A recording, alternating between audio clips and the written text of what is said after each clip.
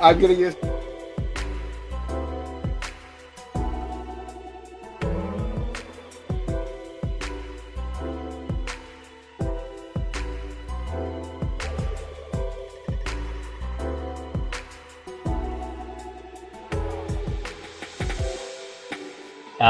Can you hear me? I can't hear.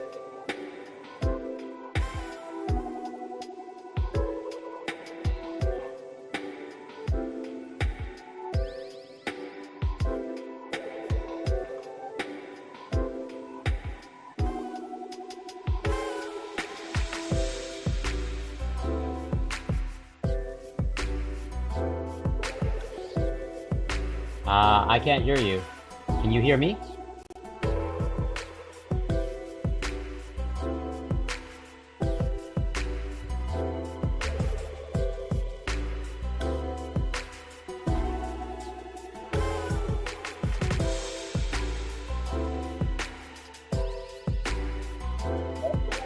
I can hear a little bit. Can you hear me?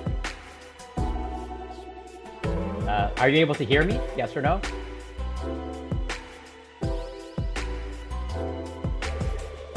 Oh, okay, I can't hear you yet. I think. Oh, there's something coming through, but it's not clear. It's not clear. Oh, now it is. Now it is. Okay. Okay. Keep going. Keep going. Oh, testing. Okay. Now I can hear you. Okay. Do you hear background music like? Yeah. Okay. Yeah. Okay. I put the background music on. Okay, hold on. Here. I was like, this is gonna get annoying real quick. Yeah. Unmute your mic and okay. 1 second. Yeah. I didn't mute you, but I can unmute you. I can try, or at least I can't. No, it says can't unmute your guest. Their mic isn't connected. Yeah, it says your mic's not connected. There you go. Can't hear you. How do I have the jankiest setup and yet?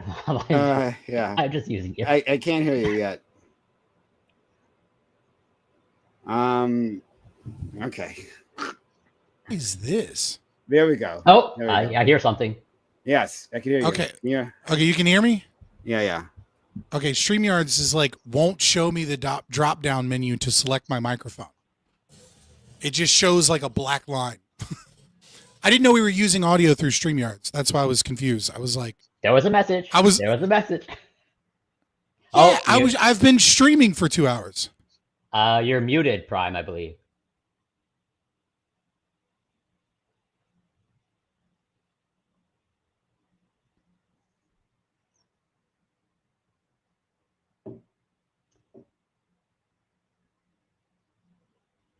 Whatever. Let me just put in chat. Hello? Oh. I can hear you now. Yeah. Yeah, you forgot. Go ahead. No, you're good. Yeah. So, I think what StreamYard does is hopefully,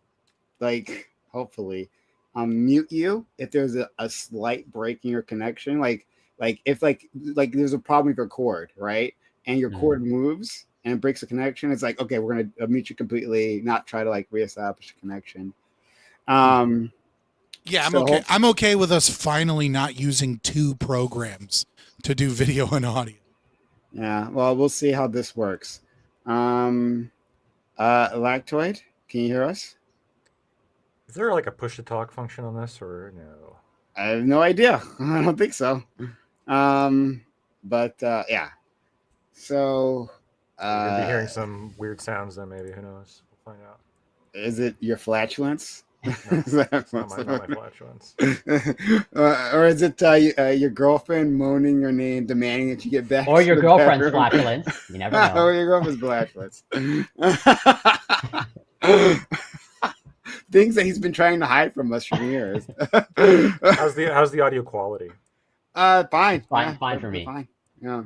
But I'm not using the greatest audio quality stuff. Yeah. Because I can't see what mic it's using. So it's using this mic. Are we good? You can see it if you go to settings. Yeah, if you go to settings. No, I can't because it just shows a black bar. It just fucking, It's like geeked out. It doesn't like. I mean, maybe it's because I'm using Brave browser or something. Oh. Mm. Guess that maybe could be a problem. I'm just asking if the background quality noise. is there. If the quality is there, we're good. Yeah, we're good. I can hear you. Fine. Sorry. Okay. Yeah. All right. So we were just waiting on people. Hey, everyone. I know this screen looks a little different, slightly different if you're coming in through my stream. And we're trying something new because of all the audio issues we've been having. I'm going to repeat this again. More people actually get into the stream. But yeah, so that's what we're doing right now. So yeah, and we're waiting for others to show up as per usual. So that part hasn't changed. Listen, I'm the only one in my chat that's allowed to be racist. Okay, if you type the fucking N-word in my chat, you're getting timed out for 5 minutes. Bye. Ooh, what a punishment. Oh fuck. Yeah. Yeah, I don't ban people. I'm pretty free speech on that, but I will punish them to a certain degree. If they keep doing it, then yeah, I'll ban them. Is 5 minutes really a pun? I guess maybe for some people. The type of person that wants to put the N-word in chat is the type of person that desperately wants to be seen and types a lot. Yeah, I could see that. Also, if I don't do a punishment at all, then like I'm liable for it. I would prefer that we be able to fucking say whatever the fuck we say, but you know. Yeah. If I'm still awake, as oh sorry, I gotta get you some muting on. That's What? quite the mute. Yeah. I clicked the mute button and it made my camera go black. What the fuck is happening? I can't. You sure you clicked the mute button or did you click the camera button? Now it says speakers sonar chat. We're good. I mean, we can still hear you. Can you say something real quick so I can make sure it's coming through? We are testing. Okay. Testing, No, I meant on my end because Okay. I'm able to click the speaker and mic now. When I cut my mic, what is happening? Oh, it's switched randomly to AMD's camera. I don't know why. Yeah. I'm just like stop calling me a boomer, chat.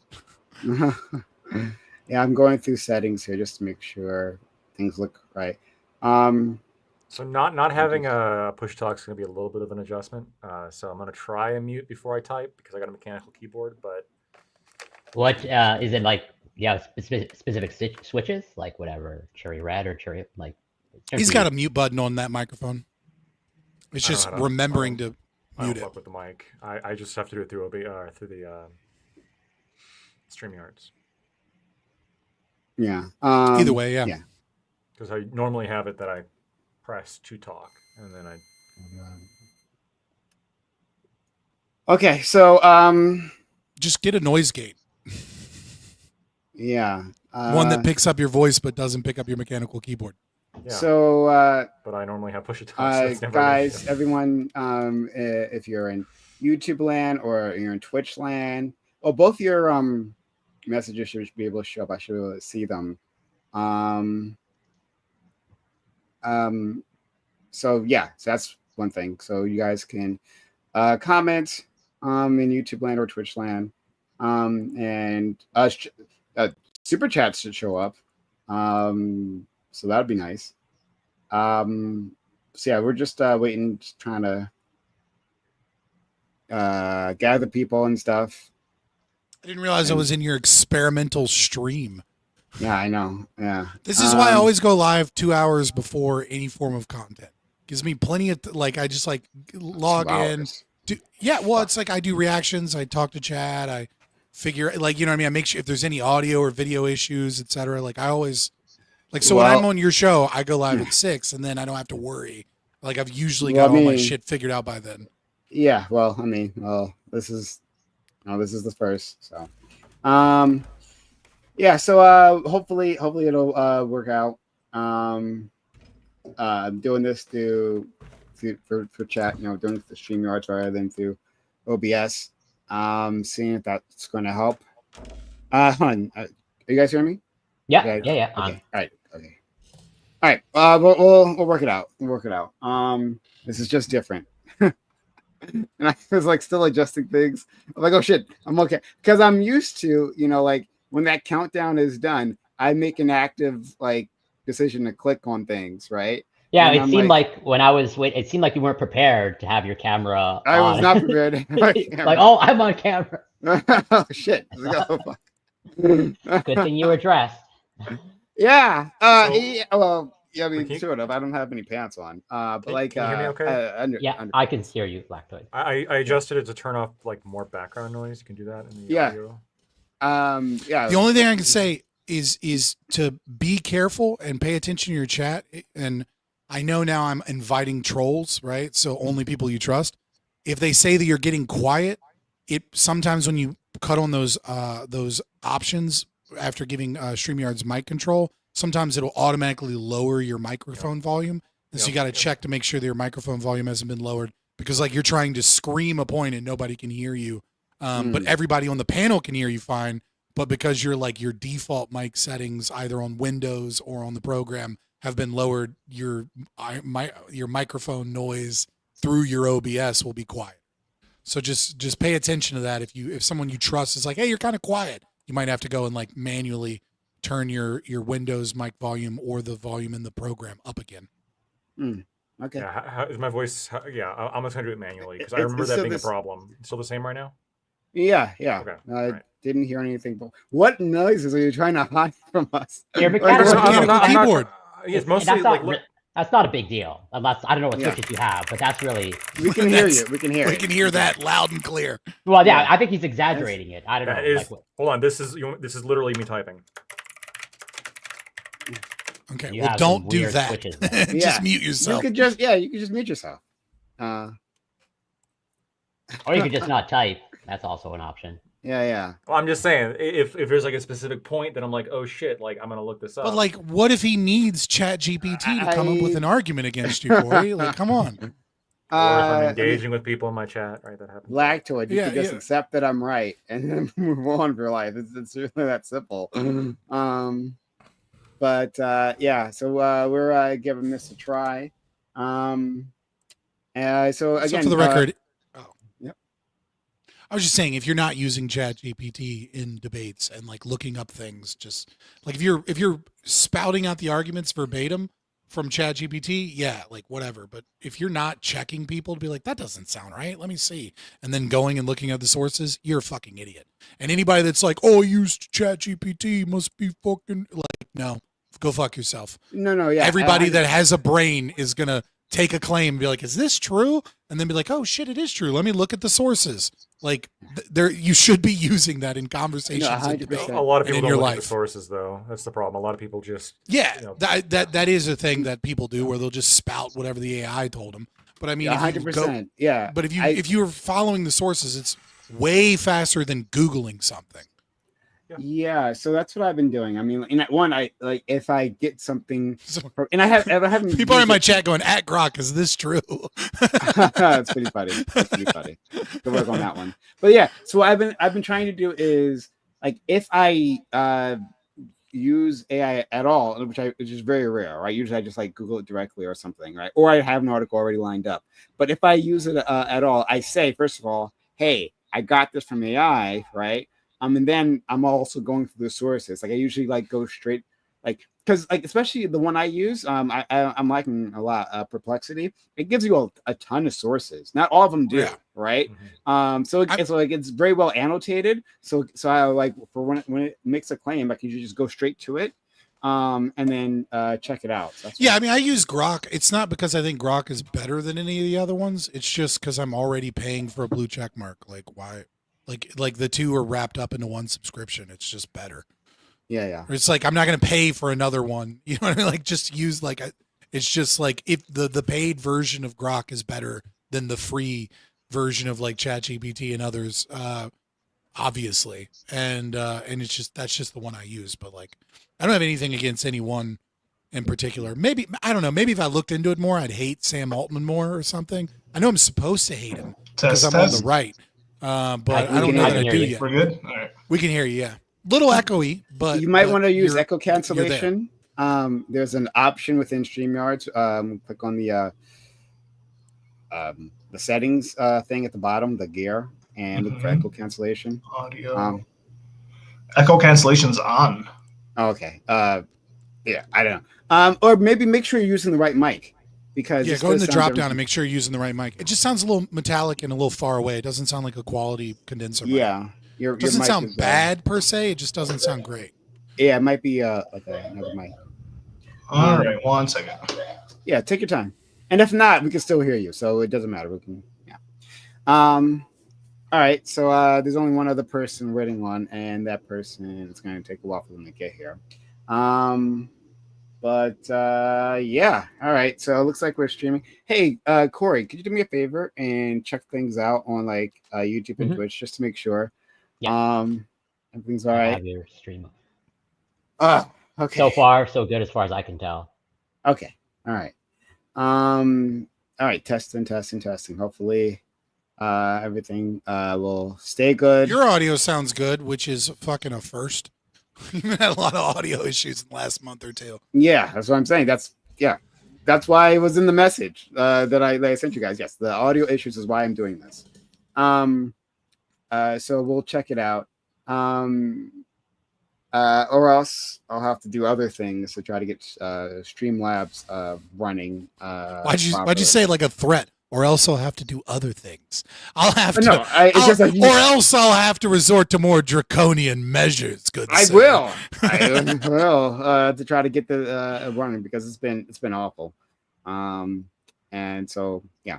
Okay. So while we're waiting on things like Ali to come back or whatever's happening there, first of all, thanks all for being here. This is Reverie Roundtable, which we have Mondays, 8 p.m. Eastern. I think we're going to have a fun time today. First of all, it's going to be an exploratory stream. That's fun, isn't it? That'll be great. Everyone loves that. So everyone loves tech issues. Yeah, everyone loves tech issues. So if you see any weirdness happening, that's why. We're just kind of working this out and see how far we go. Test. There you go. Yeah, cool. Much right, that's it. Yeah, you're using my mic. So we're just trying this out, seeing if it works, and maybe going from here. But since we're using StreamYard like directly, unlike the way I usually use it, we can do some things like we can put super chats on the screen, right? So like if you make a super chat, we can put that on screen. I don't know if you can do that for Twitch. You remember Twitch for a second had like super chats? Like they had a super chat system. They didn't call it super chat, they called it something else. But they had a super. It was like for a few months, they had this thing. Well, it was a beta test. So they only put it out to some creators. Why'd they get rid of it? Well, so it's not. They No didn't one used get it, rid of probably? it. It was a beta test, right? So like sometimes they'll roll out features, and then they'll just test the feature with a few people, and then they're seeing what kind of response they get, what kind of money they get, what the adoption rate is, etc. So it's not like they per se got rid of it. It's just it hasn't been rolled out, and maybe they got rid of it because it didn't make as much money as, subs, right? Or maybe not. We'll just have to kind of wait and see. I mean, but it wasn't like a feature available to everyone. That feels like it was like 2 years ago. I mean, I don't know. I don't think it's coming back. It was like a long time ago. They had that. In any case, my only point is that I don't know if in StreamYard like does any special highlights for like gifted subs or anything like that. So I gotta figure all that stuff out. Yeah, you can show the super chats though. Yeah, I don't remember chats, I think you can show memberships too. If somebody donates memberships or if they buy a membership, I think you can do that too. We'd love to give it a try. So if you're out there in YouTube land, want to help us out there, that'd be fantastic. Okay, so we have everyone. We might be having another person join us later on, but for now we have our crew, so might as well just get started. Thanks all for being here. Thank you, Lactoid, Scott, Corey, Ali, Doobie, and our friend Counterpoints. Very excited to have them. So we're gonna jump into the topic. Let's see. I'm gonna use a banner. Okay, everyone use a banner. I've never used one of those before. Okay. that's my first banner. All right, can we? That's a good inauguration. I mean, I'm for it, but you just made everybody's face smaller on my screen. No. Yeah, Hey, I did thought this was a ghost. family show. Does that matter? Does it matter? I mean, like, it'd be one thing if we had hotties, like Well, this is us hottie protecting women families. on the stream. Does it matter if it's smaller? I can move it around so it's bigger. It's fine. Okay, It's your stream, right. brother. And again, usually I have the banner at the bottom of my stream. Like, I always have a banner there, but like that's through OBS. But again, we're just trying things out, and we'll adjust and readjust. Okay. So thanks all for being here. Let's read the topic and get started. Wait, we're starting the topic? What is this? This isn't a Prime Guys He's panel. trying something new. This is going to take 3 experimenting. hours. We got 3 You know what I mean? hours Like, on what are you this talking easy. about? We're supposed to start this at 11:30 for some reason. Okay, All part of the experiment. New Yeah, I phase. want to example. Like, what if we didn't operate on cold What if we people started time, the scheduled aka, time? Lactoids time? What if we act a professional here? All right. Topic. Destiny has been accused of having child porn on his computer. This comes from a streamer who had a conversation with Destiny, who admitted to holding on to explicit photos from a 17-year-old that was sent to him. Destiny says he is retaining the images as evidence since it is involved in an ongoing civil lawsuit. Do you think this should be labeled as criminal behavior and or should be shamed by a larger Twitch community or / YouTube? It's not on Twitch. Sorry. Force of habit, but you know, the larger Streaming community. political sphere. Yeah. Community. Yeah, you get it. This also is happening as Destiny is claiming that progressives / leftists should be avoided by the Democratic Party, as these people, according to him, will damage its image. Destiny believes only liberals should be in control of the party. But do Destiny's actions prove that problematic individuals can come from any part of the political spectrum? Is Destiny any more respectable than the online left, which he often derides? And credit or discredit to Doobie for forcing this on me. Yeah. So in case you missed it, yeah, there was this streamer, the small streamer, we put out a video, it was like 4 minutes long, where I never heard of this guy, Willie Mack or something. Was that his name? I forget. Billy Mack. Yeah, Willie Mack. He put out a video saying that he had been in conversation with Destiny over DMs, chatting it up with him about his court cases. I guess it's going to make some sort of separate video. And then Destiny said that he wanted to. I mean, he has images sent to him by a younger woman. At the time, he thought she was 19 when the images were sent to him. But it turns out that she's younger than that. She was 17. That this was all revealed when there was that whole big Destiny leak thing, right? Where his chats were all up in everyone's faces.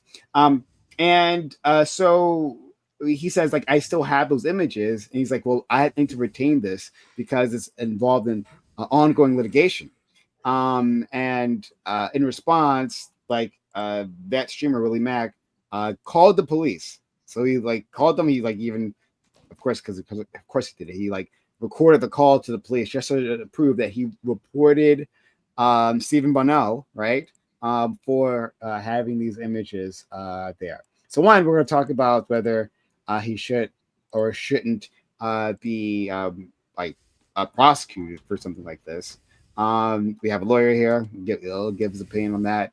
But also what we should think, as a community about that. And then again, talking about how streamers in general, not just on the left side, right, but on all sides of the political spectrum, how can we interact with parties when we constantly have these PR nightmares like floating around us. So I have my friend Destiny. Sorry, Electro. I apologize. That was Deeply, you should deeply apologize. that was not easy mistake such to an make, insult. actually. I get it. do. Sorry, Electro. Sorry, Brenda. I didn't mean to make any implications here. Of all the topics You have the banner too. to at make the that bottom there. confusion with that Oh banner, yeah, really. I'm so sorry, friend. The banner taking up like Lactose is- 20% of the fucking screen. Just Oh fucking. my Is God. Destiny accused of having child porn? Friend Anyways, Destiny Destiny right over there in here. the all right. So I'm going to try to be responsible with how I talk about this, because it is kind of like I don't know a lot other than some of the stuff that a lot of people here have already seen. Some people here may know more than me. So I'm withholding some judgment here. I think that the one lesson, and I can tell you this, this is, I think, the best legal advice that you're going to get, is that if you think that you might be potentially committing a crime, or there's an issue of where you might be committing a crime, don't talk with people on the internet about it over Discord. Go to a lawyer and tell them. That's what you should be doing. Very boring advice, but that's definitely what you should be doing. And we can see what happens if you don't follow this advice strictly. In terms of what the actual consequences are going to be from this, I don't know. There's a lot of people who thought there was going to be a lot of consequences from the other drama. I don't really know how much consequences there's going to be. I think that large, powerful people tend to be okay at the end of the day. And he's always going to have more money than anybody here and be better off. And that's this, I think the sooner we just acknowledge that, it'll be better. I also don't if we're talking about moral judgment, I don't, maybe this is going to sound kind of psycho, but if he truly didn't know, that might not get him off legally, but I don't know how much I want to read into that in terms of a judgment on somebody's character. Right? You can always go into well, somebody has an obligation to find out, you have an obligation to ask more questions, all this stuff. Yeah, that's all fair and reasonable. But I think there is still a line between doing that and somebody who is intentionally trying to seek that stuff out. And then I guess just generally as part of the question of the progressives versus the liberals, I don't know. I think I oppose the more leftist kind of people politically more often, but at the same time, I also think that the sort of NAFO liberal wing has kind of morphed into something that I equally dislike. This sort of war hawk, kind of neo-corporatist, monolith that operates very much like a cult, and it kind of in keeping line with that cult. Destiny's response to a lot of this drama in terms of doxing people and death threats is arguably worse in many ways than the stuff he's even accused of. It's fucked. Okay, let's go to our friend Scott. I don't know why our name badges aren't showing up anymore. It's the banner, maybe? I don't know. Let's see. Put the banner away. Let's see what happens. Yeah, it's the banner. Fuck yeah, no banner. Oh shit! Now I gotta fix my fucking OBS real quick. All right, so just a couple of things. I'm gonna say something super controversial. Don't freak the fuck out because I'll explain. So, possession of child pornography or of CSAM is a contradictory law.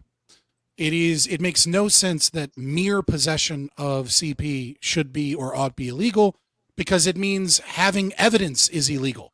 It would be a crime for the FBI to possess CP or CSAM if they were attempting to investigate child sex trafficking, rings, people that are producing, people that are abusing children, etc. So the question should not be from a pure ethical perspective. It should not be whether or not someone has something. Rather, how did they obtain it? Why did they obtain it?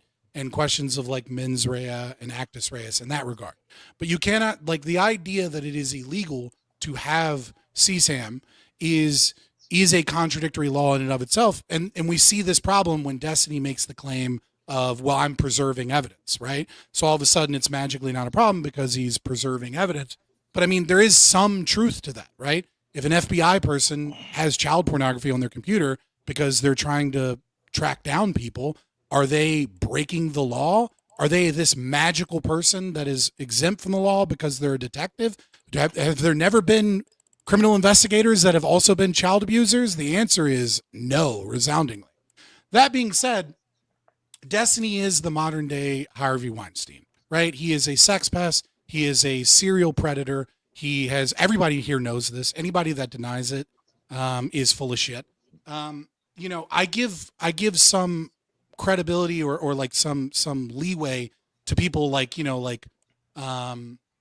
people that host television shows that aren't a part of the streamer community. I give them some leeway in not understanding who Destiny is. But everyone that's been a streamer for a few years knows at least one girl personally that Destiny has tried to proposition, tried to sext, tried to fucking go after, and whether or not they agreed to it has some level of power in their ability to be able to make it as a streamer, right? If you're willing to sex Destiny, he's willing to bring you on his shows and talk about you and bring you up and be like, oh, I'm going to have this interview with this person. And then, or he's going to farm content on how crazy or insane you are. Either way, you're going to get a whole bunch of eyes on you because you've attached yourself to this sex pest, disgusting monster. And anybody that's really worked with him in like the last couple of years, like they knew they were making a deal with the devil. They knew that they were attaching themselves to a disgusting pervert. And if they try and tell you that they didn't, they're just a clout chasing, gremlin.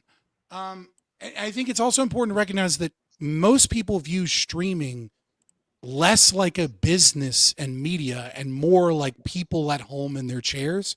And that might have been true 5 years ago. And that's not where we're at. It is in many ways like a modern Hollywood, right? Most big streamers, their accounts are botted. There's been tons of research now that has come out that shows that like something of 70% of the top 500 streamers, like half of their views are botted. Most of these people have managers and businesses that are connecting multiple streamers together, that they're getting their interviews this way. It is the modern Hollywood business. It is media entertainment. There are not a lot of independent creators that aren't doing this. And so this complicates sexual relations and things like that. At the end of the day, Destiny is a sex pest. And even if he thought she was 19, we should all, even if it's not a legal issue in that regard, which by the way, I'm not saying it's not a legal issue to have child porn on your computer, admit it, and not be like, yeah, I put it on a hard drive and gave it to my lawyer, instead being like, here's a picture of it in the corner so you know all the child porn I have on my computer. Not only is that retarded, I don't believe that Destiny isn't jerking off to underage girls and keeping it on his computer. I don't buy that in a heartbeat. Why the fuck are you keeping it readily available on your computer as opposed to on a hard drive, giving it to your lawyer so your lawyer can preserve that evidence? In terms of the progressives versus liberals, Destiny's points, I've watched all of his content. I don't care to. He disgusts me. But if his argument is, that progressivism and far left ideology and, attacks on things that most people consider to be American values and only having revolutionary beliefs as opposed to a vision forward of like what America can look like is damaging to the Democratic Party, he's absolutely correct. The fact that Destiny is a disgusting pervert that you should never have around children or other human beings because he's a fucking monster and you should spit on the ground as he attempts to walk so that he never is able to ever step foot without stepping foot on globs of your spit because he's that much of a piece of shit that shouldn't be in society, is irrelevant to whether or not the leftist progressives are bad for Democrats, because these are obviously opposed ideologies. I have tons of problems with progressives. I have tons of problems with conservatives. I think most people probably do because no one really fits perfectly into any one category of politics. But yeah, I would say that the progressive left or the tankies and the American Communist Party and the Hassan Pikers of the world are absolutely damaging to a political party that's supposed to represent half of the country and try and put forward like a positive vision when all they're trying to do is subvert and attack and constantly be on this aggressive, we hate the American global empire. I welcome it though. I love it when they attack each other because leftists should all fucking suffer some form of punishment for their terrible beliefs until they recant. There you go. There's my opinions. Thank you so much. I really wish, clearly, as you all could tell, I never did the this is an aside, right? We'll get back to the top in a second. I never did the view botting thing. Clearly, you all know this. Yeah, right. But like see, because Twitch apparently made a change. Like they like are actually like attacking view botting, and they made like a serious like shift in their algorithm, some sort of mechanisms, right?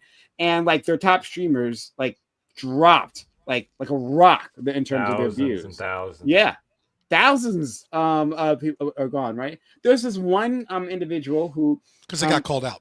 She was doing like a pre-recorded streams that she had like literally done years ago. Some like booby streamer, right? And she was just like running them 24 hours a day. And she would always have, I remember her name was Mira, M-I-R-A. She would have thousands, right? And she would always be recommended. So I would see her all the time.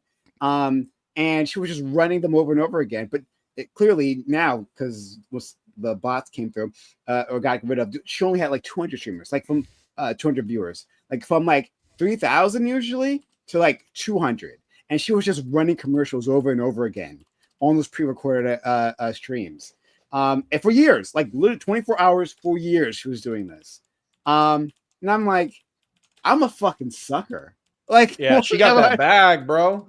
Yeah, like why didn't I just do this? Like why didn't I just like? I mean, this is Clipper, right? This is open statements. This is opening statements, so I don't want to go too far, but you should follow this story.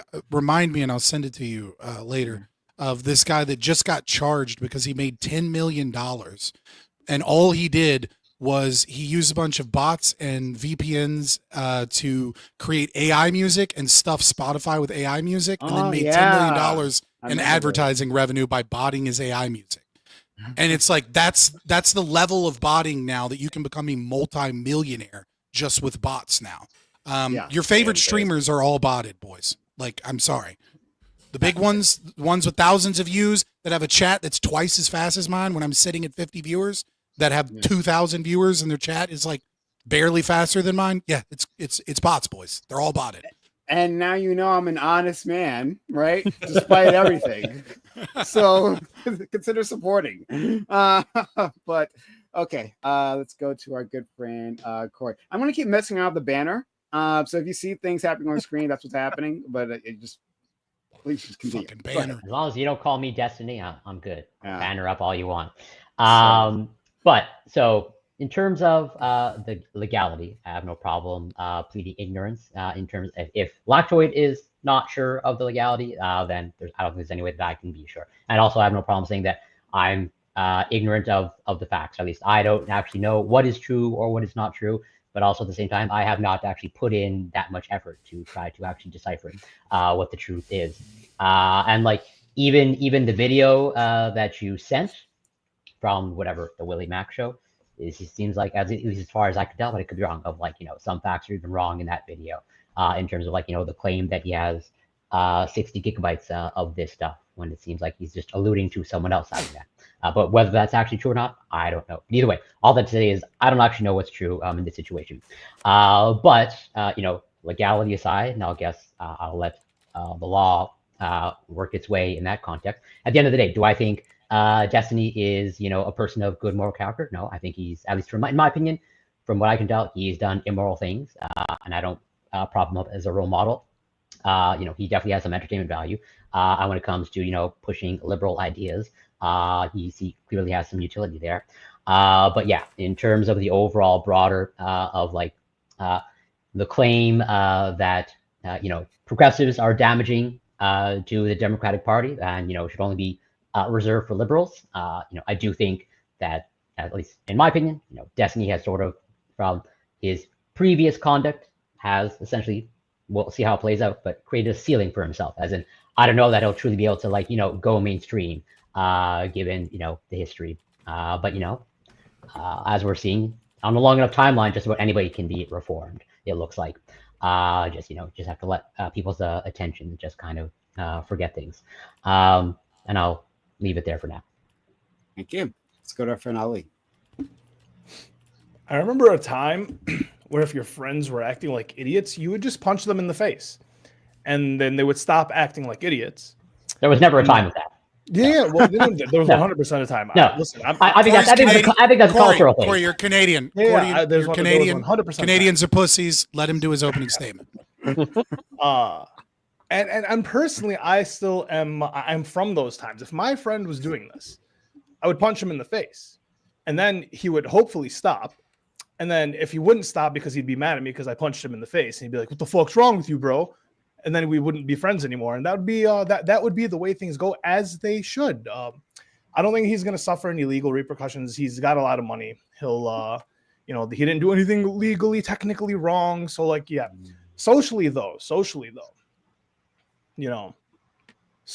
he should be punched in the face by his fans, right? Parasocially, he should be punched in his face by them not supporting him anymore. But they're too roped in, right? If you're in DGG, you're kind of been a sucker for a few years, and now, what do you can't just walk away from your boy. You're gonna look like a traitor, right? There's a community of friends that you've built, so on and so forth. But I mean, we see it time after time. He doesn't have much personal friends anymore. They're leaving him because it's allegation after allegation after allegation after. You can only suffer so much embarrassment by being tied and connected to a person before it's like you are going to suffer the consequences of their actions as well. So I mean, I don't know, man. We just got to bring back punching your boys in the face. That's what I think should happen realistically. Can I clarify one thing? He may have done something very legally bad, but I don't know. I'm not a legal guy. I'm just saying, like, there's statutes in 17 I don't know. I'm just saying, like, we should respond for crime. I 100%, 100%. Listen, bro, this panel has 2 libertarians and a Muslim, so you picked the wrong people for this. Okay. All right. All right, let's go to our friend. Apparently my stance wasn't very clear on why I think Sex Pest Destiny is bad. Should I go again? No, it's okay. Oh, okay. Cool. All right. Because I've never been friends with Destiny. I've never been in business with Destiny. So maybe people in glass houses shouldn't throw stones. No, I'll throw stones because half of your political party is based off of reducing the age of consent. So yeah, I'll throw stones. Okay. Literally not. Okay. All right. Let's go to our friend Doobie, whose idea, of course, it was to do this. Doobie, please. Hi. Can you guys hear me? Yes. You can hear me. Okay. So to be clear about what the timeline that I'm aware of is, I don't think that he knew for sure that she was underage at the time that they started fucking around, right? What seems to be the case is that he was suspicious. He didn't think she looked over 18. He asked for an ID. She refused, and he went forward with it anyway. Like, that's my understanding of that, right? So he didn't know for sure, but he was at least suspicious. And then when all that leak shit happened, he was told, I think in October, by the guy who he says is her girlfriend, and I think Destiny believes it's her girlfriend.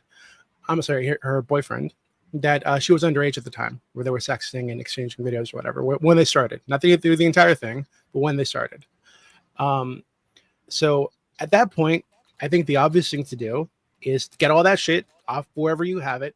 Go to the police, tell your lawyers, go to the police, say, hey, this is potentially CSAM. Here's the person who was producing the CSAM and selling the CSAM.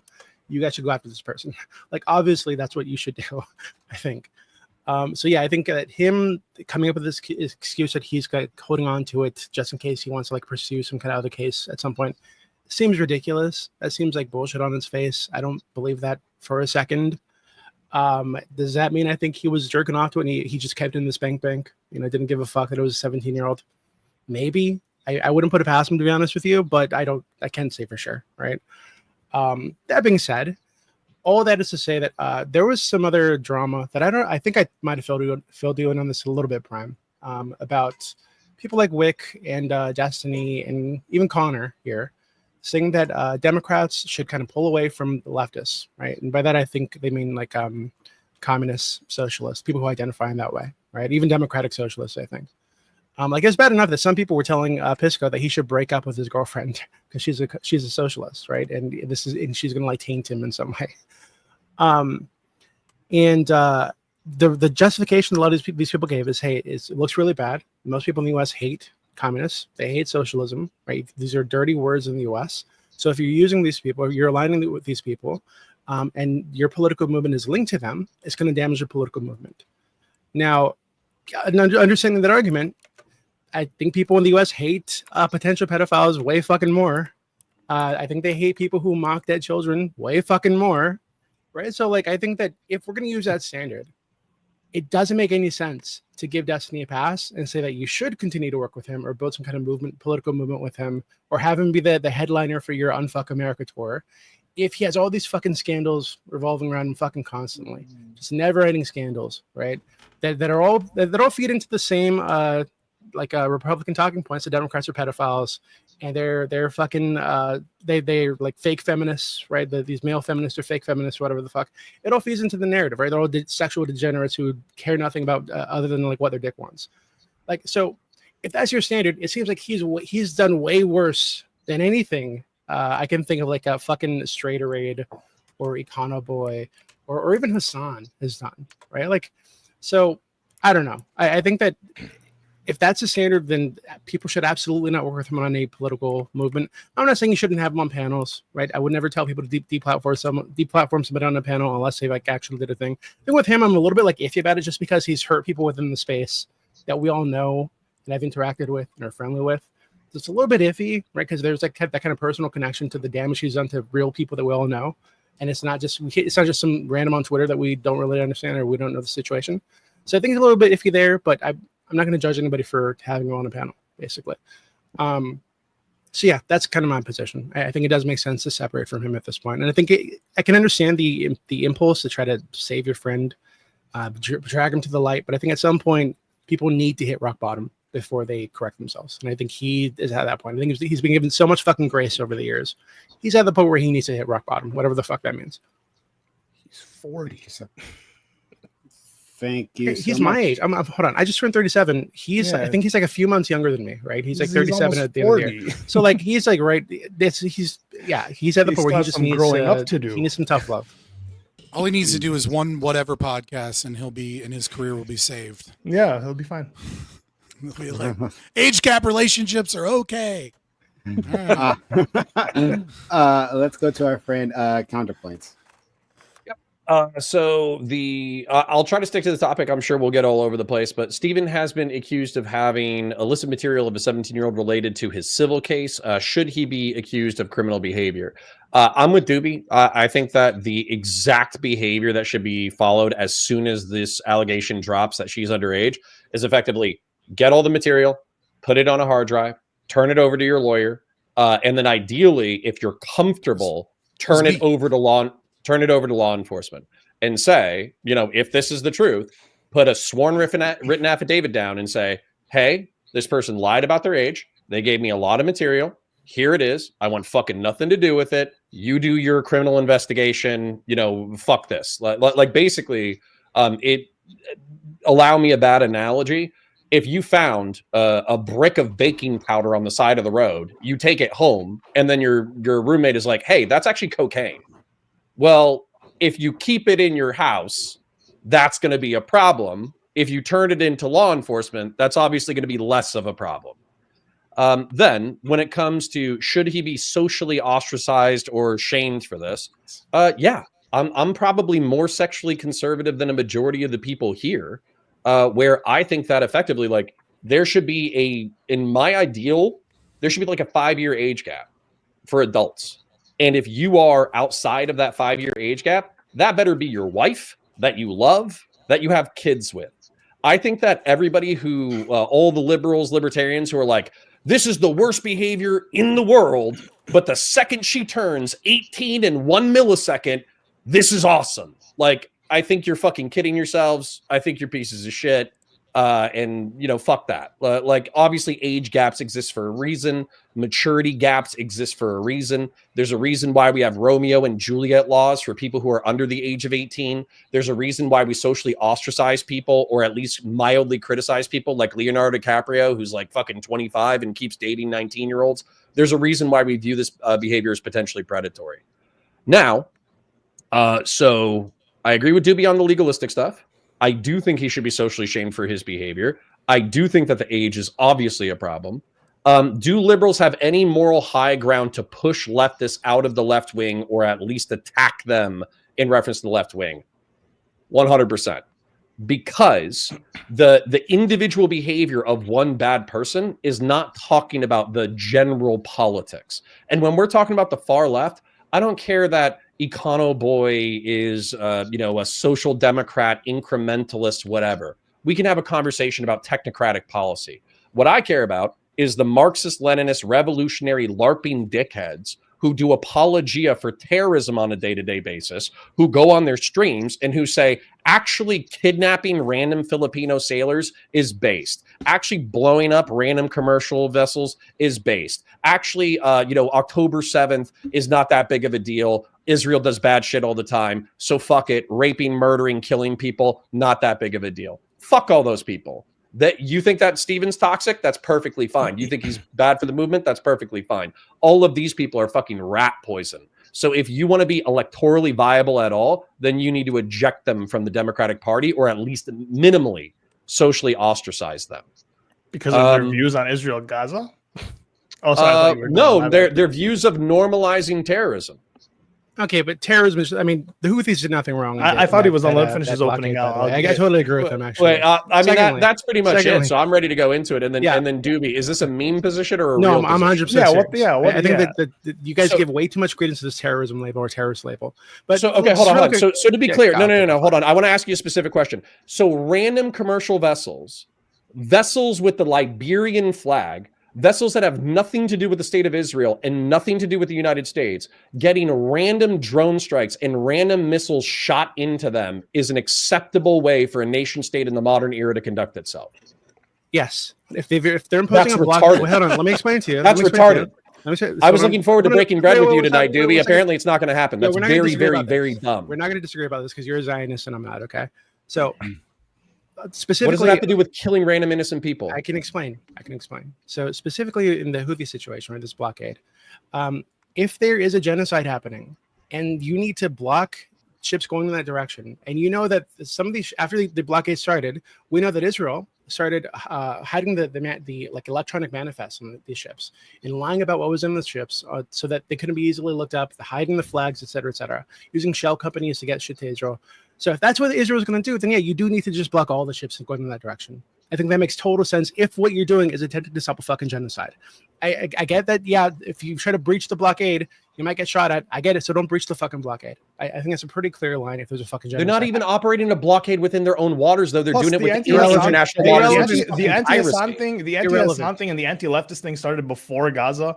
Destiny's had a hard-on against Hassan for years, and that's why the brigade against the leftists really kind of started, is because Destiny hates Hassan and is better, is we don't even have to go. We don't even have to go into October 7th. I hate Marxist-Leninists of October 7th. I know. Can I comment on that? That's what I'm saying. It's not about the terrorism thing. What is it actually about in terms of it's the Marxist-Leninist views that people have of socialism? That's if you think that that's going to ruin America, which is like 5% of potentially the teenagers of America, I don't think that's like an actual worry. I think this whole thing is kind of just like an against Hassan type situation, and anything that's on Hassan's side is the anti from DGG.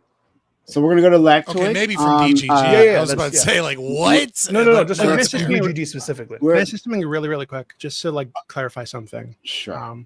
Just really quick. So, just about the age thing, really quick, because I actually looked up this Rose person when all this shit happened, last year, right? I was like, okay, who the fuck is this Rose person? I've never heard of her before. So I looked up her Twitter on like an internet archive, right? And I was able to find it from like 2022 or some shit. And to be clear, on her bio, she says she's 18 years old, right? And she was like selling nudes or whatever on Twitter, posting nudes on Twitter. So she was lying about her age, 100% on Twitter, and then she lied to him about her age. But he was suspicious. That's all I'm saying. So I don't think the guy scouts for barely illegal. Like, who cares if she was 18? Another interesting thing. That Prime, I don't think Thank you. About it. It matters. Is she was posting on a hashtag that Destiny, I think like 3 or 4 months prior, said he knew underage people were using to sell their nudes on fucking Twitter, and she was posting on that fucking hashtag. It's a little bit fucking weird. These on the fucking hashtag months later. A little bit weird. Not a little bit weird. I think he was actually looking for child porn, to be honest with you. However, because I don't know that for sure, I'm not going to say that firmly. I just think that's a feeling that I have. Let's make that very clear. What was the first thing you said again? I was doing something in the background. What was the first so when this all happened, I looked up this Rose person because I'd never heard of her before, and I know most people in the space, right? Most people who are active on Twitch and Discord or whatever the fuck. I know most of them in the political space. I'd never heard of Rose before, so I looked her up on Twitter, like on an internet archive, and this was back in like August, like when all the leak shit originally happened, like back in August, right? So I looked her up and found that she was on Twitter posting news, and she listed herself as 18 years old. And what's interesting, another thing I just remembered that's really funny, is less than a week after. So she made her account on the 1st, by the way, the 1st of was it April, and then she messages him like a couple days later, and even though he's suspicious of this person, thinks that might be lying about her age and doesn't verify. Within under a week, I think it's like 3 or 4 days, he's sending her other people's fucking nudes. So that's like the level of fucking degenerate hedonism we're at right now, right? So like, just it's fucking crazy. So anybody making excuses for that is an idiot. So we're gonna go to our friend Lactoid, but also using the thing. Look. Sean gifted us up. Sean. Hey, thank you, Sean. Hey, we did the thing with the banner. Hey, that's nice. Okay, all right. It didn't. It covered counterpoints face. I hope you're happy. That's specifically for Scott. He doesn't want me to shift the faces. So blame him. But anyway, thank you, Sean, for being so kind. Yeah. All right. Go ahead, Lactoid. Yeah. So this is gonna sound like a little bit like conspiracy theory, but I think I'm right. Or I think there might be something to this. Ali, you brought up Hassan. And how like there's like a lot of criticism kind of aimed towards Hassan, and I don't really know. My curiosity is how much does this have to do with like a genuine like dismay at like the Hassan's political belief, and how much does this have to do with sort of a kind of a he's butthurt. He's butthurt. Hassan's more popular than him. Well, but it's also like so that's all it is. But hold on. So when I don't think so. I think there's something else to this. So when you saw these recent allegations dropped, almost like clockwork, you kind of see a couple different areas of the internet start to have similar talking points in response to this. And one of them is, look at Hassan, look at all the bad stuff he did, right? Another one is like, this is bad, but like, I mean, how different is it really if she was 18? There's some states where it's like 16 years old and 17 years old. Like you start seeing these kind of things. But a lot of the kind of like I think I saw Dan Saltman on his Twitter, like almost immediately start going after Hassan.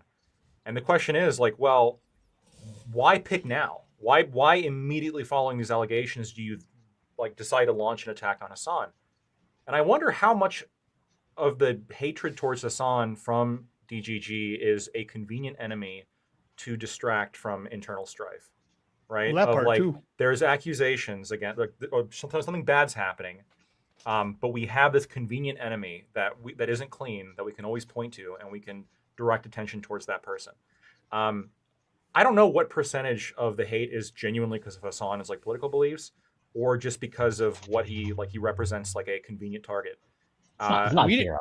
We don't have to talk about Hassan. We don't have to talk about Hassan tonight. But I'm going to tell you, like, my hatred of the man, my criticism of his politics, my disdain for his worldview, and my like hatred of the fact that he has tens of thousands of young people who listen to him, hundreds of thousands of post-recorded views, keeps getting swept for on NPR, keeps getting swept for by mainstream media outlets. So, I don't need anything from Steven in order to hate Hassan. Now, maybe DGG is using it as a whataboutism distraction from their own drama. That could be totally true. The timing would imply that. There's plenty of people who Hassan has earned my hatred honestly. Yes, and that's reasonable, Yeah, but I'm so- just saying that the timing is like a little bit too convenient, where it's like it seems like Sure. a lot of the hatred seems like directed towards him immediately following these incidents, like almost Yeah, like so it's a I would strategy. say, I guess building off this is kind of what I was going to say. Counterpoints. We were kind of thinking the same thing, right? Which is, if you're DGG liberals, because listen, not everyone that is in DGG is going to be there just because they like Destiny as a character, because he's an edgy piece of shit that tries to find things to trigger people, He's or also he charismatic. finds whatever debate thing most people aren't going to agree with, right? Like, does anybody really believe that Destiny is was the beginning of October 7th, this big Zionist? Did he ever fucking talk about it before? No. He realized that the left was going to be for the Palestinian cause, and he realized he could get a lot of clicks and a lot of views and a lot of drama and a lot of anger and a lot of fighting if he just picked the Israeli side and read as much as he could and forced himself into the part of this debate, because he knew that he'd be the left-wing guy that was on Israel's side, and that would get him money, because Destiny isn't a serious person. He's never been a serious debater. He's always just been a drama farmer and someone that has used his charisma and his ability to entertain, right? He's an entertainer. He's a pop star. He's not like a political thinker. Like, the dude's a fucking retard when it comes to political philosophy. Like, if you just challenge him just a little bit, he crumbles and then goes into like, fallacious argumentation and like memes, because that's what his audience likes. So, but nevertheless, there's going to be a portion of his audience that has a resentment for Hassan, not just because they're fans of Destiny and Hassan was someone that was in part brought up by Destiny and then blew him out of the water in terms of viewership and money and clout, but also because of the fact that Counterpoint's brought up, which is that Hassan is his political philosophy is retarded because he's retarded, because he's a himbo, and he doesn't really know anything that he's saying, and most of his things are led by whatever he finds popular and whatever his moderators bring to him. But nevertheless, his political philosophy is pretty close to like anarcho-syndicalism, right? Like, he's with some fascist authoritarian views thrown in occasionally, right? So he's not like a full-blown tanky or commie, right? But he does have like hardcore leftist revolutionary perspectives that are probably confused by the fact that his dad is a billionaire and his mom is a landlord and his brother works for Boeing so that they can bomb brown people in the Middle East. And that's how his family makes money, because he's a hypocrite and a piece of shit. But it's also the fact that mainstream news outlets are looking for masculinity and they're looking to get men back. And they are constantly writing these glazing fucking just full-blown, just beautiful fucking pieces about how Hassan is the next great thing. And I do think that it is a legitimate concern for a lot of liberals, even though their ideology is Marxist in philosophy, because they're not actually classical liberals. They're just leftists, and there are variations of socialists to a lesser degree than the far left. Nevertheless, it is a threat to their beliefs and what they want to see enacted in the world, when the Democratic Party is doing everything they can to court far leftist socialists that have revolutionary ideas, regardless of your opinions on Israel, Palestine, or other things. It's a recipe for disaster for the Democratic Party. So to a certain extent, I kind of invite it. So I wanna jump in here a second. Just quickly to comment on the point that was made before I forget it. Right. On the glowing pieces on Hassan. I mean, we've seen these, right? There's all that, like, and I'm sure everyone here has different feelings about Hassan. I don't think anything much positively or negatively. I'm pretty neutral on him. But still, it's a lot. You should be right? negative. According to my friends here, but it's quite a lot, right, of attention he's getting. I think it's like there's multiple reasons for this, because the establishment, especially now, the Democratic Party is within like political not limbo. Oh, limbo works as well, but it like the party's lost, right? It's trying to find it. Political wilderness is what I want to say. Yeah, it's in the wilderness. And after its devastating loss to Trump, right, losing 7 states, losing the popular vote, right, this was a huge blow to the party, and it's trying to find itself, and it's looking to do anything but actually address the issues that the Democratic voters have put forward, right? Like addressing their economic issues. This is off topic, but can I reinforce you when you're done? Sure. Not funding a genocide. You won't reinforce that part. And other things, right? They don't want to actually do that. But the things that they've been focusing on are, trans stuff. That must have been why we lost, even though Kamala Harris never mentioned trans people during her campaign. And then, or two, it must be because we don't have a Joe Rogan on our side, and they're searching for one. And so now they've landed on. Can I make a correction real quick? It's important for my own integrity. Sure. I stand by everything that I say, unless I'm wrong. Apparently, Hassan's dad is not a quote unquote billionaire. That's like a currency exchange issue. He's only worth, we're not sure, somewhere between 20 to 30 million dollars. I apologize. He's not one of the billionaires. So if you're a big Bernie bro and you're like, we've decided that the millionaires aren't a problem now that Bernie Sanders is a millionaire and it's only the billionaires that are a problem, then that is an important distinction for you specifically. It's literally always been the billionaires that we've been talking about, but whatever. But thank you for the correction. But in any case, but I wanted to compare what we're seeing with Hassan is what we saw previously a few years ago, right, with Ben Shapiro. You remember the New York Times article where they call him the cool kids philosopher? Fucking Ben Shapiro? Like, seriously? Like, yeah. I don't know what you're talking about. I think he is A-OK, super cool. I've modeled my entire life and career after Ben Shapiro. I'm going to be talking faster for the rest of the stream. It's wild. It's wild. But like, so you'll see these things where they're like testing the water in me to see like what takes, right? Especially since like when we're talking about old media, they know they're dying. They're looking to like make connections with new media, and they usually fail quite miserably. So anyway, so that's just the one thing. But on the topic at hand, from my perspective, and I'm certainly not a legal expert or anything like that. One, like it from Destiny's perspective, it seems reasonable to like, okay, I don't want to destroy the evidence, so I'm going to hold on to it. That seems like a reasonable thought process. That doesn't mean, of course, that it's legal, right? That was the legal action to take. But from his perspective, if I email you Chan porn, are you just going to keep it for legal reasons, or are you going to put it on a hard drive and give it to somebody so that it's no longer on your computer? Well, I mean, I would take it off my computer. Because you're reasonable. You would be like, holy fuck, this is child porn. I'm going to send it to the police. I'm going to send it to my lawyer. I'm going to get it the fuck off of my computer. I'm not going to keep it around so I can take screenshots of it to random people I'm messaging. Okay, before we lose the point, Prime, can I just back you up real quick on a previous point? Listen, if only you knew how bad things really were, okay? So I went up to DC a week ago, 2 weeks ago. I got invited by somebody, go meet with big wigs, rub elbows, all that kind of stuff. And exactly what you're saying with the Democrats and the liberals, it's worse. And the reason why it's worse is because they're having like really fancy elbow rubbing, Trump is a fascist, let's support liberalism across the world. And then there's young people, because all those people are over the age of 40 and they have all the money, all the clout, all the power. Then there's a bunch of people under the age of 40, and they're saying, hey, it's the economics. People are making $10 an hour. They're spending half of their income on rent. They can't make a living. They can't afford to have kids. They're drowning in debt. Please, God, let's focus on the working class and the middle class, and let's make sure that we actually have a vibrant economy that works for everybody.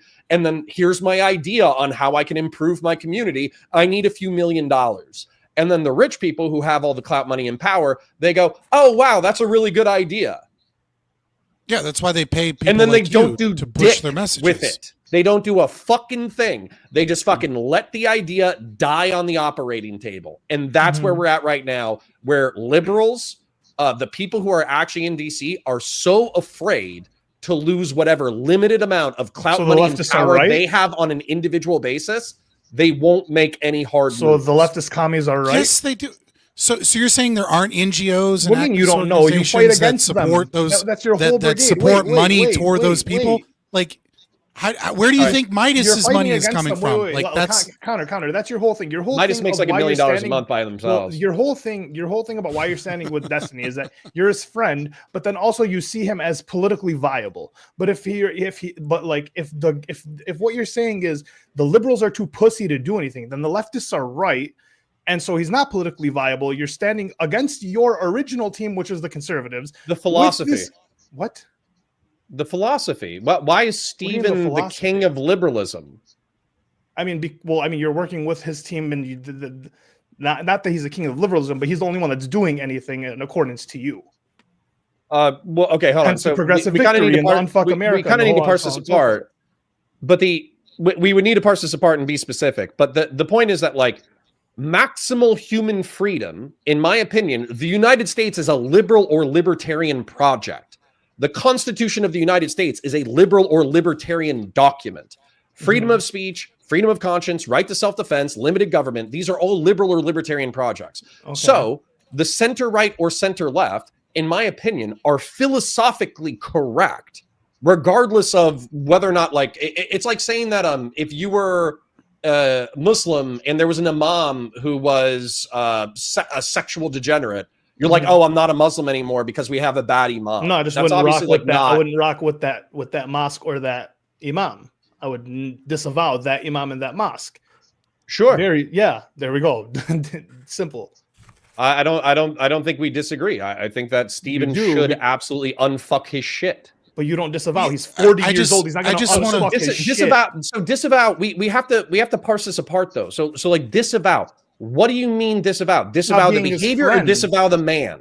Stop being his friend and stop associating with the person, lest you keep accepting all this fucking embarrassment that comes with associating with him because you think he has a good political goal, which he keeps fucking over by embarrassing the political goal and embarrassing you. Listen, I'm just gonna do this. If this is like secretly a panel about like an intervention for my friendship with Stephen, oh my god, then no! I will disavow Stephen at a date and time of my choosing, not because internet people are like, hey, Steven's a bad guy, stop being his friend. I'm saying if you have a political goal, I feel like the child porn is enough. Yeah, if you have we don't really need the internet people. Yeah, well, you're a libertarian, so I don't know why you care about it. And then he's gonna hit me with the Muslim. Because libertarians care about the abuse of children, unlike you, I guess. I don't fucking know. No, you're fucking large swaths of your party argue for reducing the age of consent. So no, I don't accept. No, large swaths of my party don't, and it's not what we talk about. And I'm not a part of the Libertarian Party. I'm an ANCAP. Anyways.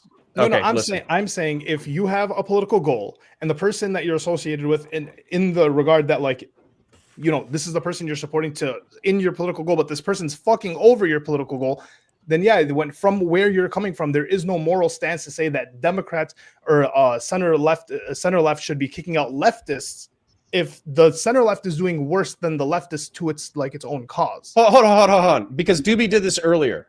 What do you think is worse? So let's talk about ideology, not personal conduct. Okay, let's pretend that Hassan and Destiny are either equally good people or equally bad people. Okay, let's pretend that for a second.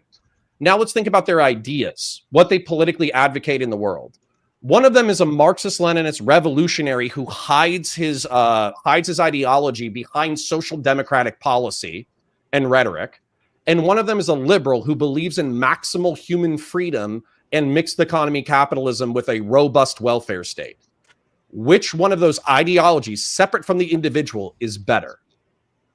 It depends. So I think you're. One is less obvious worse. Answer is a liberal with a social welfare state is infinitely preferable to a fucking Marxist revolutionary. No, that's they're not both true. Marxist. Hold on. So it really depends on the not if the conditions liberal of the state society. isn't working. However, I think you're misrepresenting Hassan's ideology and positions. I could just pull up the Second Thought Hakeem interview where he says, oh yeah, I pretend to be a social democrat when I'm hanging out with moderates. That way I can radicalize them into believing Marxist ideas. I could actually just pull up that. Hold on. How old is that interview? I don't know, probably a year or two. What's the context of that conversation? Like, you watched the entire conversation or just that clip? I probably watched 90 minutes of Hakeem Hassan and Second Thought hanging out and fucking jerking each other off about how they're such awesome Marxist revolutionaries red pilling the youth on fucking communism and socialism. Okay, now you're like, so you're telling me that you believe first off that Hakeem and Second Thought are Marxist revolutionaries who want to overthrow the government. You're telling me that Hassan is pretending to be a Marxist. That, by the way. Okay, you're telling me. I think they're lumpy. You're telling me that Hassan. You're telling me that Hassan was saying that he's pretending to be a social democrat or something to like push people in their direction, but his advocacy, his actual advocacy. So when he has on Bernie Sanders and AOC, these other Dems and these mainstream people that he discusses with, and he goes on these mainstream platforms to push his ideology. It is the Democrat socialist ideology, right? It is not Marxist Leninism. It's not revolutionary anything. It's not. He's not calling for people to be murdered. He is. So like if that's what the Overton window. That's fine. Yeah, I'm okay with it. I think it should be shifted. So because right now we're hold on. Yeah, because right now the Overton window so far to the right where people justifying genocide, right, and just waving it off. So yeah, I think we need to pull it back a bit. Right? Away from all the fucking warmongers. But you can understand as like a centery guy, when I see somebody, like let's say we're on a boat and people are rocking the boat all the way to the right. And what people are saying is, in order to correct the boat, we need to rock it all the way to the left. You can understand from my political position how I would say, please, for the love of God, stop rocking the boat with your stupid, shitty ideas.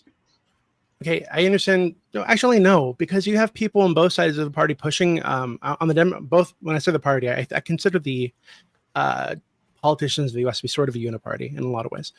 So that's why I said the party. But you have people on both sides of the aisle pulling toward the right, and they've been pulling toward the right for fucking decades. And when I say right, I don't mean like. Am I talking? I don't mean like human being, or am I talking to? You're talking to Doodle the human. Hold on, Connor. I promise you, I will not play any kind of fashy character or anything like this. Okay, this is me as a person. Okay, so all right, I'm listening. So when you are you threw me off. What was I going to say? So when you so you have people pulling to the right, and when I say the right, I don't mean the right in the way that Scott and Lacto would mean the right. I mean fucking corpo brain dead bullshit that benefits the unironically the 1% and fucks over most other people, while constantly pushing for war all over the fucking planet, right, to expand the American empire. Right, so if that's where we're currently at, then yeah, we do need to pull in the other direction a bit. And if Hassan's way to do that is to push for some Democrat socialist thing that he doesn't fully believe because he prefers something else that he's not going to get, well then yeah, let him advocate for that thing if that's going to pull the window in that direction.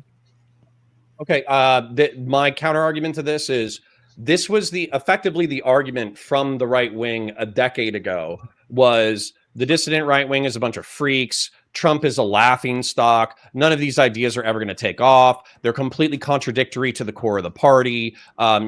People will work with him, but they won't actually take him seriously, et cetera, et cetera. And now the Republican Party, the party that I was raised with, the value set that I was raised with, it is almost inverted to the morality that I was raised with. And so my fear is that your appeal to political pragmatism, saying like, oh, just let Hassan do woo cutesy social democrat shit.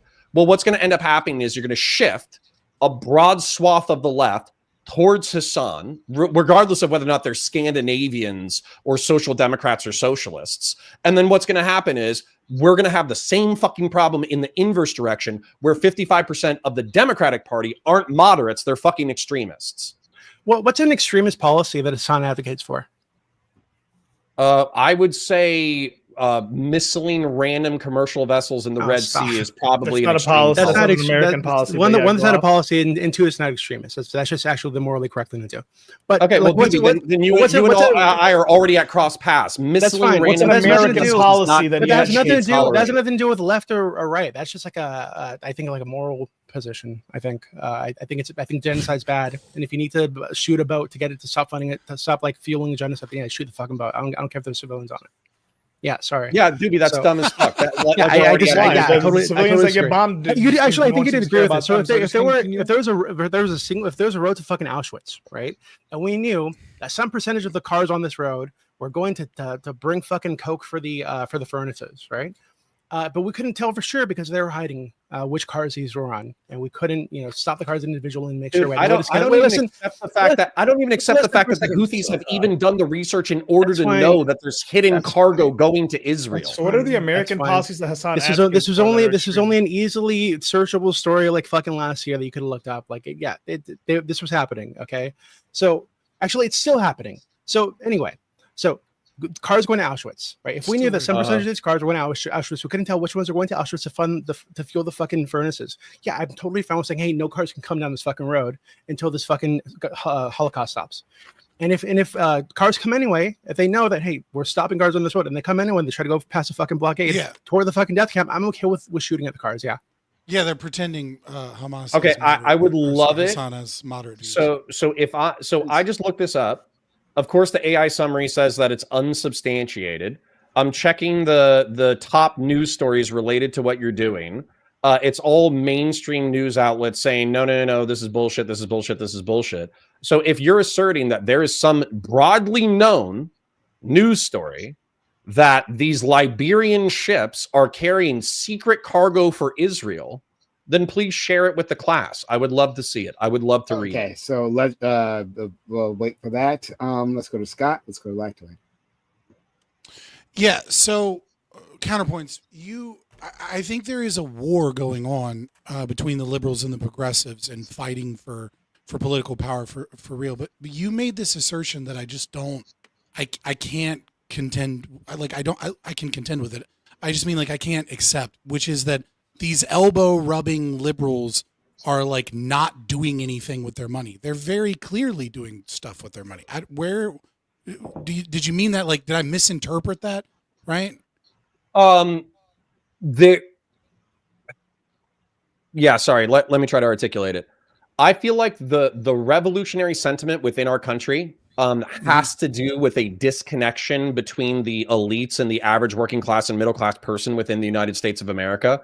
And that all of the projects that they're doing, all the NGOs that you're talking about or whatever, they're not bridging that gap whatsoever. But that's you. They're like fancy pet You're projects. A part of those NGOs that are out there pushing the liberal agenda from from and your own organization, Midas Touch, was a super PAC, right? That raised $4.7 million to fight against Republicans and to fight against the GOP and fight against Trump in 2020. Then became the Democracy Now! Agenda. Your organization was birthed by those same liberal billionaires trying to push left-wing talking points. Are you talking about they were banned from Fox News ads.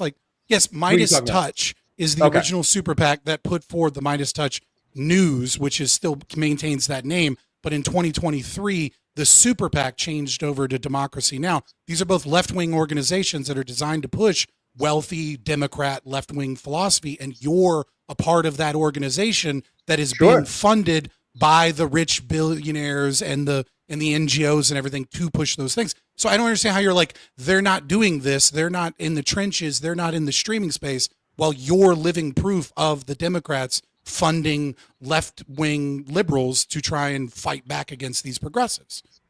You're getting paid to do that. So I feel like you're muddying some waters, but it's okay. The details don't matter. The point is the point. So I think that it's just demonstrably true within the past 2 years that there was a lesser of two evils between Trump and the Biden-Harris campaign. I think the lesser of two evils calculation that I made a year and a half ago or 2 years ago has been borne out in horrible detail. It's actually worse than I imagined. And then just because I might be employed by people who so you think Kamala would have been better? What's that? You think Kamala would have been better for I think there are substantive things that I could I don't want to get into the details. We can if you want to. I think there are substantive details that absolutely Kamala would have been better. But anyways, maybe from my perspective, I have a libertarian perspective. I don't understand you hold a Republican or conservative. Okay, hold on. Worldview so and think Kamala. If you want to get into those details, we can get into those details. But you're making a different point, and I want to address that point. I'm sorry. My point is, you're saying you're a part of the lullaby singing the American people to sleep, to sweep for the DC elites who are currently so disconnected from the country that they're fucking destroying it, or their neglect is destroying it because zealots from both sides are just like running ramshod across the provinces. I'm trying to grab these people because I am paid, but I'm not, you know, I have a soul and a brain. And I'm trying to grab these people by the fucking shoulders and I'm trying to say, wake the fuck up. Like, wake up. Not what's I happening. might argue about those two things, but fair enough.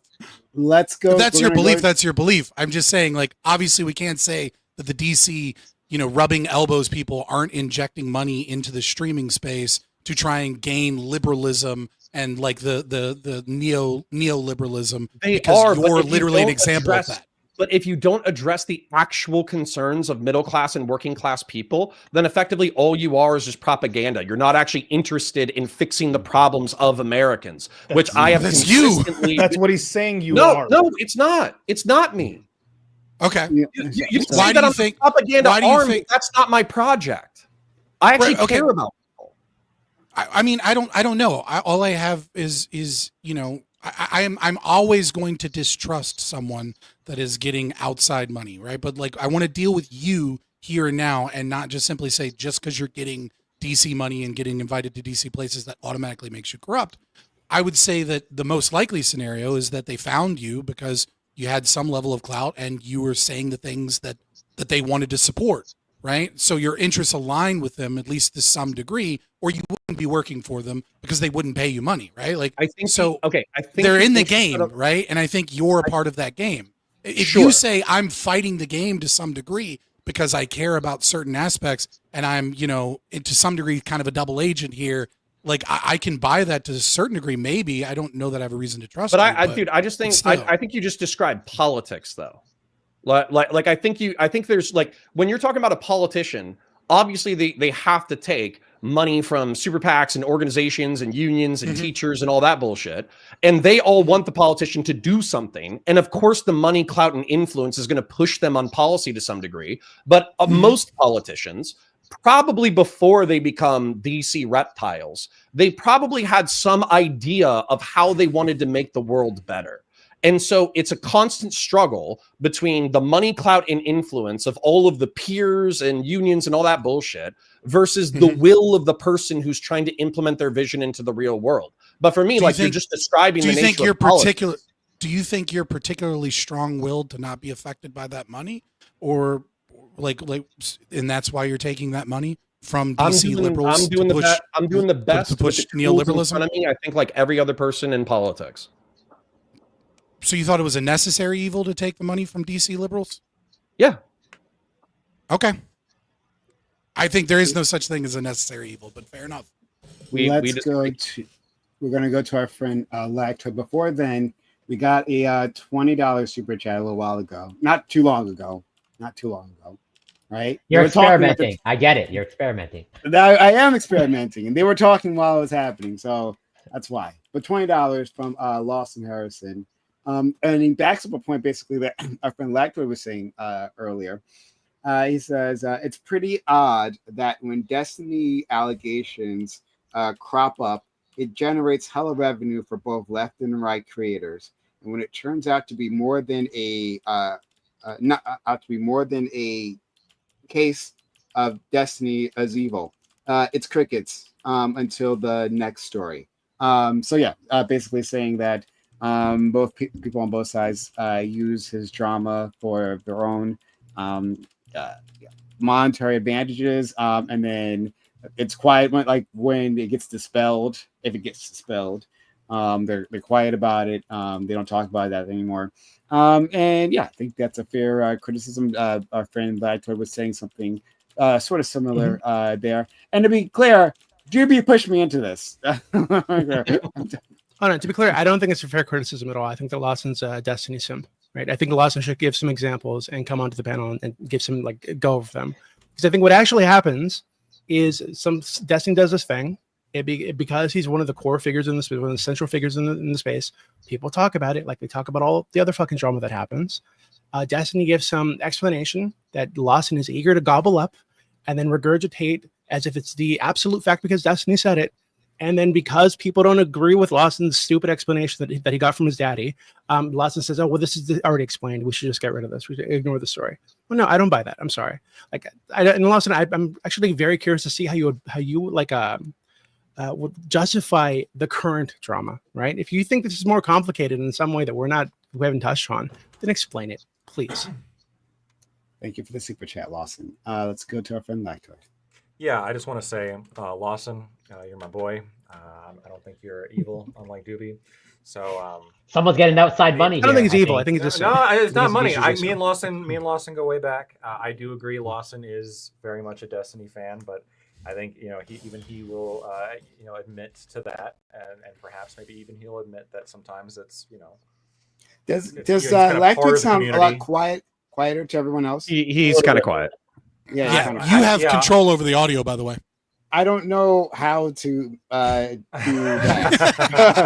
so I'll mess around with it. But you continue, friend. All right, give me 1 second. Maybe I just want to make sure maybe it's not StreamYard's. Oh, maybe I can boost it. Yeah, I can boost it. So let's see. Test. Test. There we go. That's better. All right, yeah. That's a lot Put your better. all the way up. Yeah, go ahead. Okay. Give me 1 second. Okay, it has not been messing with my levels. Okay. So, yeah. I was going to say, though, hearing that, and this actually is a little bit of a nice transition, hearing, when Lawson said refuted, I think that was the word he used, right? Refuted or something along those, address, something along those lines. I would like to ask, like, which accusation has been refuted? I'd be interested to know, because I'm not aware of any that have been like refuted.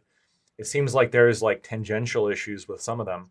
I think, if I'm not mistaken, the current like refutation of the sharing of the stuff currently is, well, the law was made afterwards, which, that might be a technical, like, legal argument, but that's certainly not like a refutation of the action. And like I said before, I think that the response to this is what's just cherry pick a crazy person on Twitter, refute the crazy person on Twitter, and then the allegations have been largely refuted. That's how that works. Sure. I think that, like, the response to this is always more interesting to me than like what the act, because, like, this is framed in sort of like the liberal wing versus the progressive wing. But I wonder how much that really has to do with it again. And more is it, there is this person with a brand who has like a multi-million-dollar interest in defending that brand. And there's this other person with a multi-million-dollar brand. And they're in competition in the same space. And they are desperately trying to destroy each other to make as much money as possible. How much is that actually what's going on here? How much is it that this is actually like a business, and most of, like, there's a whole bunch of stuff happening behind the scenes that none of us know about, and probably a lot of these people are talking with each other much more cordially privately. We kind of saw with some of the leaks recently, like, how cordial sometimes people can be, perhaps a little bit too cordial with each other behind the scenes, and they're saying stuff that they would never say, or they're behaving ways that they never behave in public. It feels a little bit like, Illuminati kind of, these people are behind the scenes. And then apparently this is getting like real. I don't know nothing about this, but like there's some connections with like LSF mods in terms of like highlighting certain things and downplaying other things, and like trying to curate a media environment to make some people look good and some people look bad. I don't really think, I think politics is like actually somewhat tangential to this. I think that most of this is just driven by personal clout and money. Mm-hmm. Sorry, if I can address that specifically. This is actually the beef that I have with Twitch and YouTube politics. And I do love this space. Like, I've known all of you probably for like, 2 years is probably the shortest relationship that I have with people. And I love nerds. I love nerds who love talking about highfalutin ideas. I like battling it out. I like yelling at each other. I've loved it. Dude, Dylan Burns and Prime Kai introduced me to the space, and I felt like I was home. Like I'm tearing up a little bit talking about it. But one of the things that frustrates the fuck out of me is that there's millions of dollars in the space. There's tens of thousands of people who are passionate about politics. There's probably hundreds of thousands of people, if you include post-recorded viewers, and we're not doing shit with it. And so what I think that the reason why I worked with, or one of the reasons why I worked with PV, one of the reasons why I'm working with Valor, which is an offshoot of Midas, is because they're trying to figure out how to take the energy that's in Twitch and YouTube politics and transition it into the real world in volunteering actions, canvassing operations, disaster relief, volunteer programs, all that kind of stuff. But we haven't been able to succeed. And just truth be told, I don't have as big of a fucking platform as Steven. So when you guys say, oh, Steven totally fucked this up, and as a result, the real world people are not going to be interested in working with him, that is, that's horrific to me. Because while it's absolutely true that he has egregious behavior, effectively, like, if I want to do what I wanted to do with Twitch and YouTube politics on my own, it's going to take me another decade. And so while obviously we should focus on the sins, while we should focus on the crimes of what's allegedly had occurred, I think to some degree I'm mourning what could have been if Steven wasn't a fucking idiot.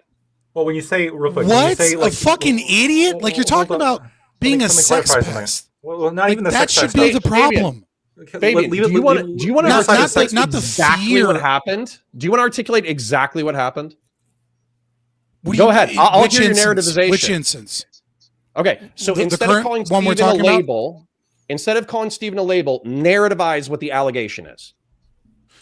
He is regularly targeting teenagers and older teenagers and younger women for content. He comes across one who claims is 19. We don't know whether or not he knew that this person was underage, but if we give him the benefit of the doubt, he is a 36-year-old man, going after teenagers with some level of influence and power and the ability to grow their channels. Sorry, can I pause you there? You asked me to give a narrativation. You can critique my narrativation. Yeah, but I want to pause you because I want to ask you a follow-up question. So right there, so for me, I have a moral objection to people interacting with people who are 18 to 20, who are substantively older, because I think there's a maturity issue. However, within our society, when he was doing real quickly, you didn't have an issue before. Within our society, you have an issue now that it's toxic to you. No. Okay. Anyways, let me finish my sentence. So, but did you not know about this 2 years ago? Did you not know that he was sexting girls all the time that were very, very young and bringing them onto their channel? Liberals have a different moral value. Fabian, I don't care what liberals' moral value is. You're saying you have an issue. I'm saying you worked with him when everyone knew that he was engaged in this type of behavior.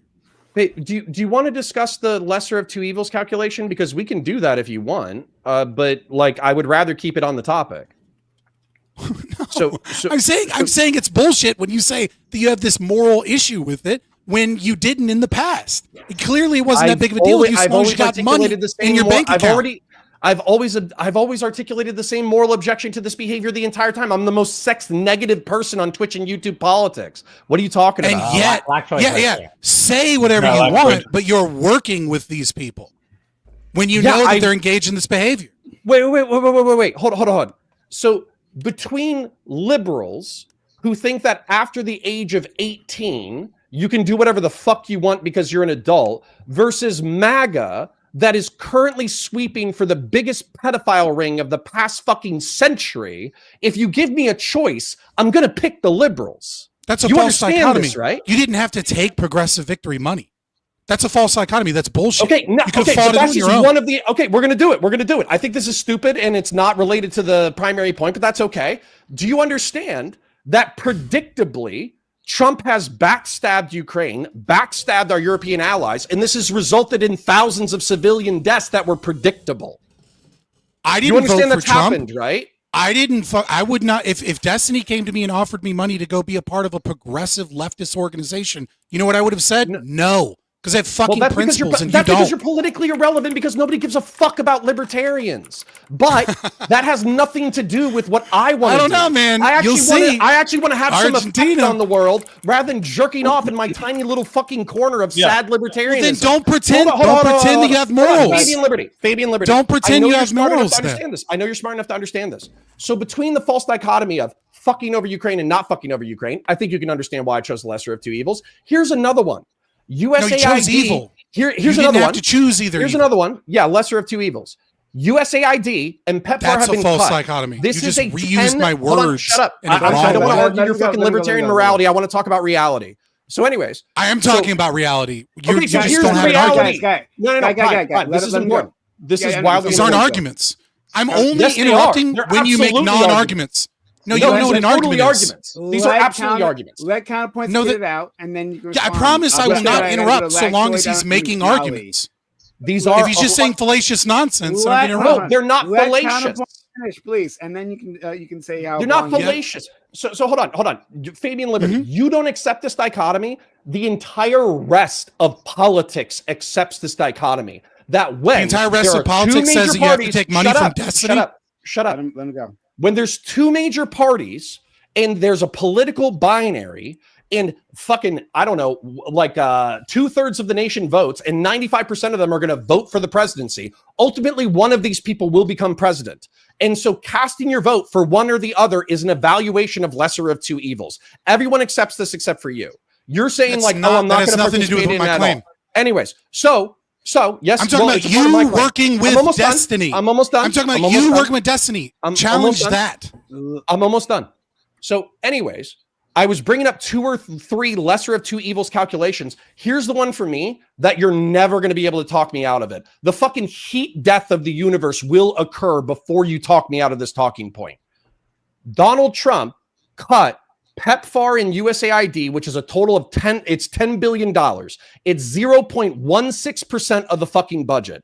This is projected within the next 5 years to kill people, 14 million people through preventable disease, dengue, cholera, malaria, and fucking What do your AIDS. liberal talking points have to do with you working with Destiny and claiming Because I that made it's a the lesser of two evils? evils calculation, and I worked with the people who had the lesser That's of two the evils false calculus. dichotomy. That's It's the not a false false dichotomy. Is that you dichotomy. It's don't actually have to just work with reality. sex pests. What? You didn't have to take money from Progressive Victory. You could have continued fighting on your own. If you have these moral beliefs And be as that it's socially wrong, irrelevant that as you. and there we go. You'll take the money for the fucking clout every time because you don't have any morals or principles. You just pretend to have them. Politics is a game of influence, you dumbass. It's a game of getting big. If you have no clout, your principles remain untested. The reason why you will never be able to test your principles is because you're not politically relevant enough to even run into a situation that tests them. I mean, sure, I get it. I just don't have the Your clout, and that's political why my philosophy principles will never be dead for millennia. My political philosophy has a president in Argentina right now. We will. How's that going? Okay, guys, Going fucking phenomenal. We actually. got to move on. All right.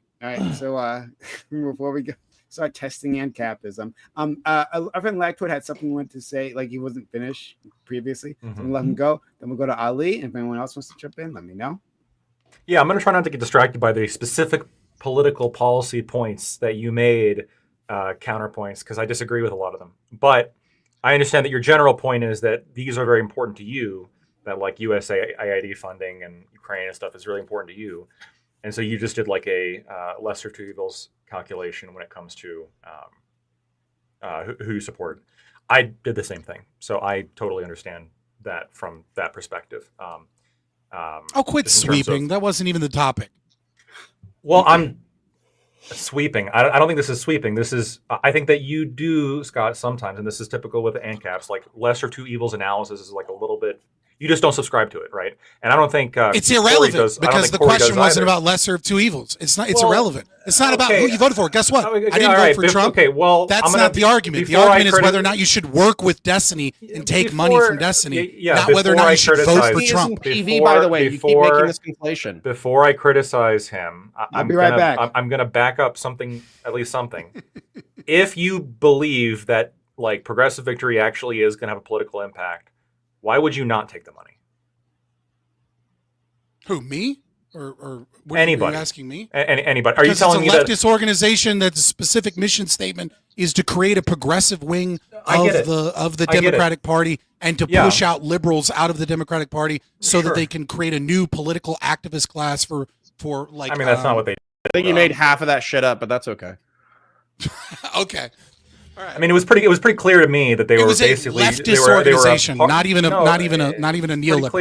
It's pretty clear to me that they were a partisan kind of Democrat organization that was primarily focused on like electioneering. That seems to be, in my analysis, what they really were functioning as.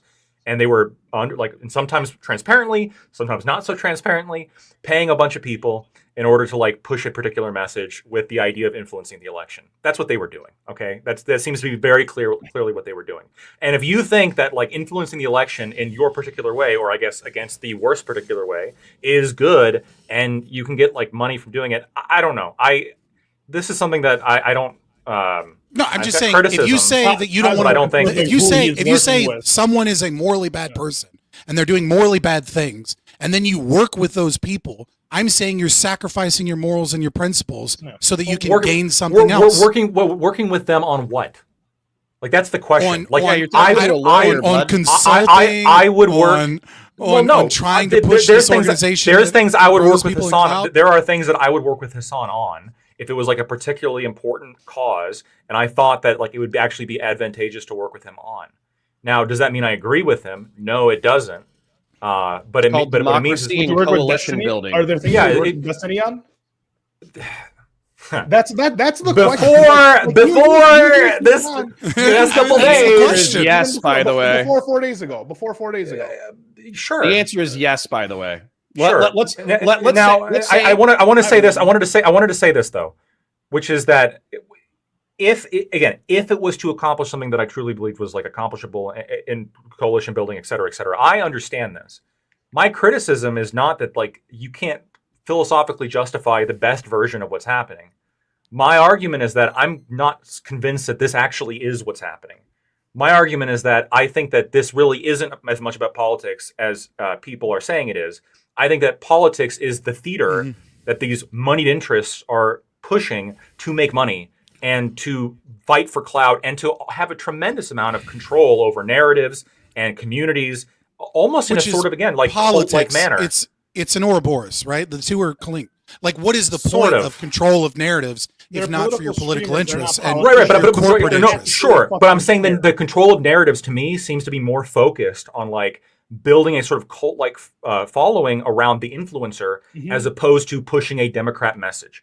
It seems to me to be like there's a much greater interest in that. Or any kind of political efficacy. You're voting for Destiny's side. You're not voting for Democrats. You're voting Destiny's voting this Hassan. But when you have, that's what it is. When you have millions and millions of dollars pushed into TikTok and YouTube and Twitch creators, right? And you have people that are making like makeup tutorials that are getting fucking DNC money for deliverables for a Kamala Harris ad. Right? When you have this level of money and influence, right? The thing is that they're not grooming some random nobody to then become this next person. What they're doing is they're finding people that have a little bit of a following, that already have a message, and then they're giving them money, and then they're giving them better microphone, better studio, getting them, that's kind of grooming though. To go on podcasts. Right. But they're taking people that already mostly align with them, and then they're changing their opinions to a certain degree based off of the political class's interest because they want to keep getting this money. They want to keep doing it. So they stay in a box. And then what this does when those people are buying bots on Twitch and buying bots on YouTube and paying to have certain people have more opportunities is that this pushes down all of the small content creators that don't take that money. And then it creates a censorship apparatus to control narratives based off of people that push the political interests of the people that are paying their managers in groups. And so I need to follow Fabian immediately after this. So, okay, sorry, if you're done. Okay. I'm done. It's fine. I mean, I could say it a lot, but I'm done. You're good. Okay. So but this is kind of been the criticism of democracy and money and corporate interest and whatever that fucking democracy law is retarded. Well, I agree. It's the worst form of governance except for all the other ones. So anyways, the point is that, like, this criticism is not new. Okay. And so my point is that, like, there are things that are material though. So for instance, whether or not these foreign NGOs or whatever, USAID and PEPFAR get funded, these have material impacts on the world. How much the military industrial complex gets paid and whether or not invades certain countries, that has material effects on the world. How we handle rural hospitals and Medicaid, where I think we just kicked off like 10 or 15 million people, which you could think is the right policy. I don't give a fuck. But the point is that, like, the way that we run these policies works. And so the thing is, you can say it's all corrupt, it's all fucked up, and what they're doing is they're grooming these political propagandists, and through money and influence and propping them up, eventually they're going to be twisted by the DC propaganda machine so nothing happens. But what I'm saying is that, like, not only was this already the case, but the battle is between the propagandists, the representatives, and the people themselves over whether or not anything actually happens that's material.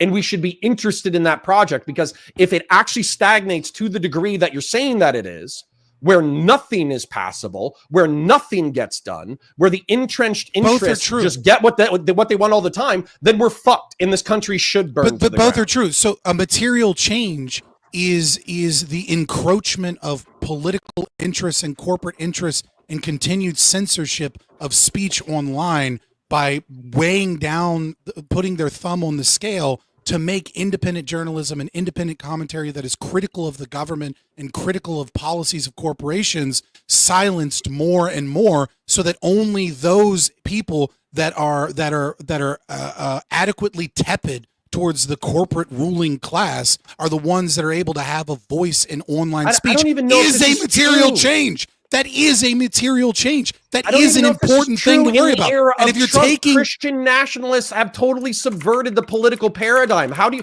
you say this is true of Curtis Yarvin? How do you say this is true of Nick Fuentes? How do you say this is true of Jack Posobiec and all the other Trump dick riders? How do you think this is still true? What do you mean? The fact that you're being able to pick out large accounts that are MAGA cultists or groypers is somehow untrue about the fact that that narratives begin to get censored and that algorithms promote ideas in larger degrees than other ones do, and that narratives are controlled by corporate money and political I agendas? might be projecting something on top of your line of argumentation, but it seems like you're kind of alluding to this concept of like the uniparty or the deep state or whatever, or this like intractable liberal hegemony. But what I'm saying though is within the past 5 to 10 years, but dissidents, hold on, let me finish the concept and you can respond to it, is what I'm saying is that the dissidents have actually had an effect on the right. They've moved the Overton window. They've changed the culture. And also on top of that, their policies are being implemented. Peter Thiel backed J.D. Vance as a dark horse in order to get into the Trump admin, and the deregulation that's happening with and the grants being given to Palantir are a direct result of dissident right-wing thought leaders influencing tech and influencing government. Your argument is fallacious because your argument hinges upon the Stop concept saying fallacious. What the fuck are you stop talking being about? fallacious, right? And I'm explaining what fallacy am I committing? Your argument continges upon the concept that two things can't be true at the same time. I don't disagree with you that the dissident right has had an effect in politics. I don't disagree with you that there are online commentary people such as, arguing as you 2 said, minutes ago, Curtis, the dissidents always get stomped. No, you're trying to boil my argument down to a univariate analysis, and that's not. I think you're just using very big words that have nothing to do with what the fuck I said. Univariate is not a big word. It just means singular level of analysis as opposed to how many letters are in the word univariate? Why am I counting fucking 7 letters? Because you said it's not a big word, and I think you're wrong. it's how many letters are in univariate? I just told you. So again, I'm a terrible speller. That's not important. It's a 10-letter word, bro. That's a big fucking word. You're wrong. Regardless, 6 letters or less, Scott, from now on. I'm sorry that my vernacular is too much for you. I'm sorry. Vernacular. ULAR. Another 10-letter word, Scott. The democracy truly is the celebration of stupidity. So Scott, you're right. Go ahead. Where's from the point, and then I do want to let other people in. I want to let Scott. No, I'm saying Ali and, your argument hinges upon the fact that these two things aren't true at the same time. I don't disagree with you that there are dissident. that dissident right-wing voices can break through the noise and can have material, as you put it, right, which is a weird word to use as a right-winger, material analysis being odd, very Marxian of you, but regardless, that they can have material changes in reality, and that, you know, they can affect things like Peter Thiel, that we memed Donald Trump into the presidency in 2016, that, you know, that right-wing voices have, and part of that is even probably because of Lactoid, mute your mic. Okay, that's one argument. What's the second argument? The second argument is that the more we have corporate and NGO moneyed interests in online streamer spaces and in YouTube channels and online content creation, the more there is a silencing effect of dissident voices. The more that you have to have that you have a large amount of lower content creators that will never be relevant, as you said, such as myself, because I don't take that, you know, DC money, or I don't take that Destiny money. Issue. Go talk to Peter Thiel. Peter Thiel would. I'm an actual libertarian. Peter Thiel would never fund me. Okay, well then go talk to the Koch brothers.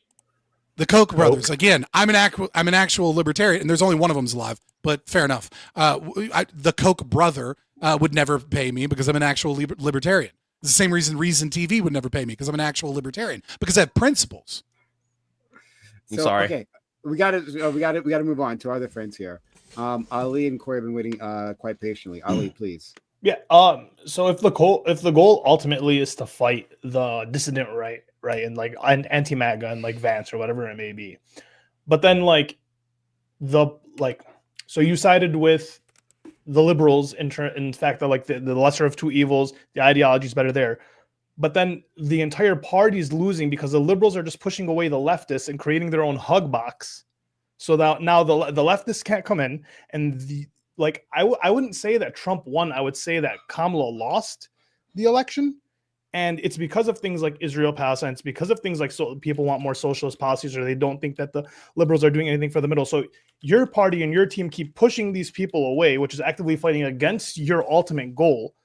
And then, Ali, so yeah. So I've described this before, but I can't blame anybody here for not watching my content. That's totally fine. I've watched so if we made it like a U shape analysis, where like we have the traditional political spectrum with it, which is a bar, left, right, center, etc. But then we bend it up into the U shape. I actually want to cut off the top part of the U, and I want to take the bottom part of the U and make like a coalition. So I still think that libertarians are going to hate liberals. I still think that Republicans are going to hate liberals. I still think liberals are going to hate everybody else.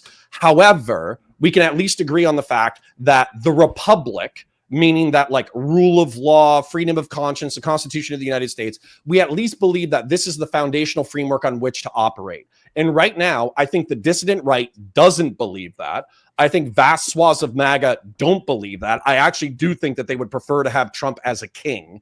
And then I think that there's revolutionary leftists, and I would actually make that the demarcation for people that I wouldn't want to work with politically, is whether or not they believe that the United States is a redeemable political project. And if you don't think it's a redeemable political project, then I don't want you on my fucking team. But the truth is that I am such a small segment of the right where either 80 to 90% of the Republican Party has just accepted King Emperor Trump, and the remaining 10% are just getting their dick kicked in all the time.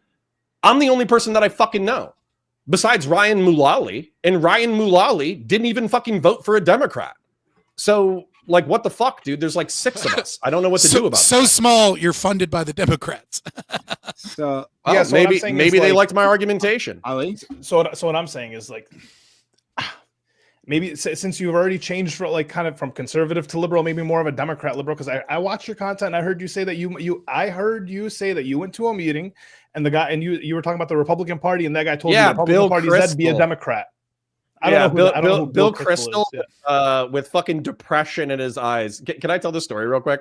So Bill Kristol, for those of you who don't know, he's the son of Irving Kristol. Irving Kristol is the father of neoconservatism and wrote a bunch of anti-communist newspapers in the 60s and the 80s.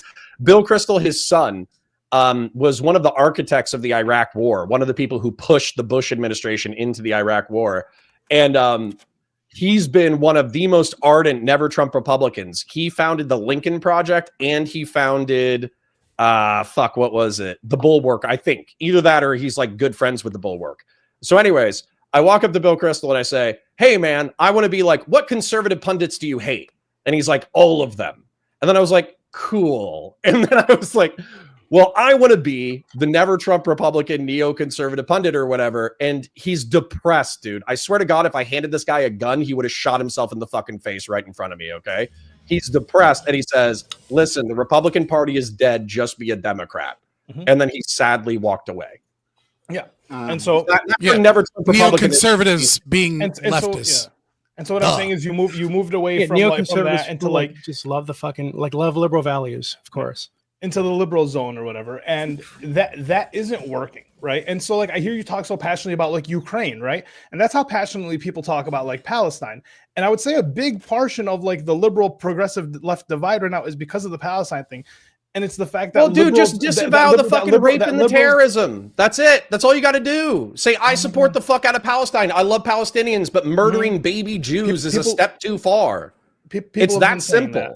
People have been saying that's kind of hard to say that when your family's being killed abroad seas. But anyways, that's not the point. It's not hard to say. Say it right now. You can say it right now. He's the largest fucking left-wing streamer, and he doesn't say that. It's not hard to say. You can say it right now. He does say that. Jew babies across. That's what I'm talking about. Like Connor, I don't know. All you have to say is right now. Say Hassan is wrong when he says that babies are valid targets. Yeah, I'm okay. I'm hearing like 6 people talking. I'm not a Hassan fan.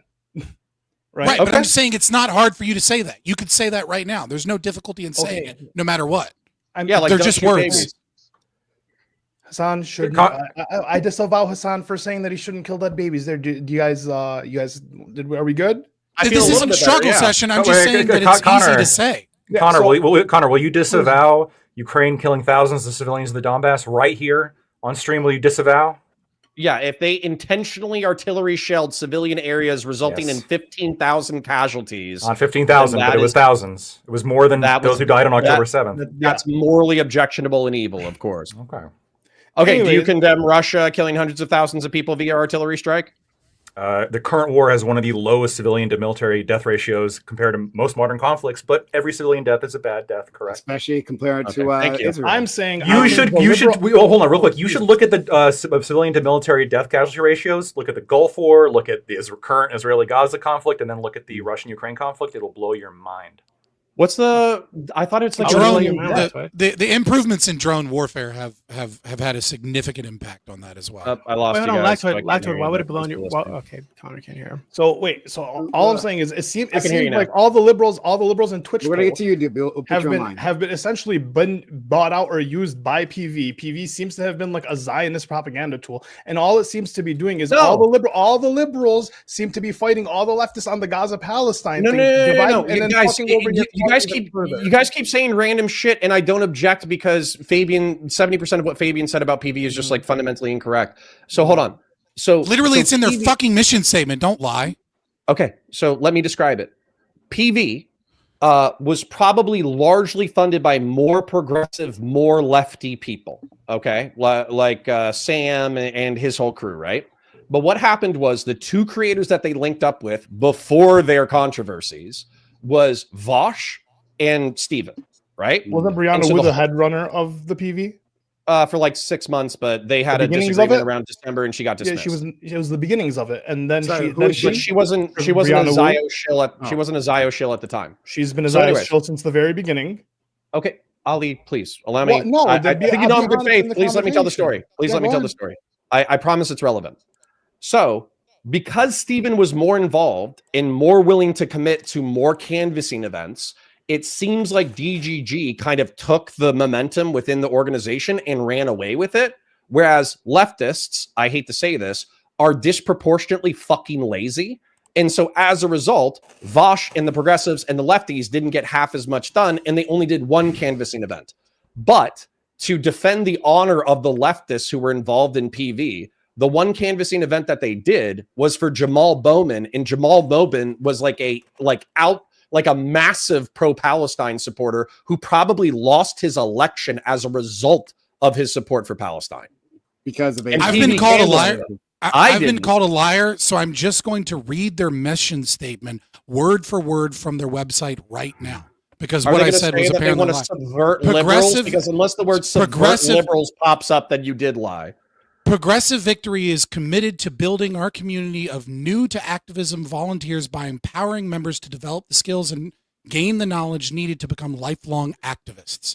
Progressive Victory's unifying mission is to ensure progressive candidates are elected to positions of power and progressive policy is implemented.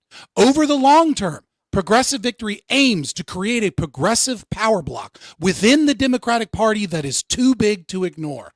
Progressive Victory values unity above all and seeks to connect progressives across the ideological spectrum with the common goal of creating a more just world. Regardless of our differences, we unite over the need to take pro-democracy action in these unprecedented times. What the fuck do you think create a progressive power block within the Democratic Party that is too big to ignore means other than That sounds like subvert Econoboy the and liberals in Hassan. the party?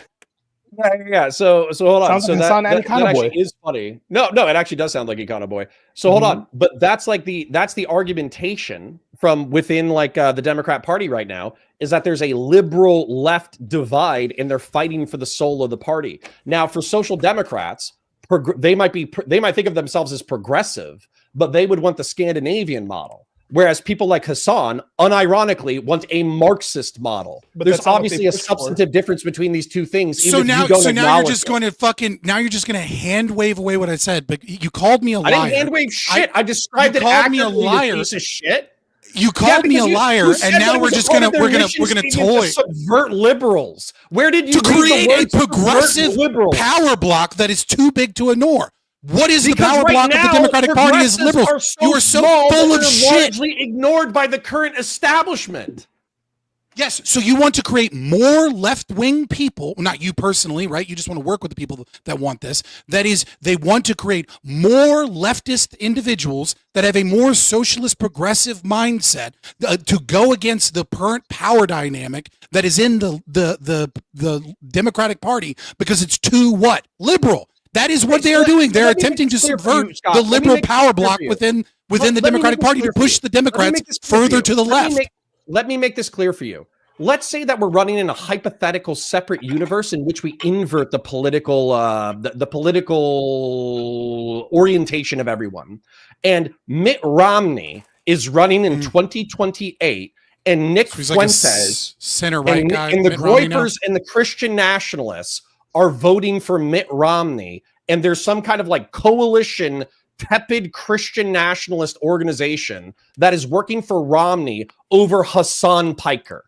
Guess what I'm going to do? I'm going to work with the right in order to make sure that a character like Hassan Piker doesn't end up in office, because a character like Hassan Piker will be infinitely more destructive than a character like Mitt Romney. That's an almost one-to-one calculus for what happened here. Kamala Harris was a tepid Democrat compared to a dipshit, dysfunctional piece of shit, and dumbass, liberals lost the vote. The Republic of the United States. Let's go. I'm going to finish this very quickly. I got to please, move on. very Guys, quickly. You've been on this for a long time. We got to move on. Can I just very quick? We're supposed to talk about Destiny's Next scandal. What the fuck is this? We're talking about politics. I mean, come on. It's very simple. It's like you're working with Nazis so that they can get a center-right guy elected because there's a communist. You don't actually have to work with the Nazis, dude. I'll work with Nazis to kill communists, and I'll work with communists to kill Nazis because they're both pieces of shit, and I hope they both lose. Whoever pays more, right? So whoever is more efficacious. Okay, so let's we got a super chat here. Then we're gonna go to Corey and we're gonna go to Doobie, who've been waiting quite patiently. Super chat from Landon Stewart. And every time my boy Connor got on here, is it going to become a panel about PV and him instead of the topic? Yeah, I would agree with this. Not a holy bad point. shit! Every time. Well, I was working on the right thing. It's a little too much. I mean, if I was a right-wing grifter that was taking money from leftist organizations consistently, and then one of those happened to be an organization that I worked with one of the sex pests, and then I was lying about my morals and principles, I don't know, I kind of expect you guys to attack me for that. Guys, well, I'm sorry. You say shit that I disagree with all the time. I don't fight you on it all the time. I don't bring up the same points all the time. I don't like stop the whole conversation, or like I specifically like the way that this is usually done, right, is that a new person comes on, right? Scott starts talking, and they're like, wait a minute, what? You don't like the government, right? Let's investigate that. Let's go deeper and deeper. Yeah. And then I put an end to that because it happens all the time. And like, we want to talk about other things. All right. Look. Yeah. Well, there's a difference between ideology and grifters in the space. Whatever, it doesn't matter. Like it's whatever. The thing that we're talking about here is inflammatory, right? If you think Counterpoints' actions were inflammatory, people think your ideals, right, are completely inflammatory and ridiculous. Yeah, but they're my ideals. They're not DC paid for ideals. Okay. Moving on from that, but I'm just saying, like, and this is, and I'm glad Landon said it, and I'm glad you've super chatted it. Thank you so much, Landon, for that. But like this.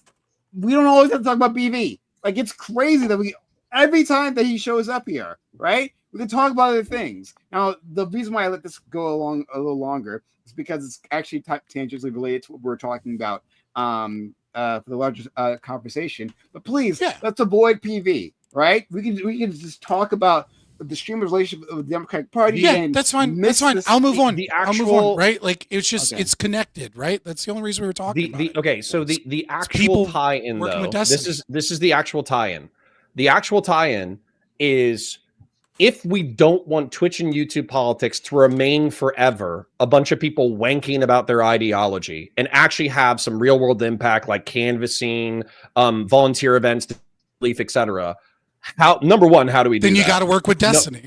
Number two, but then that's the interesting question is, any of these people should what is the line of behavior that's too far, at which point you just can't associate with a human being anymore?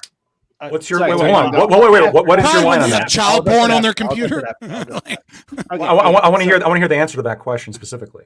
Like, what is your line? Yeah, what are you asking me? Yeah. I don't know, man. I'm thinking about it. Okay. So into the chat, right? Like, if you want, you can get your comments on the screen, like we did just now. We got that because we're doing something different than usual. So if you use a super chat on YouTube, right, youtube.com/PrimeKai, consider giving a super chat. We'll put you up on the screen here. You can we'll respond to your thing. It'll be nice. Consider supporting the channel. Sub to the channel. Give subs if you're on Twitch. If you're on YouTube, consider giving a membership or a super chat, and then we can respond to it. And we can put it up on screen. It'll be a lot of fun. So let's go to our friend Corey. Okay. Well, I don't want to. I'm going to try to not resurrect the PEV thing, but sort of tangent this up.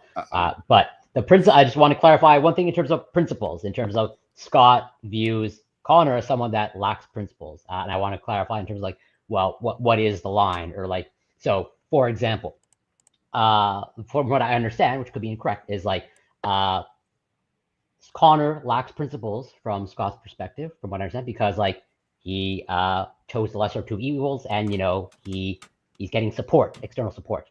I'm just curious then, like, for example, is Lactoid also without principles, since I believe he canvassed for Trump and he voted for Trump, and from what I understand, he doesn't actually like really fully endorse Trump, even though he did like on it, but he explicitly said he made the exact same analysis, a lesser of two evils. So does that mean that Lactoid is without principles from Scott's analysis, or is it something? Is it really? No, and if I don't know. I just want to add on. It's like if for example, I don't actually know if this is evil, but let's say, is it the fact that like Connor was paid, like, for if Lactoid was paid to canvass, would that mean that he lacks principles then as well?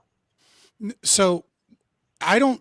If you are paid for your content by an outside organization, that in and of itself isn't proof of a lack of principles, though it is a red flag. It's like a warning that, okay, this person has some level of influence from the outside. Hopefully they're telling the truth. We don't know, right? The distinction here, my only distinction here was that Counterpoints had said that he had this moral condemnation of the sexual behavior of Destiny. And then I was saying, but you're working with them. and you're working with leftist organizations that you I'm that pretty sure you Lactwood that has are a more against your condemnation of Trump. no, hold on. That you said, like, Progressive Victory's mission statement is obviously against the stated principles of counterpoints.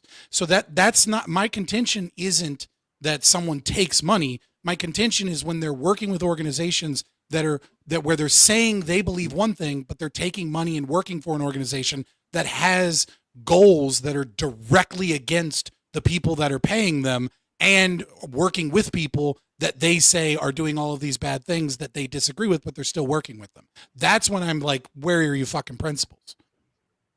I don't want to. I mean, you kind of rehashed it, but I had to clarify.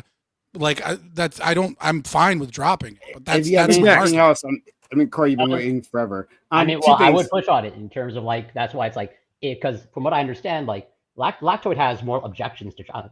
Is it fair to say that you have some more objections about Trump, Lactoid? Yeah, that's fair. Oh, so then, Trump has some goals that are explicitly against some of Lactoid's principles. So does that mean that Lactoid's lacks principles? And if, in fact, I'm not saying he was, but if he was being paid to canvass, does that make it a lack of principles? So I was never paid. I was never paid. I think that's Scott's. I'm guessing that. Yes. I'm guessing that Scott. What I and I don't know. I agree. I think Scott's argument is that he perceives that this is more of like a money thing than a principle thing. That's his argument. I agree. Okay. So, 1 second, guys. So, we're gonna see if Doobie's here because Doobie was next in line. We'll go to counterpoints, then we'll go to Scott. And Lawson, if you're hearing me. What about Ali? I've talked a lot. Did I say Ali? Or did I say Scott? Scott. No, I meant Ali. You said Scott, but I think Ali, you meant Ali. I meant Ali. Okay. I didn't mean Ali. I'm sorry. It's the Lebanese in us. We look so it's similar. The Lebanese. I can't tell you apart, right? With the beards, right? You just feel me fear. But anyway, so Lawson, if you can hear me, check your DMs, right? Thank you for the super chat. Do I do appreciate this just that? in? Prime Kai's is an Israeli. Oh filled with fear from the Lebanese. Zionist Prime Kai's. Desperately want your land. And also thank you, Beef Supreme, for gifting the 1 Prime Kai membership. Thank you so much. That's really kind of you.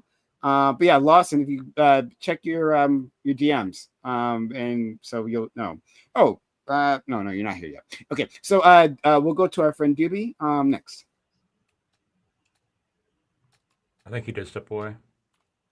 Oh, I thought he was back. I thought I heard him back. Okay, so he's not back yet. That's okay. 2 minutes are up. I can. Yeah, it was yeah. So do you want me or do you want Ali? I'll go with counterpoints and Ali. Okay. Okay, I'll be brief. So Lactoid, you asked me a question, and it's something that I think I actually need to spend some time thinking on. Okay. And you asked where is your line, and this popped into my head almost immediately after you asked me. I would almost happily work with Bill Kristol. If George W. Bush said, "Hey, Connor, I'm coming out of retirement. I'm actually going to make like all these arguments for why Iraq really wasn't that bad, and the neoconservative Republican worldview needs to come back," I would work with George Bush as well. Now, arguably, George Bush and Bill Kristol are responsible for around 200,000 Iraqi dead, 10,000 American service members dead, approximately, I think, and around like $2 to $3 trillion in treasure that's been like annihilated from the American coffers. And these things are like, we can make a lesser of two evil arguments, but I still think that, and I would be remiss if I didn't acknowledge them as evil. They're fucking evil. They're like things that weren't necessary for the health and well-being of the United States that actually probably damaged a lot of shit in the world. And yet I would work with them. So I don't know if there's some kind of like sexual moral analysis that changes this shit. But I'm just saying, if I'm willing to work with Bill Kristol and I'm willing to work with George W. Bush, I'm also willing to acknowledge that they're directly or indirectly responsible for a few 100,000 dead people. Again, I don't know where the line is. I kind of need to think about it. Would you work with Hitler to stop Stalin? I'm just curious. Yeah. And I would hope they would both lose. So I think but where your line is kind of just in line with that direct question and the direct answer that just happened. Where your line is going to depend on what subject and versus who, because you give a sufficiently large bad guy and you'll find yourself working with people that you thought were, that you never want to work with. I would agree that like if let's assume that the worst version of all the allegations against Destiny are true. Like you could come up with some kind of bad guy sufficient enough that like I would work with the guy, right? And that everyone here would work with the guy because holy shit, this enemy is so dangerous, right? Like when all the countries rally together against the aliens during war, like Judgment Day, right, or Independence Day, sorry, that they all come together and fight the aliens. Do they have some squabbles? Of course, but I mean it's fucking aliens. They're invading. You gotta do what you gotta do. My problem is that. My problem is that. I'm just not convinced of this analysis. I'm not convinced that that the political efficacy is actually like sufficiently there to justify this. I think much more of it again. Well, the efficacy might be dead. Well, the efficacy, yes, the efficacy might be dead. But even before, I'm skeptical as to like how efficacious this actually was, like on a political realm, as opposed to more of a like theater kind of brand, kind of streamer influencer creation kind of goal, as opposed to what that actually is. Because when you like, for example, look at where a lot of the vitriol from Destiny and its community is like kind of aimed towards right now. It's Hassan. A lot of that is thrown into Hassan, but the people that they really hate, that they've been doxing, like openly doxing, they've been like throwing death threats at. It's not people that politically disagree with them. It's people that threaten the brand. It's people that threaten him as a influencer. Nothing to do with the politics. Like most of these people are actually probably in line with Destiny and a lot of his politics. But it's the brand that he cares about. I want to give you like hard numbers though, and I know Ali's waiting, so I'll try to be brief. Sure. But I want to give you the hard numbers though. Okay. So PV ran 3 canvassing events that I know of, and each one of them had between 200 and 400 volunteers.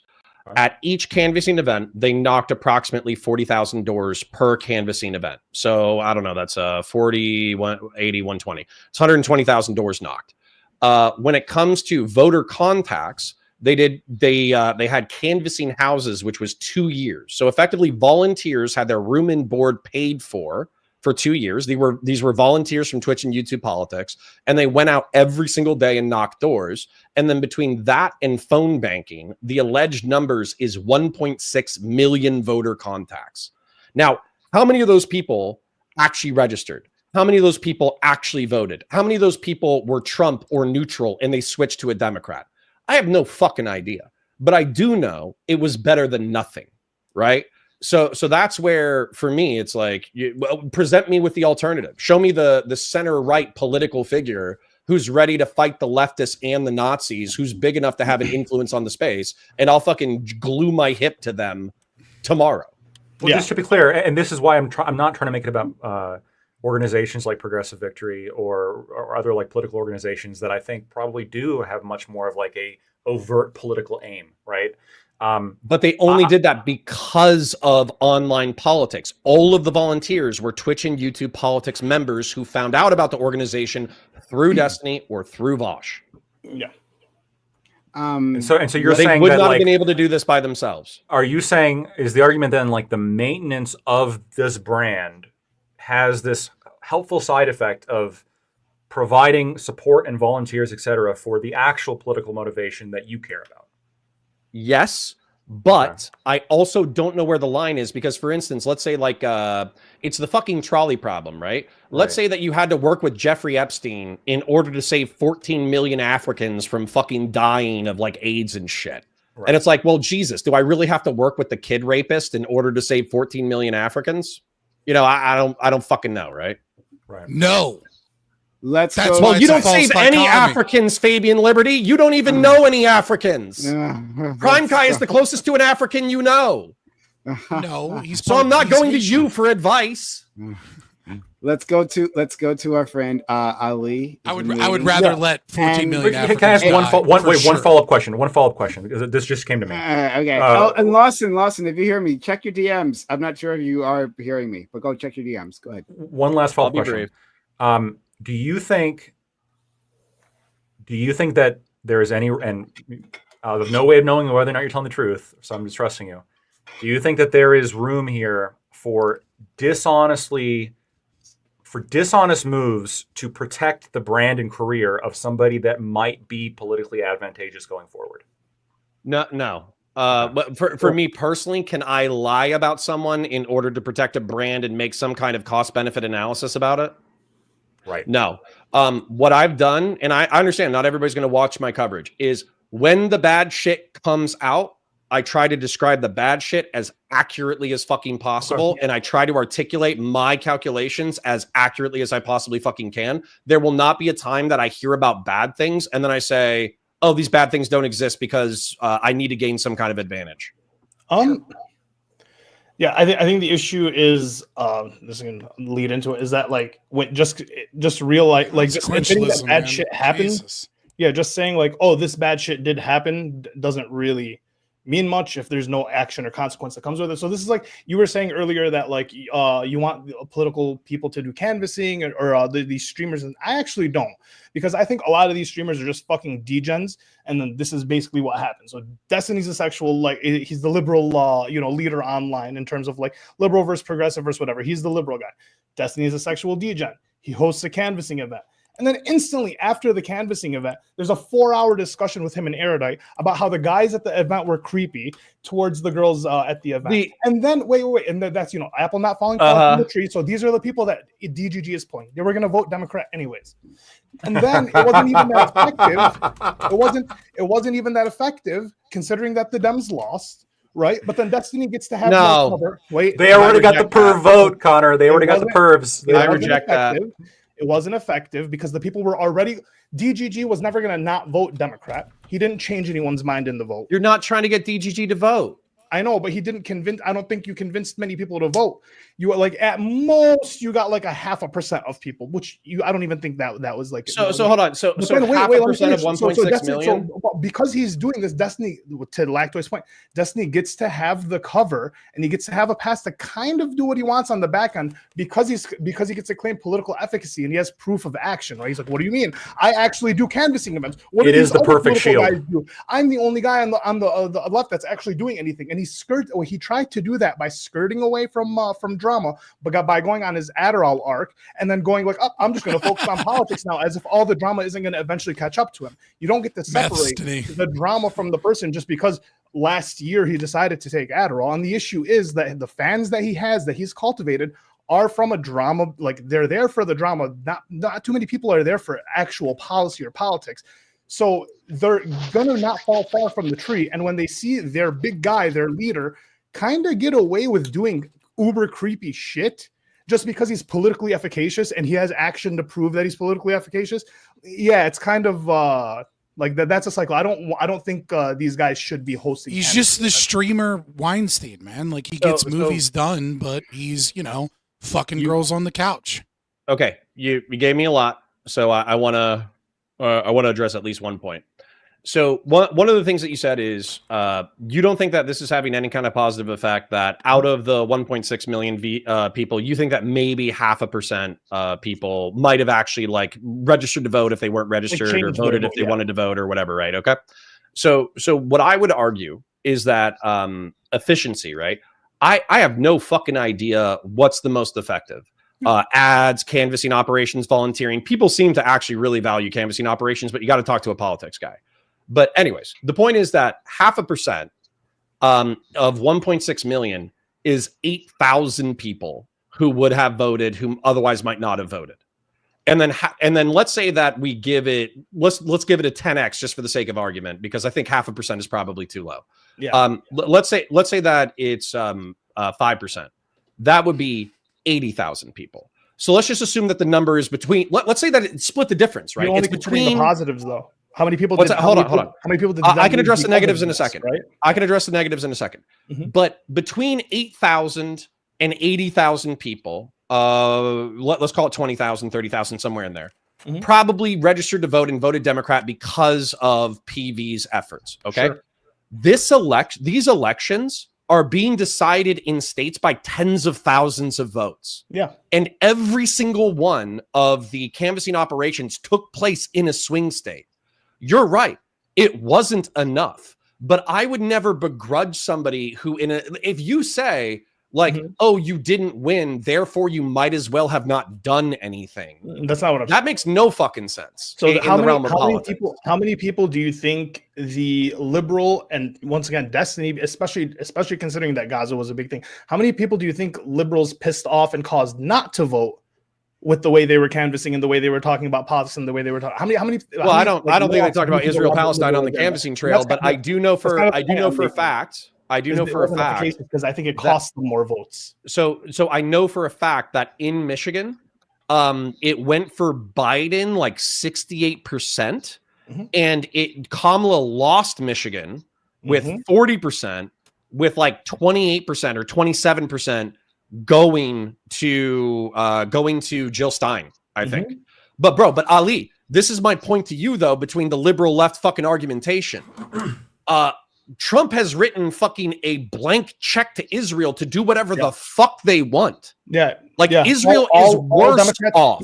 You know what all Democrats had to do as not at the DNC, don't plug your fucking ears and don't bring some guys, don't bring Bill Clinton to fucking Dearborn to talk about Judea and Samaria. Trump ran a smart campaign. He lied? I don't give a fuck, but he ran a smart. The guy came to a cafe in Dearborn and just hung out with the Arabs in fucking person. All right, he just talked to them. He said, yo, I'm going to handle shit. Whether or not they believed him, that's up to them. But people were desperate at the time. And when you have people that don't believe that the Democratic Party is going to act any differently, they're going to then vote with their pockets, right? You have a bunch of business owners in Dearborn. When they don't believe that the Dems are going to care for them or do anything, well, fuck it. I'm going to vote with my pockets. I'm going to go Republican. I'm going to make some fucking money off this shit. Might as well. My people are going to die anyways. So you guys lost out. Dude, if your argument that Democrats are asleep at the wheel, I just agree with you. They are asleep at the wheel. They were absolutely every single person in the PV thing. Mind you, I try when I try to reach out to people like Hutch, no answer, but then I get blocked when I do a mild response. That's your guys' issue, is the liberals are pushing away all these people because they don't want to hear any fucking word. Dude, that's not my issue. I'm here to talk about the fucking sex shit. Baby Liberty's calling me a piece of shit to my face. Not you individuals, the liberals. I'm here, bro. Clear. Yeah, Connor's not an example of this for sure. The Democrats. No, I'm saying the liberals. Well, I mean, to be fair, he's one of the good ones. So he's just one of the good liberals. I like one of the good ones. You're the face to attack right now. I'm going to move on. I'm going to move on to I'm going to have Lawson and Doopy have a conversation here. I'm going to a quick second. But for just quickly, Democrats were asleep at the wheel. Well, even that, no, not even sleep. I'm sorry. I should pull that back. No, instead they were driving straight into a cliff. The Democrats specifically decided to not address Israel Palestine, to again cover their ears, literally cover their ears when they're reading the names of dead kids outside the DNC, to specifically scorn a Palestinian American politician, right, who gave an approved Democratic Party list or speech, right?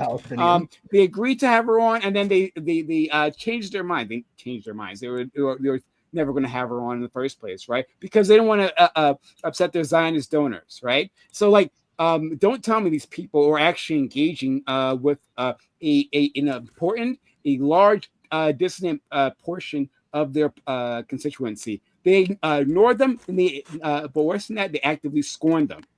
And then, furthermore, right? Not only did these people scorn them, when given the opportunity to engage with them, there was incidences in Michigan where a Palestinian, not Palestinian, Muslim Americans approached, going to the DNC in good faith. They literally got tossed out of DNC in Vents. That's the thing that happened. That fucking happened because they found out he had a Muslim name, and they were afraid he was going to protest, right? And he was there literally as an ambassador of the community.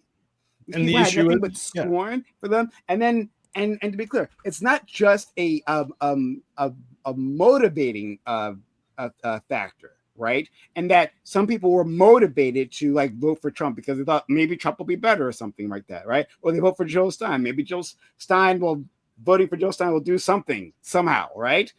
It was a demotivating factor, meaning people actively checked out and didn't vote, right, for the presidential candidate because they weren't being represented. So fuck the Democrats. And yes, they caused this loss. Their active choices. And wait, there's a party of corporations. The issue is the politically active online. The politically active online are going to see that, right? The people who were maybe center left are going to see PV and what they're doing and what they're standing for, and it's going to be Destiny Priyanu, and unfortunately, that's going to be tied in, and they're going to now not support that. They're going to go towards Hassan. I reject this. Most people are normie libs. Most people are normie libs. Let's go. Can I just because I feel like Connor said I wanted to respond to this a long time ago. This is what I was going to say before I got back. And Lawson, I actually appreciate you coming on. So, Connor, like you're framing the IP thing, right, in the Gaza thing as like some leftist issue. But I mean, if you just look at the polls, like Democrat approval for what Israel is doing in Gaza is like 8%. 8%, right? You'd never know that if you saw what the party leadership is doing, right? 10% of Democrats are in favor of the U.S. taking Israel's side over there. Right? I think it's like only like 20% are in favor of them taking Gaza side or the Palestinian side, but the rest want nothing to fucking do with it.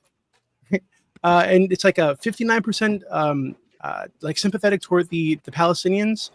Like 69% of Democrats have an unfavorable view of Israel. Like there's such a disconnection between what the vast majority of the party, the actual party on the ground, thinks of this conflict and what the leadership is doing, and that has been the case for a long fucking time. So that is not a leftist fringe issue. That is the party itself being disconnected from its base. I'll just accept it because I think any counter argument I have is going to be immaterial to the point you just made.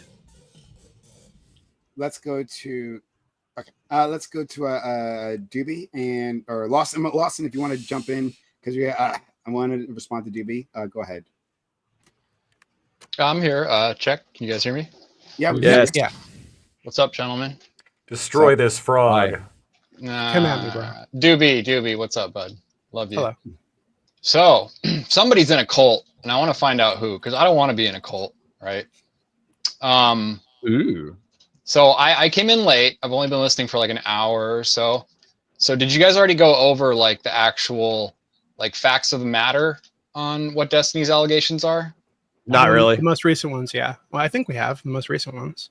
Yeah, most Doobie did. Yeah, Okay. I think everything I said. I mean, Lawson, I don't know if you heard. I can do it again if you want. I don't mind. I'll just go. Yeah, let's do it. Okay. So We need TLDR. coffee. I'm listening. Yeah, okay. So TLDR, at some point in, I think March 3rd or 2nd of 2022, Destiny, I'm sorry, or was it April? I think it might have been April, actually.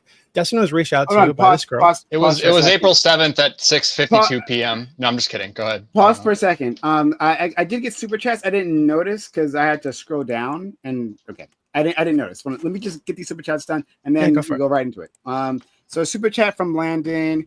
Here's more money I can spare. Keep grinding, black man. Oh, okay. I didn't actually read this before I put these on. That might be a gamble. It's a gamble. It is. And what Connor seems to say kind of lines up with his principles and his time on panels. So thank you for that, Landon. Let's gamble some more. Let's see what happens next. Right? YouTube. Infallible Foul. Connor, what's more evil, universal health care or what's on Destiny and Bosch's computer? What's on their computers, obviously. Oh, although, can I say multiplayer, please, for the love of God? Can we drop the fucking single payer shit? Jesus Christ. And okay, we'll talk about this one time. Mick Devin, $5 super chat. Elvis, Jerry Lee Lewis, Lewis Carroll, Poe, Jimmy Page, Taylor Swift, Jerry Seinfeld. There are more. Tons of Jerry designers have done similar things. Done what similar things? What? So Jerry Seinfeld, I mean, like canvassing and whatnot, for underage. Canvassing. I thought it was canvassing. Sorry, Well, you said Elvis. My understanding is Elvis and Jimmy Page are known for like. I miss Elvis. Yeah. And Jerry Seinfeld had a 17-year-old girlfriend with. I'm not even going to say it. No. He had a 17. She was very mature for her age. Yeah. He had physically. a 17-year-old girlfriend. Yeah, 100%. He was picking her up from high school. Yeah. Isn't this one of the talking points though? Like, didn't Ethan Klein's dad's marriage get brought up as well during? Like, it seems like it did. Basically, rather than confront what Destiny did, they're trying to normalize having like adults having sex with kids. Yeah. I don't. My only thing is I don't know. Did Taylor Swift have an underage lover? I don't think so. I don't know why that's there. Jimmy Page, Carol Poe. That's what I'm saying. I'm not sure exactly what they all have in common. Jerry Lee They're all the Lewis. Phoebophiles. I don't know what Taylor Swift is though. I don't no idea. Okay, all right. So I don't know. Thank you for the $5. If you want to go into more details, well then please another super chat. Thank you for the kind support. Again, Landon, Infallible Foul, and McDevin. Sorry guys, just a little bit of business there, but please do be. Okay, so yeah, I will go over my understanding of what happened for you, Lawson. So at some point, 2022, April 2nd or some shit or 3rd, this girl reaches out to Destiny. She's been posting news on Twitter on a tag that Destiny previously said, by the way, was being used by minors to post nudes and sell nudes. She was posting nudes on there. Her bio said 18 years old, and she reached out to him. He's suspicious because her account's only like a couple days old, and she doesn't look 18 according to him. So he asked for some kind of proof. She refuses to show her ID, and it says some kind of other picture, and which he accepts and moves forward. Right, and in under a week, I think it's like 4 days later, he's sending other people's news to this girl. Right, so that continues for a couple of years. For the first I think 6-7 months or whatever of their interactions, she was a minor. And this girl was recording a bunch of sex videos with her boyfriend at the time, and selling them to people on Twitter, sending them to Destiny, doing other sexual conversations and sharing sexual shit with Destiny. Destiny didn't know at the time. I think it's fair to say that I don't think he 100% knew. I think he was suspicious, and I him being suspicious should be enough to be like, okay, maybe I shouldn't do this. But given that he's like a horny dumbass, sure, I can buy he's a horny dumbass and did it anyway. So at some point, I think in October, he was told by the girl's boyfriend at the time, I think ex-boyfriend, that she was underage at the time, right? And he still had all these videos on his computer or his Google Cloud or wherever the fuck they are. And rather than put those on a USB, give them to the police so they can pursue this guy and this girl for the production of child porn, the sale of child porn, he decides to make copies of it and hold it as part of his civil case with Pixel, which doesn't make any fucking sense. So that's what he says he decided to do. He mentions this to this Willie guy, who of course I think does the right thing and reports it because he apparently still had it at the time he was talking to Willie. And now that's a controversy, right? Him saving this, even though he knew, he will say that he didn't know 100%, but I think he knew. Sure. I think it's fair to say he knew that she was at least probably underage at the time. And in the same period, he also posted these sex videos and sex pictures on a Discord server where people that he knew, his close circle, were trying to find this girl, right? As part of his the situation with Pixie and their revenge porn shit. So rather than give that to the fucking police, he gave it to his Doxing crew to try to find her, and they had to tell him to blur out her genitals just in case she was a minor. Right?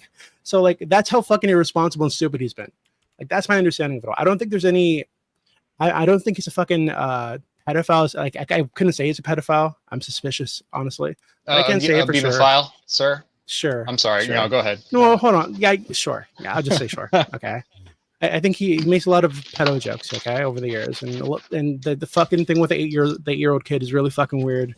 The 15-year-old girl thing is really fucking weird. There's a lot of this weird shit. It's just not okay, right? I think saying Destiny's a narcissist, but that is what narcissists do. Here. Okay, they like to make jokes about the things they're doing. They love to tell them themselves. Something not right. Okay, I'm not saying he is. I'm just saying he needs to stop fucking touching that subject. To be honest with you. So that's my understanding, Lawson. I don't know how you're gonna defend it. Sure. So do you want to start with the first one or the first thing that kind of kicked it off? Whatever you're saying, I don't know what the defense is right now. The defense is that accepting all of this is true. She's 18. That's the first step. That's the defense. She's 18. Well, no, this is my problem. You said all this stuff. I don't think you're lying. My issue is all of that stuff true? Yes, all of it's true. Okay. Can we go through how? Yeah. How do we determine this? Okay, so Lawson, at the time, I looked up this guy. I think in August or something when all the leaks initially happened. I wanted to figure out who this Rose person was because I know most people in the space, right? I never heard of Rose, so I was trying to figure out who this fucking Rose person is. So I looked her up. I found her like an archived Twitter account. And she was on there posting nudes, listed herself as 18 years old. It's like, okay, this is an 18-year-old e-girl that he was sharing nudes with or whatever. Okay, that makes sense for Destiny. So it makes sense for Destiny. That girl that I saw, he's a degenerate. I'm 100% Destiny's a degenerate. Absolutely.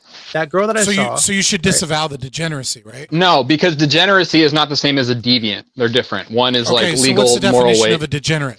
Somebody that like does not hold sexuality in the same kind of sacredness that I do. Say 19-year-olds are basically 15-year-olds to him when he was 25, and so now when he's 36, he's is that changed? Are they like older? Yeah. Do you know what he was talking about? He was talking about 19-year-olds and you shouldn't fuck college girls. So No. I don't maybe. I mean, my problem here is degenerate, right? Like is a connotation of being morally wrong, right? Like can I wait before it means that you're lacking moral qualities of some sort. Fabian, I don't want to get into like moral relevancy and like all this shit with you because it's just not going to be productive. Well, you're saying something's evil, and we don't agree. It's okay. We don't agree. No, I didn't say evil. You said evil. Going really well. The definition said degenerate. Yeah, degenerate. That's not like an evil, good or evil. Let's go to our friend Doobie. Okay, so I don't know who this guy is, but he's pro-evil. Okay. Yeah, that's what I said. So Lawson, continue, Doobie. You asked what he was talking about. Can you tell us what he was talking about? Because my understanding of what he was talking about, and that specific thing was dating a 19-year-old. My problem with using that excuse is that Melina was 19 years old when he started dating her. And so that doesn't make any fucking sense. Okay, like I'm sorry. Yeah, I agree. So like I agree. So if that's excuse and that's the standard, he broke the standard. I'm not saying that it's like wrong for him to date a 19-year-old or whatever the fuck. But I'm saying that if that's the excuse, it doesn't make any fucking sense from his perspective, and it shouldn't from your perspective because there's a contradiction there. So when he said 19-year-old is basically a 15-year-old for me, the conversation was about like the intellectual capacity of someone at what age. Yeah, and he was saying that if you're doesn't make that better. So he there's something wrong with you. What do you mean? Okay, so all right. Advantage of teens. So here's two questions. He's fucking the smart, mature 18-year-olds. True. So here's two questions. Like, do you guys distinguish a legality between a 19-year-old and a 15-year-old? Yes. Okay. Why do you distinguish an intellectual capacity for like a 15-year-old and 19-year-old? I assume like I'm almost 40, so. Yeah. Wait, I don't know what you mean by intellectual, but if you think that there's a difference in intellectual development between a 15-year-old and a 19-year-old, a substantial difference. Yeah, I think so. Yes, I think so. Yes. Okay. Yeah. All right. Yeah. Okay, so is the argument right now that you disagree with Destiny? That's fine. That's fine. Like I'm not sure, but like no, I think a 19-year-old is a kid in a similar way I think a 15-year-old is a kid. But there's a legal difference when you shouldn't do either of them, right? That's crazy. Yeah, I wouldn't know, but one I'm going to say you just committed a crime, and the other you didn't. No one cares about crime. Okay, hold on. So you think Melina was okay when he started dating her? Wait, I can 15-year-old. We're talking about if the guy's a scumbag or not, and you're like, yeah, he's a scumbag. No, Ali, don't speak for all of us. I care about the morality, and I care about the legality. There's a substantive difference between the typical 15-year-old and 19. Typical Muslim. And the reason that there is such a substantive difference is that a 15-year-old has not been in the body or mind of they're still developing, number one, but even still, they're like, you can't look at it as 15 years of experience versus 19 years of experience. You have to look at it as a 15-year-old hasn't embodied a body that is predominantly or mostly developed for like more than like 6 months at best, if they're even at that stage, what they usually aren't. And they haven't had any adult-like experiences at all. Whereas a 19-year-old has been out in the world having adult-like experiences. They're going and renting things. Maybe they're in college. Maybe they've been to bars. Like the difference in development and experience between a 15-year-old and a 19-year-old is vastly different than a 19-year-old and a 23-year-old. And the reason behind this is because the 15-year-old has essentially no experiences and the 19-year-old has minimal experiences. So I want to I'll let him do it because we still wanted to say stuff, but just quickly, a quick super chat from McDevin, $2, says Taylor Swift dated Shark Boy when he was 17. Okay. Good for him. She was 19. Fucking Chad. She was 19. Okay, Oh, she was 19. well, I don't give a fuck about that. Yeah. And I'll say just one thing quickly on what Scott said. I think mostly that's true, but unfortunately, a lot of 15-year-olds do have a lot of experience with adult situations. That's not a very good thing. And a lot of 19-year-olds don't have shit for experience these days. I want to address this very specific point, if I could. Like, Lawson, please. Like, if we want to say, well, look, there's not that, both 15-year-olds and 19-year-olds, like, they're really just kids when you think about it, right? Both of them, they're pretty dumb. They're, airheads. Yeah. We Wait, are you serious? Hold on. Are you? We got to draw a line somewhere, right? Because I could 18. also, well, sure, which we have, right? Jesus. But like, so do you think there's obviously a legal difference at 18? Do you think there's like a moral difference? Between 15 and 19? Yeah. Yeah, probably. All right. Well, there you go. It's not a black and white. Like we don't need to have the age of consent conversation, but like no one here is going to say with a serious straight face that like a 17-year-old a week before their birthday is substantially different than like an 18-year-old a week after their birthday. So let's just not pretend. No, and just say I'm saying that, like, a 36-year-old shouldn't be trying to fuck either of them. Yeah, fine, but one is legal and one is illegal. There actually is a little bit of a difference. That's where I say I don't give a fuck about legality, Connor. one being legal doesn't mean it's okay. Okay, wait.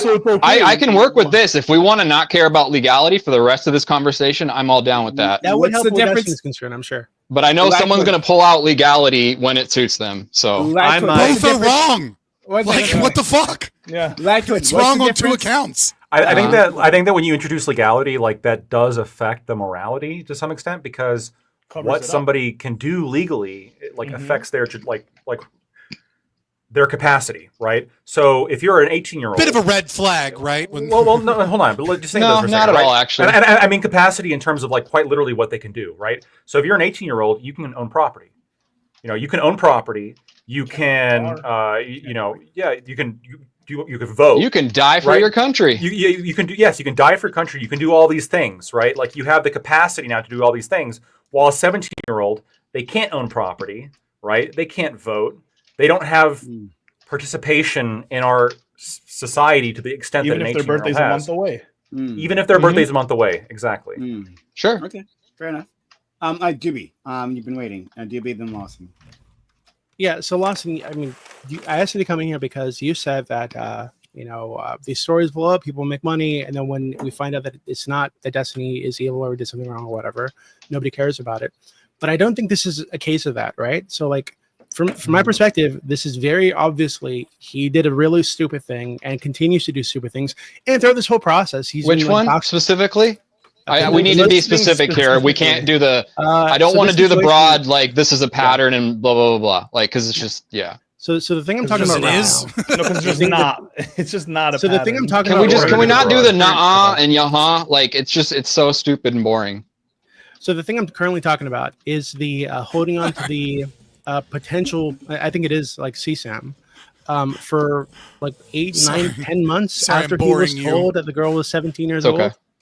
Like, I think that's fucking ridiculous, obviously. So, like, okay, and I assume what you're saying comes from like the Willie Mack screenshots that he posted. No, not just that. So I was saying this earlier, right? So when I looked at this girl, like I said, like last August, right, to figure out who the fuck this person was, and I did see that she said she was 18 in her like bio, right?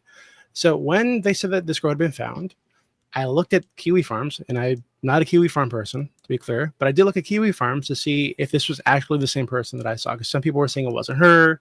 I think our relevant said it was like a twin. And I don't know why the fuck it would make any difference if it were a twin, whatever. Yeah, like what? Like they're the same age. Like, doesn't make any fucking sense, but okay. So like, twins, but she gestated for another 6 months. Yeah, like stupid. Like, yeah. So I looked it up, right, to see if this is the same person that I saw, and it is the same person I saw. This is not. This is absolutely her. And all the other shit they found, where they found her birthday, they from like a court, like a traffic ticket or some other shit. Yeah, they found like a bunch of shit where she like lists her age, right? And it seems very clear that at the time she was 17 years old. So yeah. Okay. But I'm talking about like the evidence or whatever that Destiny has CP on his computer. Oh yeah, We admitted to it. Yeah, he admitted to it. When? In the DMs with the Willie Mac guy, he said. Hey, he that's said, what he said, that's what I just said, bro. Like that's what I'm trying to get to. So I assuming the specific message you're talking about is, yes, I created copies of all our messages and everything when that court case started. Is that the hold on? specific Willie one? Willie asks him if he has it, and he says yes. And Okay, And then he takes a picture of it. Sure. So he still has it on his computer. So here's my question. Why would Destiny ever admit this to Willie Mack, knowing who Willie Mack is? He's an idiot. Why would he do all the other shit he did? Actually, this reminds me of something that I've wanted A lot to of say time for a very criminals long want to time, get okay? caught. Hold on, I've wanted to He say this wants for to very... get. Lawson, Wait, Lawson. you actually believe that? Yeah, The I think it benefits him. Okay. So this is like a common tactic, right, of like manipulative people that Destiny himself laid out once. And I remember seeing it, and I was like, oh yeah, that is a thing manipulative people do. It's like when you get caught doing a really fucking stupid thing, and if the other person knows you and they think you're an intelligent person, but you did do the really fucking stupid thing, if you say, hey, do you really think I would do something like that? Do you really think I would do something that's stupid? But he wasn't caught until. Hold on, and that's enough. That's enough to gaslight people into thinking, oh no, maybe he didn't actually do this stupid thing that he wouldn't have done because he's too smart to do that. But again and again, Destiny's been caught doing really. Can we not do the general thing? Stay on the one thing. Yeah, I'm talking about this one thing. Like, no, but you're saying again and again, and all the whole pile. And he told Willie Mack that he had this on his computer. He did. Why do you keep trying to frame people's arguments and what arguments they're allowed to make? Who is this fucking guy? Doobie, so before he said, yes, I created copies of all our messages and everything, what was the proof that like Destiny had it on his computer? The screenshot of the video title, right? And hold on, and prior to the video title? Yeah, of the name of the file. Hold on, and prior to this, I think this was before the Willie Mack video. People were saying that, and I don't mean just random ass people that are associated with Destiny and Dan, and have been in their little circles, and were able to prove that they were in their little circles. I can't like. That's fine. I can show you. Okay. I can show you later if you're just not aware, but I can just tell you right now. Can you show me now? I'd have to pull it up. I have to dig it up for you, right? Okay. So I have been following the story, right? And I've been aware of these things. So people that were in these circles, these doxing circles that Dan and Destiny put together, said that counter doxing circles. No correction. Doxing. No doxing. Don't do that. Okay. Dan and Destiny have been actively publicly doxing people for fucking months. Don't do that. JStalk didn't dox anybody. Okay, go. It's not doxing, bro. It's counter doxing. Like who did Pisco dox? What? Who did Pisco dox? I don't think he doxed anybody. Yeah, they doxed Pisco. And the guy one of the guys involved said that Dan was the one that on that fucking account that did it, that posted it. And that they've had this little crew. That's correct. I'm not here to defend Dan. Doobie, I need to. Okay, then what do you mean counter doxing? Like, what do you mean? Hold on, Doobie. I need to hear this real quick. You're saying that in the DGG counterdox server, they went after Pisco? On Kiwi Farms, they doxed Pisco. Yeah, and the guy who did that come from DGG? Yeah. So my understanding is the guy who said that the guy who exposed the counter doxing that is actually just fucking aggressive doxing, right? And like they're the doxers. He said that the account that posted Pisco's docs is Dan on an alt account, and that he was involved in not just doxing that guy, but doxing a fuck ton of other people, right? So he said that it's Dan? In the server, yes, and in the server, they were posting, Destiny was posting images, screenshots, but also the fucking videos themselves of this girl when she was underage to try to help, so they could take images from it and try to find her. And they had to tell him to blur out her fucking genitals because she might be underage. So this was recent. So obviously he still has access to them in some way. Okay. So I'm trying not to ping pong between the doxed and the having CP on his computer. Sure, that's fine. You can focus on the so CP. Pick one of the terrible things that you wish to defend. Hold on. The alleged terrible things. Okay, hold on. The alleged terrible things. What the fuck did Pisco do that deserved to get doxed for? Well, he didn't get doxed. He challenged the brand. Hold on. And counterpoints to be clear, this happened right in the period where Pisco was having all these arguments with Destiny about all this fucking communist shit. I think the day after that big fucking argument, he was doxed. Sorry, Doobie, and just to be clear, your allegation is that with Steven's knowledge, consent, whatever. I don't know if he was. I don't know if Pisco he personally was involved, right? So to be Okay, clear, but what I'm We don't saying know is it was the Dan the either. people You who- said some guy said it was Dan's alt account. Yeah. Okay. The guy that leaked this this doxing server said that Dan was behind that alt. So that's what I'm saying that I've heard. Right? So who is this given guy? That he was correct about, given that he was correct about the other shit, right? I don't see there's any reason. Wait, correct about what? About the existence of the doxing server that he was able to prove. He was able to provide screenshots of The it. doxing server that he said was owned by Dan through an alt account. No, I think it was Dan's like main account that owned the doxing server. Well, It was the same one where Okay. it was the same one where they were trying to find Hassan's family to smear his family. Like they posted fucking a book or something written by his father to try to pull some kind of information from it that they could use to smear his father. Like these people were like Dan and Destiny have been. well, see, when you say smear, I don't know the difference between smear and critique. When I say smear, I mean make up yeah. bullshit about them they could use it to tarnish their public image, right? That's what I mean by smear. Well, Hassan doesn't need any help with that. Who did JSOC who did JSOC dox? Do you know? What? JSOC. Who did he dox? So that is a huge convoluted web of bullshit Okay, so on nobody. Kiwi Farms, and So no, it's- so to be fair, I'm getting to it, but you've come to me with, I think this was Dan's alt account because some guy said so, but actually I think it was his main account. I just like No, hold on. You're misunderstanding. The account on Kiwi Farms is an alt used by Dan. Is the allegation? how do you know it's an alt used by Dan? Okay, That's this the is what the guy who allegation. exposed the doxing server says. The guy Again, who, what, like, again, dude, I I'm not- can't I'm not- work with I'm not this. at Dan's computer. I'm not at Dan's computer. I know you require very high bar for Destiny claims, but I'm just telling you what I've Yeah, and you should have a high bar for it. What I believe based on their other behavior, where Dan has been he's publicly doxing multiple people, by the way, on streams, just read out full names and fucking says he's abused a subpoena process. He abused a subpoena process to get somebody's name just to fucking dox him on stream. Like he's been doing this for fucking months. Destiny himself posted JStock's fucking a graduation video with his full name on it on fucking Twitter. I'm aware of that. Yeah. Okay, so why are you saying it's counter doxing? And, Because like insane to say about them. Like they because from what first of all, let's separate Dan from Destiny. Okay, I don't support everything Dan does Why would you do that? because they're two people. They're not one person. Okay, but they're working together on a project. Very obviously, they've been doing this for months. What project? Years, actually. What do you mean, what project? The destroy You don't think Dan behaves as like Destiny's little attack dog and goes after people? Like what? Like he's been Not doing that for like- fucking years. No, Destiny has said multiple times on their show that he does not condone like 90% of what Dan does. Trustworthy source. And this is why he posted the docs at Dan. No, got the on trustworthy Facebook source on his is some fucking guy told Doobie Yeah. that this might be Dan's account. More That's the trustworthy source. than the So guy hold on. So wait one skirting second. for So you're 18-year-olds. saying Yeah. that Destiny, the guy said, oh, he doesn't approve him like Dan's behavior. He again posted JSock's docs on Twitter that he got Yeah, from fucking Dan. I agree with that. Should we go into that one?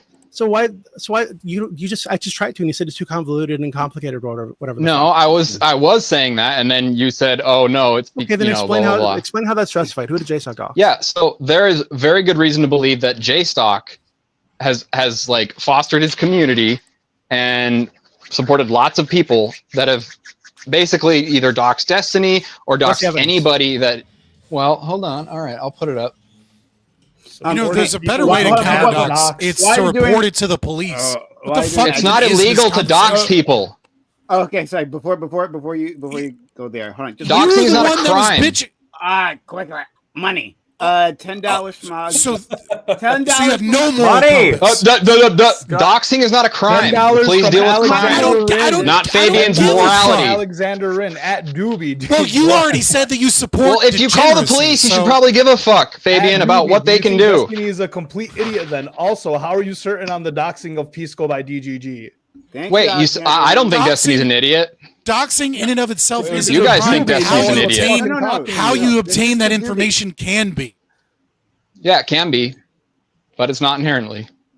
Right. So if rape was legal, would you have a problem with rape? I don't know. Maybe. Okay, well then get the fuck out of here. No, hold on. Yeah, I actually have a question. Like this dude's a clown. Like no, hold on. I'm a Lawson stan. Fabian, you're on exhibit at a zoo that people come to watch. So don't fucking sit here and fling shit at me. I'm trying to have a conversation. Does anybody even know what this weirdo looks like, or is he always off camera?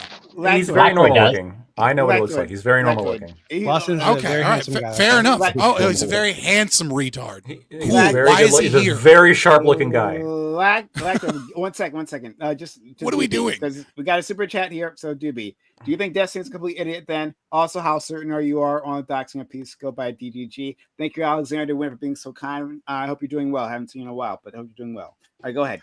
Okay, so no, I don't think he's a complete idiot. I think that in this specific sphere, when he feels like he's attacked, I think he gets very impulsive and does a lot of dumb shit, right? And when it comes to like his sexual shit, very impulsive, does a lot of dumb shit. I think that showing Willie Mack this, right? And I think even if he didn't have it, just showing it, which would imply to somebody that you do fucking have access to it, is dumb as fuck. There's no reason to show the video title or the video name to say, oh yeah, it's really fucking weird to think that he was recording these when she was underage. There's no reason to show that, right? To Willie Mack, you're talking about? Yeah, no reason to show that to Willie Mack. Yeah. So the fact really, that he did wait, no reason? Yes, no reason at all. None. No reason at all. There's nothing gained from showing the fucking video title. No, I'm so like, okay. what was gained from that?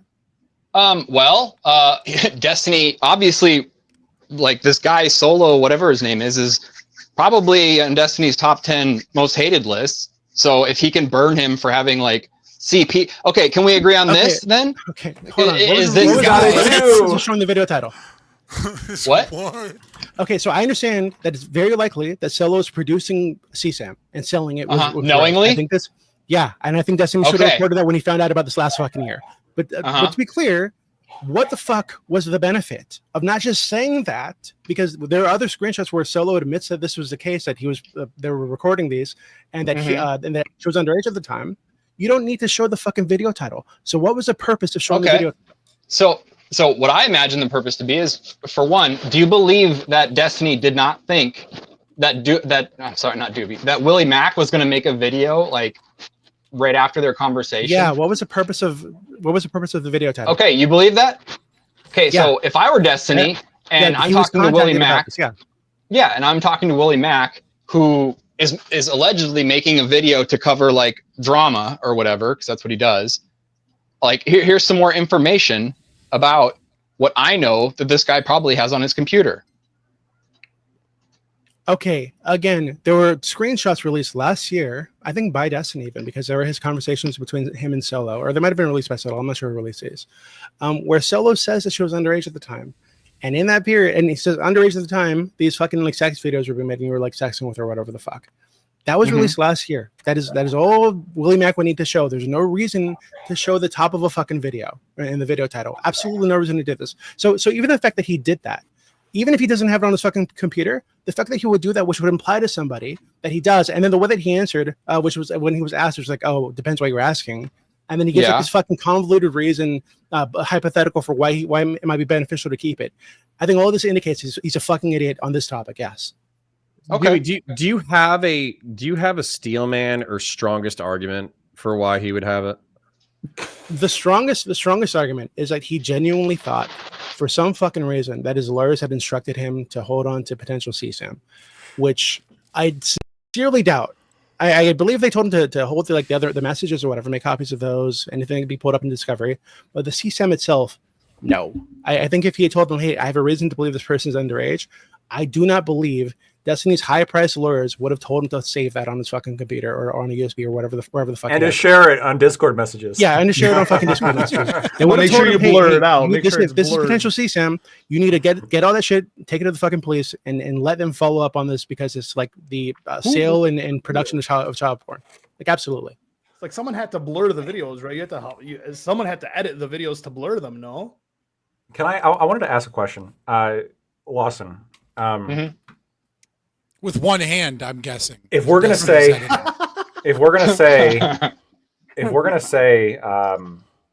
that, like, well, yes, Destiny doxed JStock, but JStock had it coming because he cultivated a community that led to other doxes. Could Doobie not say the exact same claim about of the community that Destiny has created that led to Peace Ghost Docs? He absolutely could, and I would want to see proof of that. When you say proof of that, like what kind The of docs proof would as you it need? happened. No, hold on, because we're talking about kind of like something much more nebulous. Because when it comes to like JStock's docs, it's very explicit, right? He doxes him, but the allegation that he deserved it because he cultivated a community that led some people within the community to dox some other people. This is like a second. This is like a second order removed consequence now. I agree. I could just simply send you a video of Destiny being critical of Pisco, and that would be enough to satisfy this standard. No, because is anybody familiar with JStock's like server and the people that he surrounds himself with? He's very. This is also just chatter. real quick. This was actually heartbreaking for me because Gisticle was one of my favorite Destiny orbiters back in the day, and I don't know if anybody's familiar with the timeline of when Gisticle got his fully erect Destiny hate boner, but the timeline is very convenient with when he started dating Cherry. Which orbiters are left? Hold on, and to be clear, Cherry's the one that Destiny recorded her without her consent, and then that's not even true. How do you know that's not true? How do you know it is true? Okay, again, so what I'm saying is Cherry is the one that said that Destiny did this, and she has at least she's at least. Why did we bring on the Well, no, I'm sorry. Hold on. No, hold the fuck on. First of all, you guys are gonna sit here and like flip shit at me because someone says this guy recorded this chick without her consent, and I say, what's the proof of that? Are you serious? You want proof of it? Well, yeah, yes, because by defaultly it's not true until it's proven true. Okay, so again, that's not how truth works. Wait, one second. So my understanding of the Cherry thing is, she said that she was recorded without her consent, apparently multiple times, and this was shared with at least I think she sure did say that. Yes, and then there are other people who have verified that they either received or those recordings from Destiny, or that after she found out, she showed them to prove that she was that this actually happened. And then I think the person who said that can we zoom in on verified and which people these are? Wait, one second. No, dude, because we keep just skipping past the shit that actually matters. I'm on the same thing. Okay, right? Go ahead. So, and then the person who allegedly got this from Rose's DMs posted a snippet of it on like Twitter, or like I think like the first 10 seconds or something, right? So like that's everything that Cherry has to back up her position, and she's All right, sorry, go ahead. She's confident. Ahead. She's confident enough that this is actually true. That she filed a police report. That hasn't, so far as I'm aware, hasn't gone anywhere yet. But she's filed a police report. And while Destiny has is no, not true. And so, and rather than when I brought this up, you didn't say that we're not sure of this or it hasn't been confirmed. You say no, it's not true. Yes, because when someone's accused of something and they don't like have any proof for it, yes, my default is it's not true. Believe all. Correct. I think she would need to like leak her fucking revenge porn to you. Lactoid, it's believe all Gentiles today. So hold on, how would she prove this to you? What? How would she prove this? How would she prove that she was recorded without her? Well, how does she know she was recorded without her consent? Because she has copies of the recording. Okay, that would be a start. You want copies of the fucking recordings? Well, dude, do you understand? You're asking for a standard that no one would ever accept ever. What do you? Do you understand that?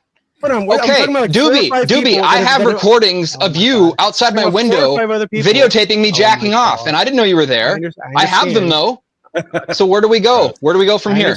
Well, we have 4 or 5 other people. I have them support. What people? Okay, this is why I wanted to stop you, because what people are you talking about? And what names? Every single name ever interacted with the situation, dude. Yes, that's what I asked. You fucking Alexander retard. Wynn. Alexander's wrong. Yes, Alexander's wrong. He says $10. Says she was not recorded without her consent. It was shared without her consent. Yeah, he's wrong. He thinks he's talking about one of the other. That's not the claim. About one of the other claim could be wrong. Happened to. The claim could be wrong, but that's not the claim. The claim is that she was recorded without her consent, and then it was shared without her consent, and she learned of the recording because of the it was audio recording. That she learned of the recording because of it being shared. Well, because of it being doxed from being shared to someone else. Yes, that is the claim. Right. Maybe? Okay. So again, they're like, I think Queeman, JSock, what's the girl's name? One of the ones that said that she received it. I forget her name. but she wasn't in J-Stock's crew, if that's what you're thinking. She said on Twitter that she received it, and she told Cherry about it. I forget her fucking name. It's like is it like Abby or some shit? I can't remember her fucking name. But there's like 3 or 4 I'm people. familiar with Abby. Three or 4 people who said that they've seen this, right? And that it exists and that it's real, right? So, and given the other behavior that was made public at the time, which is sharing of people's news and shit without consent, and recording audio of people, which what other audio? Stop! Wait! Please don't pile stuff on. One at a time, please. I'm giving you all the reasons that I think it's very likely that it's true. Okay, more likely than not that it's true. Okay. So, and one of the other reasons is that there was another recording that was released of him with some dude that was just audio, and he took it in his pocket, right? And the thing is, oh well, some people get nervous, and when this was brought up, it's like, oh well, some people get nervous with the camera, so I record in my pocket. That's fucking nonsense. I'm sorry, like no. So I think it's very likely that based on all this, right, and probably some other things I'm forgetting right now, that this happened to Cherry and he did this, right? So if Destiny's response to this is no, not true, then yeah, I have no reason to believe him at this point because he's lied about so many other things. This is a different allegation. Just none of them are true.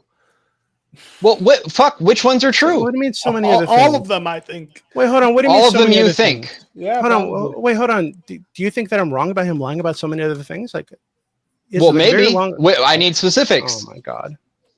Well, dude, don't give me this oh my god shit. This is the problem I have. Look, this is why Doobie, I've done this, I've had this same conversation against DGGers about you. How Doobie's a Nazi, and Doobie said this and Doobie said that, and they just keep piling shit on, and nobody ever wants to go into like the details of why. They just want to say, wow, you want to argue about this one thing even though we know all this other shit about this person, when a lot of the other shit's not true either.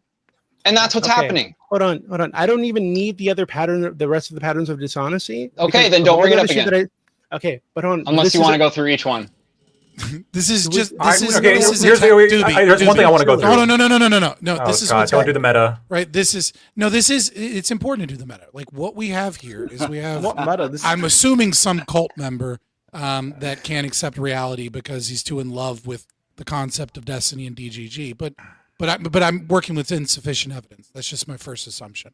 And there's this tactic where you're trying to establish several things as a pattern. He wants to go through each one, present a different counter argument, and muddy the waters with each thing because he doesn't want to deal with the overarching narrative that he's already accepted, which is that Destiny is an immoral degenerate, right? Which is redundant. I'm actually rubber and you're glue, so checkmate.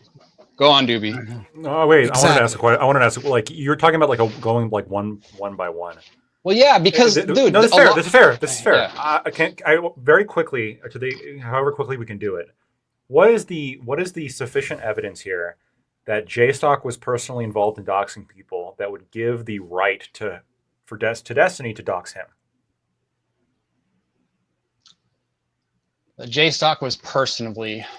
Directly. Because remember, J-Stock was the one who was doxed, and so what did he do to justify that action against him? To be clear, yeah. Yes, I believe it was counter doxing. Okay. So what did he do? All right, let me pull it up. Hold on.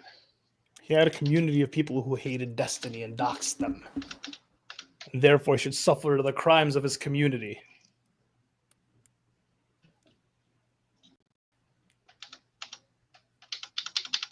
Can I post in Prime? I've never used Streamlabs before. And the Discord. The Discord group DM that you're in. All right. I just want on record, I'm going to post evidence before Doobie did. Just on record. Oh, God. Noted for the record. Don't oh God me. Don't oh God me. Yeah, I'm going to point out the different standard that I'm being held to. Hey, Scott, while Lawson's working on that, what would be wrong? I mean, like from like an argumentative stance to do what he's doing, right? He's saying, hey, you're presenting a lot of data, right? You're telling me all these things, but like unless we establish that these individual incidences are actually true, then the overarching narrative is untrue. What would be wrong? There's nothing wrong with isolating arguments and handling them one at a time. There is something wrong with isolating arguments one at a time and then attempting to introduce new counter arguments that move into a different direction and subvert the conversation, so that Doobie has to try and regain control of the conversation so that we're on some relevant topic, and then constantly subverting with one at a time so that the conversation turns into nothing. Because you notice we haven't gotten anywhere on anything, and it's mostly because you brought on this stupid fucking clown to just act like a stupid fucking You're clown. right, Fabian. You guys are making hella progress before I got here on getting to the bottom of things. Okay. But I well, thank you for answering that. I mean, all right, that's it's an answer. Look, I look. I know I'm look, biased. this is Lactoid. Wait, one thing. This is where I sympathize with you guys, because this is exhausting. This is something that does take like hours and hours and hours, because it all goes back to like the Anne of War shit and like the 15-year-old he said was hot like 8 years ago and like other shit. Like it is exhausting. So I will, I will cut you some slack on that. There's also, and like I said, I think it's good to go like, and that's why I asked you specifically about the JSTOC thing, just because, when I saw the fact that he doxed him, and I also the death threats and everything, I thought this was like pretty extreme. Like this was sort of crossing the Rubicon in terms of just kind of like, I didn't think a streamer this big would be doing stuff like this. Like this is pretty wild, right? But to give Doobie like a little bit of credit here as well, like when you have somebody who has such a long history as Destiny does in this space, you can't like, especially like on a panel like this where we got 3.5 hours, we can't possibly go in depth on every single one of these, right? Sometimes you just have to like obliquely mention them, right? And you have to say, look, this is like part of a pattern of behavior. Don't you remember XYZ? And you could say, well, but let's like go into XYZ. We don't have enough time to go into XYZ. I mean, I X agree. alone That's is 20 totally hours, right? So, but you can go into X though, and potentially, but then you're not problem getting into people Y. point You're to not Y getting and to Z. Yeah, but People are going to say, well, even if X isn't true, look at. Sorry, X is a starting point. No, but remember, XYZ was like this is proof of the pattern of behavior of some like the actual point that we're trying to talk about, and then the whole panel is now just talking specifically about X as opposed to the point of the panel, which I guess I'm kind of participating in by asking details as to how JSTOC was responsible for doxing people. But to me, this is like particularly important because I think that this was done. My theory as to why this was done was because I think that JSTOC was threatening the brand, but also this kind of behavior is like particularly egregious. Like as streamers or even just internet people, I think that all of us would be pretty, or I guess maybe are pretty terrified of somebody who's dramatically more powerful than us putting in resources into doxing us and making death threats to us. That kind of scares me a little bit. I'll tell you right now, if I'm doxed, I'm finding the person who doxed me and going to them, like directly. Okay. But you're not going to. But you're not going to be able to. 1,000% I will. I promise you. But here's the thing. Like, I promise you, I will. You're not going to be able to know who. You're not going to be able to know who did it. And these people have much more money and much more power than you. Like, I'm sorry. Like, this is part of like, power dynamics are usually like memes, right? But there is something here as to like, if a multi-millionaire is trying to come after you and you're not that, you're kind of at a huge disadvantage. Yeah, leftist power dynamics are actually completely correct, not just memes. But anyway, Fairy Queen FQ. That's a nice picture of you right there. FQ. Says, ask Lawson how Destiny knows that Rose had sex with like 10 different guys in the video, which he says in the Willie Mac DMs, if he didn't possess or view the CP on his computer. So Lawson? First of all, Fairy Queen, love you, miss you. Hope you're doing good. I'm sure he saw them. My contention is not Destiny never viewed. I mean, what's probably now child porn. Well, it was CP then too.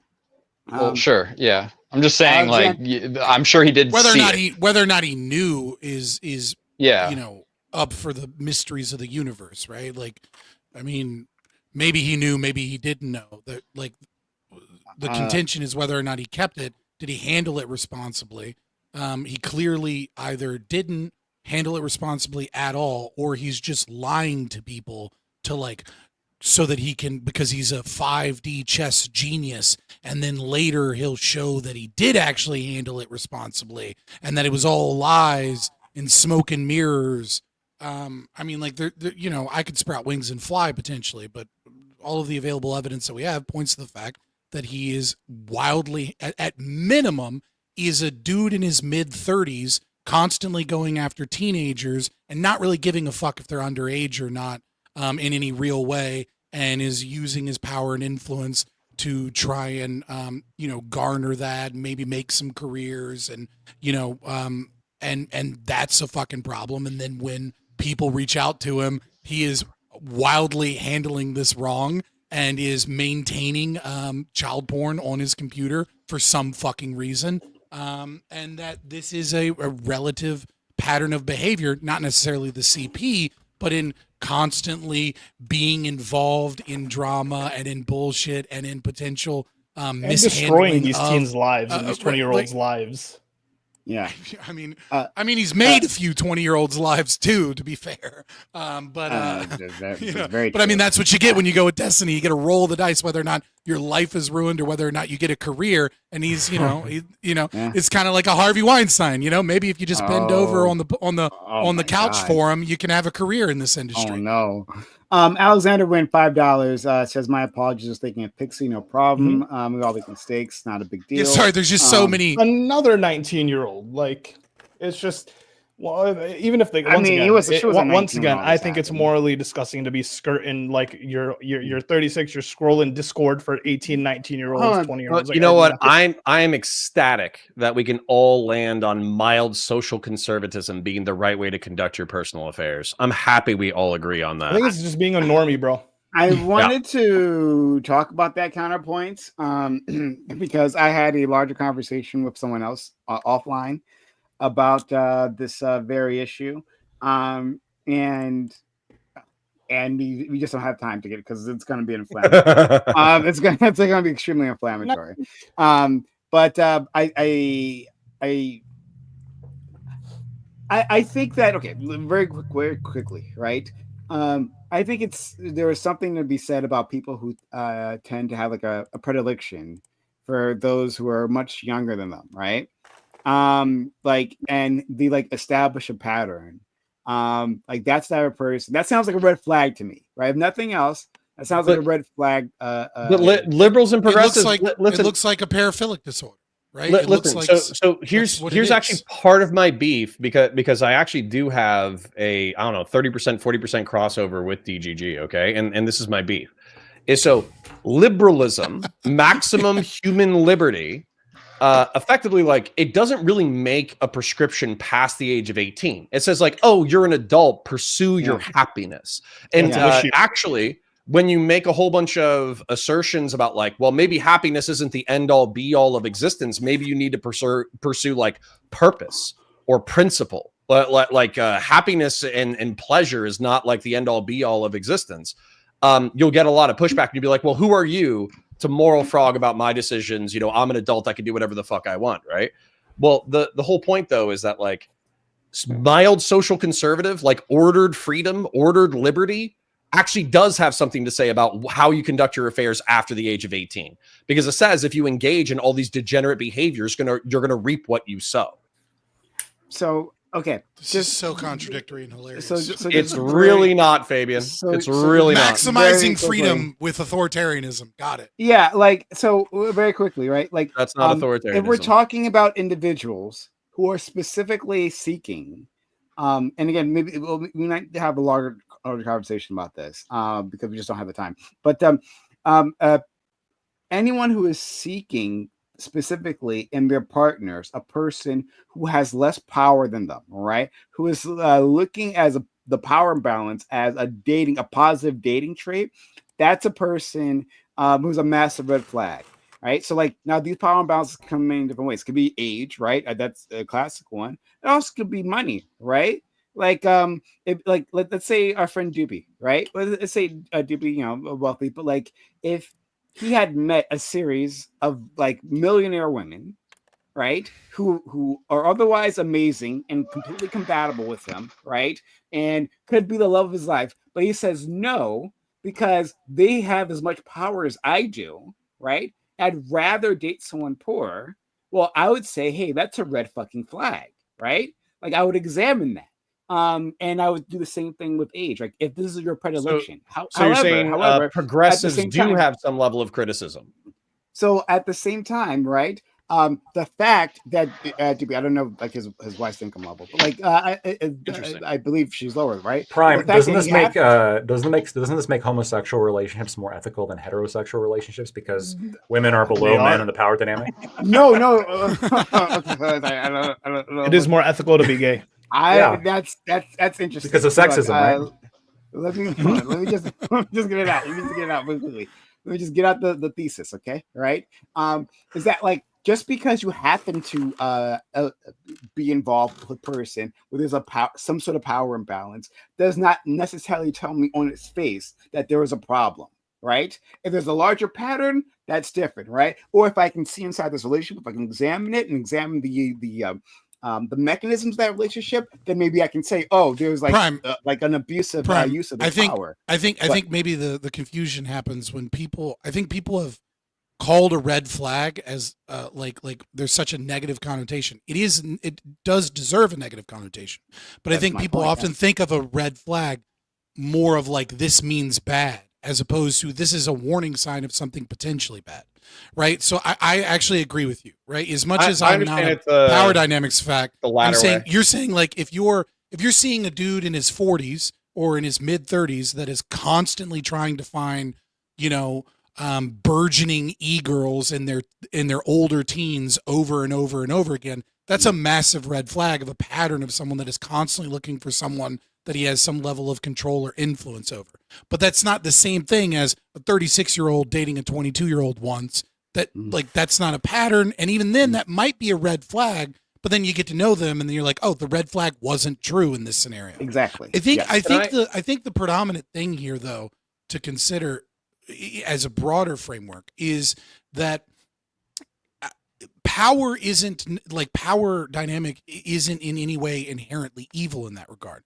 I think the problem comes to the fact of, listen, 18 is an arbitrary number that we have decided where we say, look, a majority of people have an adult brain or at least enough of an adult brain at this point to be able to make rational decisions as an adult ought to be able to make that. I personally think it's too low, but whatever. Same here. I agree. Right. Like I think it should probably be closer to 20, 21 without parental permission, but that's just my opinion. Nevertheless, what I would say is that, it's even in a power dynamic, it's not necessarily the power dynamic that is a problem. The problem is, does the person that is in the submissive or the subservient or the lower subordinate, lower power role, do they have the capacity to be able to make rational decisions? And there are certain situations where that doesn't apply. A 17-year-old would be one of those situations. Or someone that is on the brink of death from starvation would be another similar situation. But can I say, I want to interject real quick. This is my beef. Well, I'm done. Okay. This is my beef, though, is that, like, I swear to God, some people, 18 years in 1 second, they're like, oh, yeah, start sex work immediately. No consequences. Who gives a shit? You're an adult. Do whatever you want to do. I hate that. Right. It's evil. And so it's morally repugnant. And so for me, while that's legally true, if there was somebody who was just constantly like 18 year 1 second, hey, what's up? 18 year 1 second, hey, what's up? 18 year 1 second, hey, what's up? Then of course the indication of the pattern is that you're engaging with people who are socially, sexually, experientially immature. So you can capitalize on that. So you can take advantage of their inexperience. So you can get access to cheap, gratifying sex. And then you can ditch them whenever you want it, whenever you feel like it, because it's it's cheap, experiential because thrill. It's legal.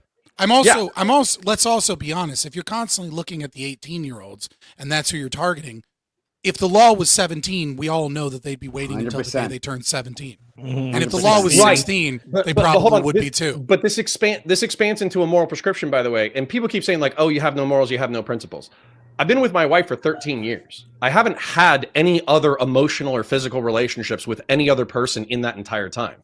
I have 2 children. I'm a relatively like disciplined. We've been pretty emotional between us. I don't know. Right, but that's more like a fraternal love than a sexual love, Prime. Okay. So anyway, So you say. So you say. You may have personal morals. I think people, myself included, were calling you out for willing to work with people that don't have those morals. They don't share your morals. but I think that especially in this space though, I think that Fabian, you and I are the only person that are married and have kids. Wait, I'm married and have kids. Well, I'm married. What's that? Doobie has I'm kids. married, Yeah, and I'm I will married have a and kid yeah. in March. Yeah. Oh, actually, Doobie does as well. Okay, Yeah, okay, all right, hold on. And- we all got and I older. was Yeah, married but as well. Doobie's marriage is I a think fake marriage where they Corey, and sleep with Prime other are the people. only people who've never been You know married. what? You know what? I stand corrected. But I I'm would just kidding, say Doobie. I love you. I would forward the argument that 2 or 3 years ago, it's actually kind of funny how times change things. 2 or 3 years ago, 70%, 80% of Twitch poll panels were 100% like, Bachelors. 18 to 30-year-olds who were promiscuous, Free men, who were yeah. sex workers, who were single. Can I who defend didn't banging believe in 18-year-olds family, real all quick? that bullshit. I want to You defend bang. can't say that while looking like can't. a fucking passport, bro. No, What's wrong? lactoid. No. You can't. You're Hun. wearing the You you're can't, wearing the Hun. passport, bro. I just want to shirt. get these super chats out. Wait, We Lactoid's know going to Lactoid. defend banging 18-year-olds? We What got, happened? it's good content. We got to do that. Fairy No. Queen again, wonderful picture. Look at Mr. Girl's explanation of Destiny sexuality, Connor. Destiny is Definitely the authority there. And out Yeah, of control. Mr. Girl knows about fucking inappropriate sexuality. That's for goddamn sure. Destiny isn't an out of control party boy. He's more like a flasher on the street corner. The violation is the turn on. The violation is the turn on in that of itself. Okay, think I'm that not was willing the to. type of- Wait, Okay, can I respond to Fairy Queen after Connor?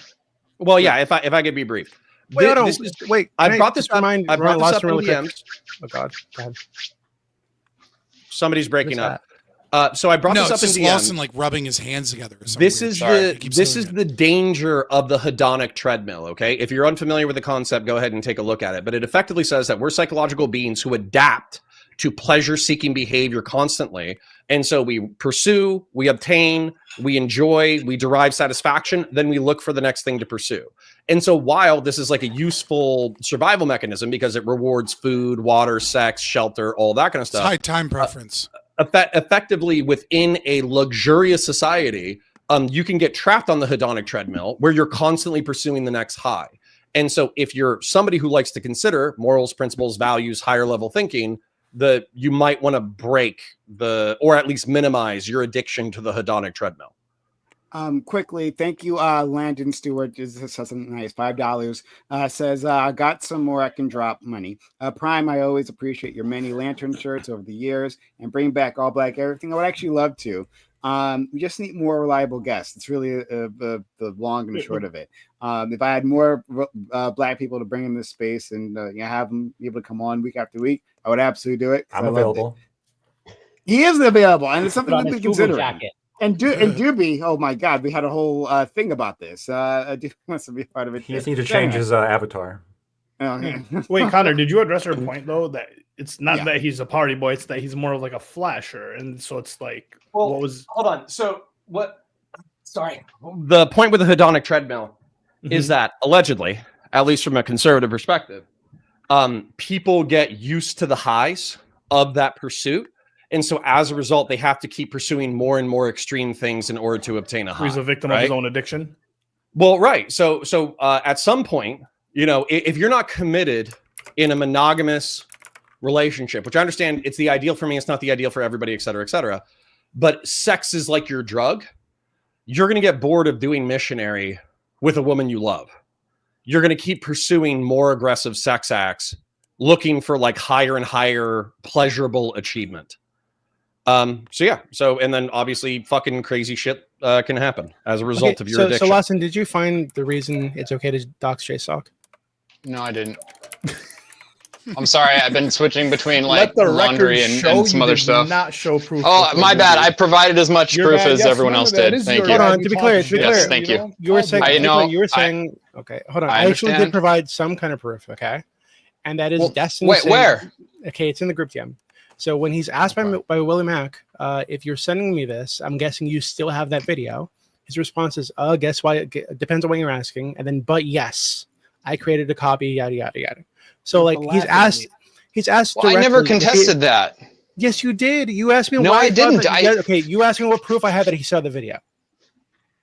Yeah, I'm not. No, that he had the video. His fucking collection of child porn. But I'm telling you, when he responded to Willie Mack, he said, "Yes, I have it." Like that's okay. That was what he said. Okay, can we agree that Willie Mack did call the police? Yes. Yeah. I'm guessing the police take child pornography fairly seriously. I hope so. I hope Depends so on too. how rich you are.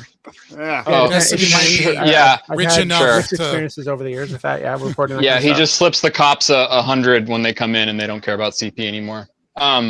Yeah, so I imagine if he did get the police called on him, that I don't think he would have streamed today if that were the case. Okay, so hold on. So have you gone from we shouldn't think that he actually had this on his computer to well, he hasn't been charged with anything that we're aware of, so we should just trust him. Like, is that? Well, I'm operating from the assumption that Destiny isn't a complete fucking idiot, and if he did have that on his at this point, why would because because he's not, and I don't believe you believe that he is either. Hold on, Yeah, but exactly. I do think on this issue, Inshallah. on his interpersonal shit and his fucking weird sex habits. On the, like, you're doing the pile again. You're doing Lawson. Okay, would an intelligent person share someone's news with somebody that they just met in under a week? Would an intelligent person do that? I would say no. He did that. Yeah, maybe. Yeah, the balls make the brain turns off, dude. Doobie. Is that hold on. is that a stupid thing to do, or is that a reckless thing to do, or is that a legal thing to do? Doobie, stupid and reckless. If we go off of what Fairy Queen was saying, right? We assume this to be true. I'm not saying this is true, right? I'm just offering a possibility. If we go off of the concept that Destiny is in a situation where he is addicted to the drama, addicted to the kind of the fear of getting caught, addicted to doing the perverse, then it is if we assume that to be part of the paraphilia that is enrapturing Destiny's sexual experiences, then it's perfect. I said assumed like 7 times, right? Allegedly. Fair enough. Sorry. Then it's perfectly reasonable to assume that Destiny can be it's not reasonable to assume that he's like super smart, but that he can be in a slightly above average IQ person, or like a 115 IQ, whatever metric in that area you want to grab, and still engage in very stupid behavior in those instances because they would be wrapped up together, just like a streaker, just like a flasher, right? The idea that they're like, ooh, the idea of getting caught, or oh yeah, I have, like, it's not unreasonable that he might do stupid things in terms of showing what what he has, because his paraphilia is taking over in that moment, or his sexual excitement about the idea of being in all this drama and this danger and in this like whatever state. So you can assume both of these things can actually be true, that Destiny is a relatively intelligent person and that he's engaged in really stupid disclosures of the the potentially dangerous sexual exploitations of his fucking Discord DMs, right? Those two things can be true at the same time if we were to take that framework that Fairy Queen was putting up forward. 3 super chats. I wanted 3 super chats. $5 from Miss Devin 77. Racism, sexism, a phobophobe, bigotry, etc. are immoral, but if I curated my entertainment to match my morals, I'd be significantly less entertained. Oh, I guess it's the hedonic thing. I love racists. That's true. Oh boy. We'll talk about. I hate Nick Fuentes. He's funny sometimes. He just is. Oh boy. Okay, let's leave that alone. FQ again. Thank you, FQ, for the kind super chats. We really do appreciate it. It's really kind of you. Thanks so much. So she says, do you think Ted Bundy attacked the sorority girls at Florida State because he was a quote unquote degenerate? Yes. No. Yeah. Can I answer that? And also, I'm going to have to. Well, I need to leave in a moment, so I'll answer briefly. Degenerate 150 years ago was actually understood as a statement about life, where if you engaged in good behavior it would be generative. It would help you live. Whereas degenerate were behaviors that would slowly slap your energy or sap your energy and kill you. So that's why drugs, promiscuity, all that kind of stuff is labeled degenerate. So unironically, Ted Bundy murdering people is degenerate behavior because it ended up fucking him over and killing him. Okay. Before you I'll go, answer. Connor, I have a question for you and Scott before you have to go, Connor. So just Sure. Okay. Yeah. Okay. Well, let me read this down really quickly, and then let's do. And I do want to hear your explanation, your defense. Well, that's the I question. want to That's answer that's that the question. question. Oh, okay. Because I think I was Audacity, bringing up degenerate a lot. $10. This dono stands out as attestation that Doobie has provided facts relevant to the findings regarding details to the events of streamer Stephen Destiny Bonnell II in secure format with confidence to me. So thank you, Audacity, for that attestation. And thank you for the kind $10. Okay. I'll answer the question about Well, degeneracy. if it's good enough for Audacity, it's good enough for me. So I will say this because maybe it was regarded towards me or towards me. I don't know. I will say that Ted Bundy may have engaged in those attacks due to degenerate behavior. I will agree with counterpoints to some degree. I mean, primarily, it's because he's, has ASPD, right? He was a psychopath, right? I mean, he has a personality disorder. And what causes personality disorders is a subject for a lot of debate, even in like there's a lot there. But I would say that there are oh God, I can't think of the word. It's getting late. But there are people that function as sociopaths, right? They go into business or they go into other areas of life. And so it wouldn't be insane to say that his degeneracy may have led to that type of behavior or taking on those things. But that's it is not primarily or predominantly because of degeneracy. It may have had an effect. But I think we're talking about different things. We brought up Destiny as a degenerate as the baseline, that this is at the minimum, he is a degenerate, which is a bad thing, was my argument. I wanted to respond to Fairy Queen's earlier thing. Fairy Queen, you and me are in the same position. We're both trying to get people to listen to the insights of a person who's apparently a sexual deviant. What are you doing? What is that noise? Yeah, I don't know. I'm sorry. I apologize. I keep rubbing my hands together. Don't worry about it. Maybe he's cold. Maybe it's It's a compulsion of his people. Okay. I was thinking it, but I wasn't going to say it. I didn't want to go there for the memes, but please. Hopefully that's not anti-Semitic. Please. It is. I have a real job. Talking about Jews. He's not Jewish. I have a real Why would you job, go and to it Jews? puts wear on my hands. I just know white people. Like I don't know where you got Jews from. Oh, okay. Okay. Right. It's not remember, it's not racist if it's targeted towards white people. Excuse me. Jews are not white, first of all. That's not what I said. I will not let that stand. Oh boy. I didn't say that. Anyway, Lactoid, save us by defending having sex with young people. Go ahead. 18-year-olds specifically, but be very specific about young people, legal adults. Okay, legal adults, as in young people. Yeah. And my question is it's very straightforward, right? It's based on the premise of if someone can fuck me over politically, why can't I fuck them sexually? You're telling me that this person is so impressionable and easily manipulated that I can't get with them, yet they're able to decide my fate on the political level. They can vote. Their vote is equal to mine. The premise is you fucking people over in a revenge way. I don't. Okay, so hold on. I'm just saying, if they're so easily manipulated that they can't even have sex at 18 years old, then they shouldn't be able to decide who the leader of the free world okay. is. I'll address this I agree because with that, I disagree with some other people who were like, "Oh, we should raise age of consent to 20 or 21." I don't agree with that. So 18, I think we understand to be an approximate age of maturity means that you have to start acting as if you're fully developed. And then also you can enlist in the military, you can vote, you have all the civic rights. And also 100 years ago, 150 years ago, dude, people were enlisting in the military, fighting wars and dying by the age of 16, 17, right? So anyways, the point being that I think legalistically, you can have sex with an 18-year-old and 1 day old, and I'm not going to send the cops after you. However, you couldn't. If that's your repeated behavior, where you just keep targeting 18-year-olds in one day because they're probably because you have a predatory impulse where you know that you're going to be able to take advantage of their immaturity, then I'm going to say that's antisocial. It's what does that say about people who target that? What does that say about people who target that demographic then as a voting demographic? Yeah, that democracy is the worst form of governance except for all the other ones.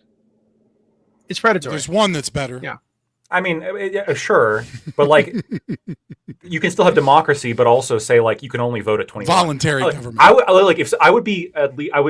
think 18 is probably fine. I would be moved by an argument for somebody who said, yeah, the age of consent should be 21, but so should voting in the military, right? If you want to make it so. Weirdly enough, I only have a pragmatic argument that you guys are probably going to think is worse. I think that 18 to 20-year-olds, because of the stupidity and recklessness and hormones that are like endemic in that age group, lends itself to youthful recklessness. I think the American military is reliant on that youthful recklessness in order to feed the war machine. It's a problem. But I think that's base though. So you can die, you can go consent to getting shot, but you know if somebody tries to come bang you, that's degenerate. No, I'm saying that at 18, if you can sign up to go die, then you can sign up. The judgment isn't on the 18-year-old, right? The judgment's on the 36-year-old. So it's like it's not that you're not. Yeah, but these generals are 36 that are recruiting these guys. I mean, yeah, and people say it's predatory. I mean, the staff sergeants are like 28. So, but is it like just because Connor says it's based? I mean, everyone agrees. No, I think society. I think first response security work and military work is reliant on the stupidity and recklessness of 18 to 21-year-olds. That's 100%. Not a good thing. How do you view that as? No, it's a good thing. So I'll say that a few things. First of all, ethics have to be intersubjectively communicated, and so it is right that 100 years ago, an 18-year-old was a different type of person than the 18-year-old that is today.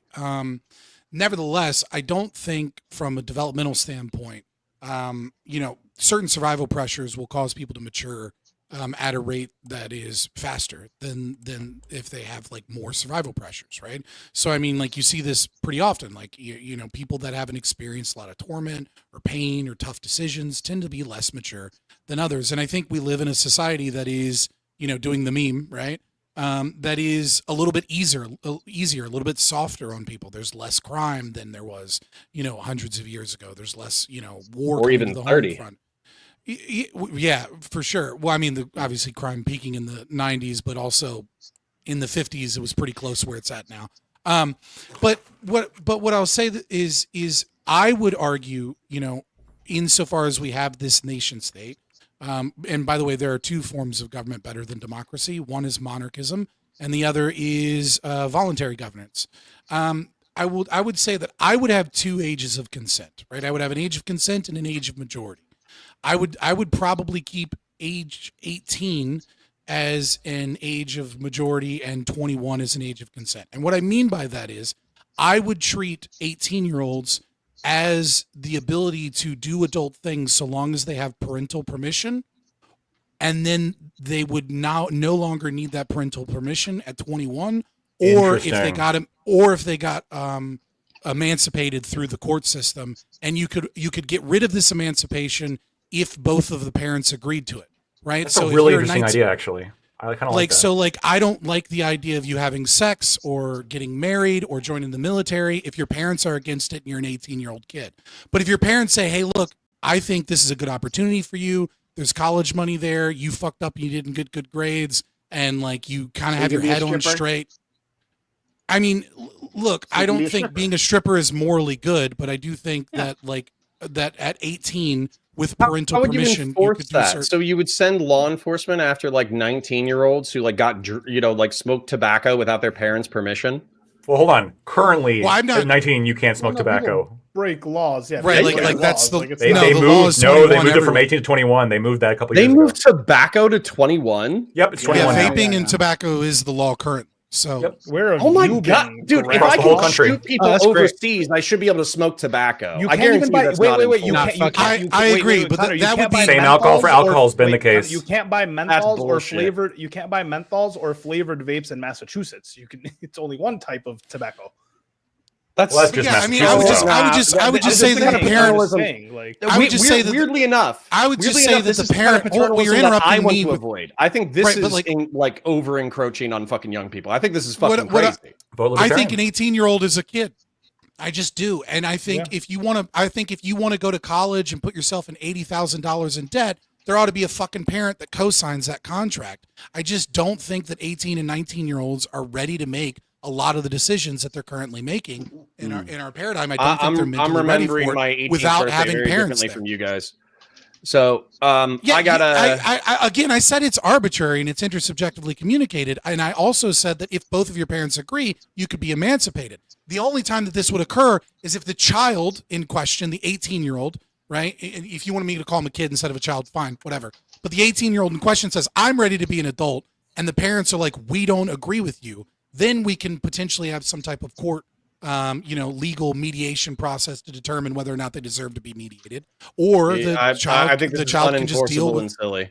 No, I think you could definitely enforce it. You don't have to get into like the details of it, Scott. I think that you want to thinking have about this is perfectly enforceable. You have to have cops enforce it. You want to have cops chasing 19-year-olds because they're not doing what mommy and daddy said. Hold on. Lactoid wants to arrest two 15-year-olds that are having sex. You want to have overburdened courts, and it's currently against the law. Fucking 19. No. Wait, Connor. This is the thing. Hold on. He's talking to me. He's yelling at me. You're yelling at Lactoid because he agrees with you. Yeah, he was yelling at Lactoid. So I'm gonna respond. He's yelling at me, Scott. So this idea of enforcement, like being like the big, you try to just bring that up. We're talking about tobacco, and then I pointed out that it's currently against the law for people under the age of 21 to buy tobacco. And non-libertarians being mad about this is hilarious. You're not going to be able to use like that argument, but like no, that I can. Hold on. This like elucidates the point I'm trying to make, which is like if you say, "Oh, this could never be enforced," first of all, you're wrong. We enforce minors doing shit all the time. But like we would simply enforce it to a scale that is feasible enough. We can't catch every 15-year-old that's drinking. We can't catch every 19-year-old that's drinking, but we catch them sometimes and then we give them tickets. Okay, I'm going to say this, and I can't believe I'm arguing with this with libertarians, okay? If a 18-year-old is incarcerated, fined, detained, or in any way impeded by the state whatsoever for smoking tobacco, that is fucking gay. That's the current law. That's dumb. That's okay. So what about alcohol? What about alcohol? That's unbelievably cringe. What about alcohol? That's fucked up. Sure. What about alcohol? Yeah. What about alcohol? We enforce that. We enforce that, Connor. But the physical differences between alcohol and tobacco are substantively different. And tobacco's worse for you. No, I don't. I don't agree at all. What the fuck are we? You want to compare death tables? I'm 30. Let's You're probably more likely to be addicted to cigarettes than alcohol. Age of consent. I thought we were going to be talking about the age of consent today. It did not end up the way that I thought it was going to. It actually ended up with libertarians arguing for a higher age of consent. I'm very confused right now. Yeah, because you'd only know fucking meme arguments as opposed to engaging with the real ones. Well, that's because 99% of libertarians are dumb as shit, Scott. So, well, Connor, on that, Connor, before you leave, libertarians have the highest IQ out of any political philosophy. Then why are they? No, that's not true. Destiny's not a libertarian. Okay. Anyway, Connor, before you leave, I had a question for the panel that I want Connor to answer to. So you have two choices, gentlemen. One is a 16-year-old Amish girl. The other is a 30-year-old woman inhabitant of North Sentinel Island. Make your choice. Mary, what are we talking about? No. So I get this. I think I'm the only one who gets this. Okay, North Sentinel Island is like a super remote island with like a tribal peoples that are like genetically like 4'2". They're like four. Yeah, they'll throw spears at you. Yeah. and they just discovered fire. Okay, I'm not going to give you the clip. I got to go to bed. I love you. All right. Anyway, can I shut myself up real quick before I run away? Yeah, sure. Okay. My name's Connor. I run Counterpoints 40K. That's where I break down the wonderful world of Warhammer. It's fantastic. Go check it out. It's my most successful channel. I'm also trying to do Counterpoints Politics and Valor Media Network. Counterpoints Politics, just Google it. You'll find it. And then Valor Media Network. I am live 9:30 a.m. to 2:30 p.m. EST, Monday through Friday. I'm live every single day. So if you like my commentary, you thought I was funny, You like any of that shit, then come check me out. I'm sure I'll be debating Ali and Lactoid and maybe Fabian someday on the channel, although I have a feeling that I'll probably I will hurt Scott psychically as much as he hurts me. So I don't know if we should do that to each other. But anyways, I Parasocial love you. I gotta go to bed. Me to your, you don't invite me to your channel. Invite me to your channel. Yeah, let's do a one-on-one. Yeah, let's do it. All right, have a good one, friend. All right, later, love you guys. See you later. Very quickly, thank you for re-upping the membership. Ukula. Eating. Someone's saying I'm controlled opposition. How am I controlled opposition when the people are afraid to debate me because they know they'll fucking lose time and time again? Eating while streaming is degenerative. Thank you, Ukula, for re-upping your membership. That's really kind of you. I don't get many of those. Degenerative is a different context, but okay. And Testicle Johnson. Oh my God! Can we even show that? Yeah, you can. Well, it's already there. So the answer is yes. Good old Johnny Testy on YouTube, right? That's part of YouTube's like. Okay. Californian squirrels have become carnivores now. By the way, fucking weird. Question for the panel: would you let Hitler shit on your chest to stop the Holocaust? All right, I gotta read these things beforehand. That's so easy. Yes. What? That's like such a small sacrifice. I'd have to think about it. I'd have to know what he ate that day. I'd accept the stinkiest shit to keep my Jewish brothers and sisters alive. Yes, I would do that. I think I speak for us all here. I accept the brown shower. Doobie, sorry. I hope you didn't have to talk to Connor because then that would have sucked. Oh, no, it's okay. I was just wondering if Lawson found a reason that it's okay to dox JSOC and why these are counter doxes and not just doxes. No, I didn't.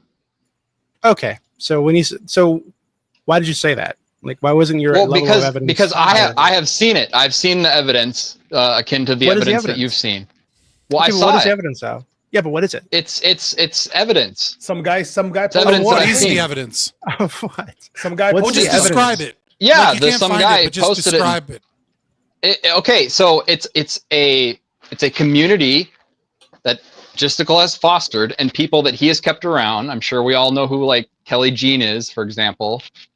No idea. And okay. Queeman is a part of it too. Okay, maybe we'll just clear it up really quick. Who did they dox? Because I know that Queeman's been doxed. I know that Queeman's been doxed. I know that Gisco's been doxed. Pisco's been doxed. And the Shredder's been doxed. Like who did this JSR community dox? Like who they tapped? Basically, almost anybody who either was an Orbiter of Destiny or anybody who like somewhat specific person. Trying to think here. Oh, I'm pretty sure Hutch is one of them. They doxed Hutch. You think they doxed Yes. Hutch? Okay. Yes, they did. Well, he said they did. Wait, Gisticle did? Gisticle's like whatever you want to call it. Like saying it. Yes. So you're what's the proof that I've been asking for? Okay, well, hold on. So I posted some of it, right? Some of the screenshots from the Sasan server. There's a video that I'm trying to get for you right now that I'm looking at it right now, where Destiny talks about trying to find this girl through these videos, right? And he says we were looking to try to find her, or whatever the fuck. When he's and he's referencing the video that he took a screenshot of for Willie Mack. That's not evidence of anything, just so you know. Okay. I would be looking for her too. Him saying that they were doing this thing lines up with the other person who said there was a Discord server dedicated to finding and to be clear, this person said this I think 3 or 4 days prior to Destiny going on stream and saying that he was trying to find her, right? So the other thing is that we have messages from Destiny in his chat where he's saying, I'm going to dox anybody, right? I'm going to just find out all the information that I can find about these people and just dox him now, right? And we know that he's publicly doxed JSOC or JSOC, however the fuck I said the guy's name. I'm not aware of anybody that they've doxed. There's no evidence that they've been connected to any dox, but Destiny himself and Dan himself have been doxing people. We know this. Yeah, so I understand. So I don't understand. Okay, so like, well, okay, why would you call it a counter dox? Like, if it were shown to you that Gisticle was doing what I claim he is doing, would that make a difference? Yeah, of course it will make a difference. Okay, but all you're saying is that he cultivated a community where people were doxing Hutch, so far we know. But if that's a standard, well, Destiny himself and Dan himself were publicly saying they're going to dox people while the community was trying to dox people and saying, doxing base, yada yada. So like, if that's a standard, how the fuck is that a counter dox? If what? Say that again. Is a standard. The community being cultivated where people are doxing Hutch right so far. How is it a counterdox when Destiny himself and Dan himself are involved in organizing doxing attempts of people? And just because like okay, trying to think of how to phrase this.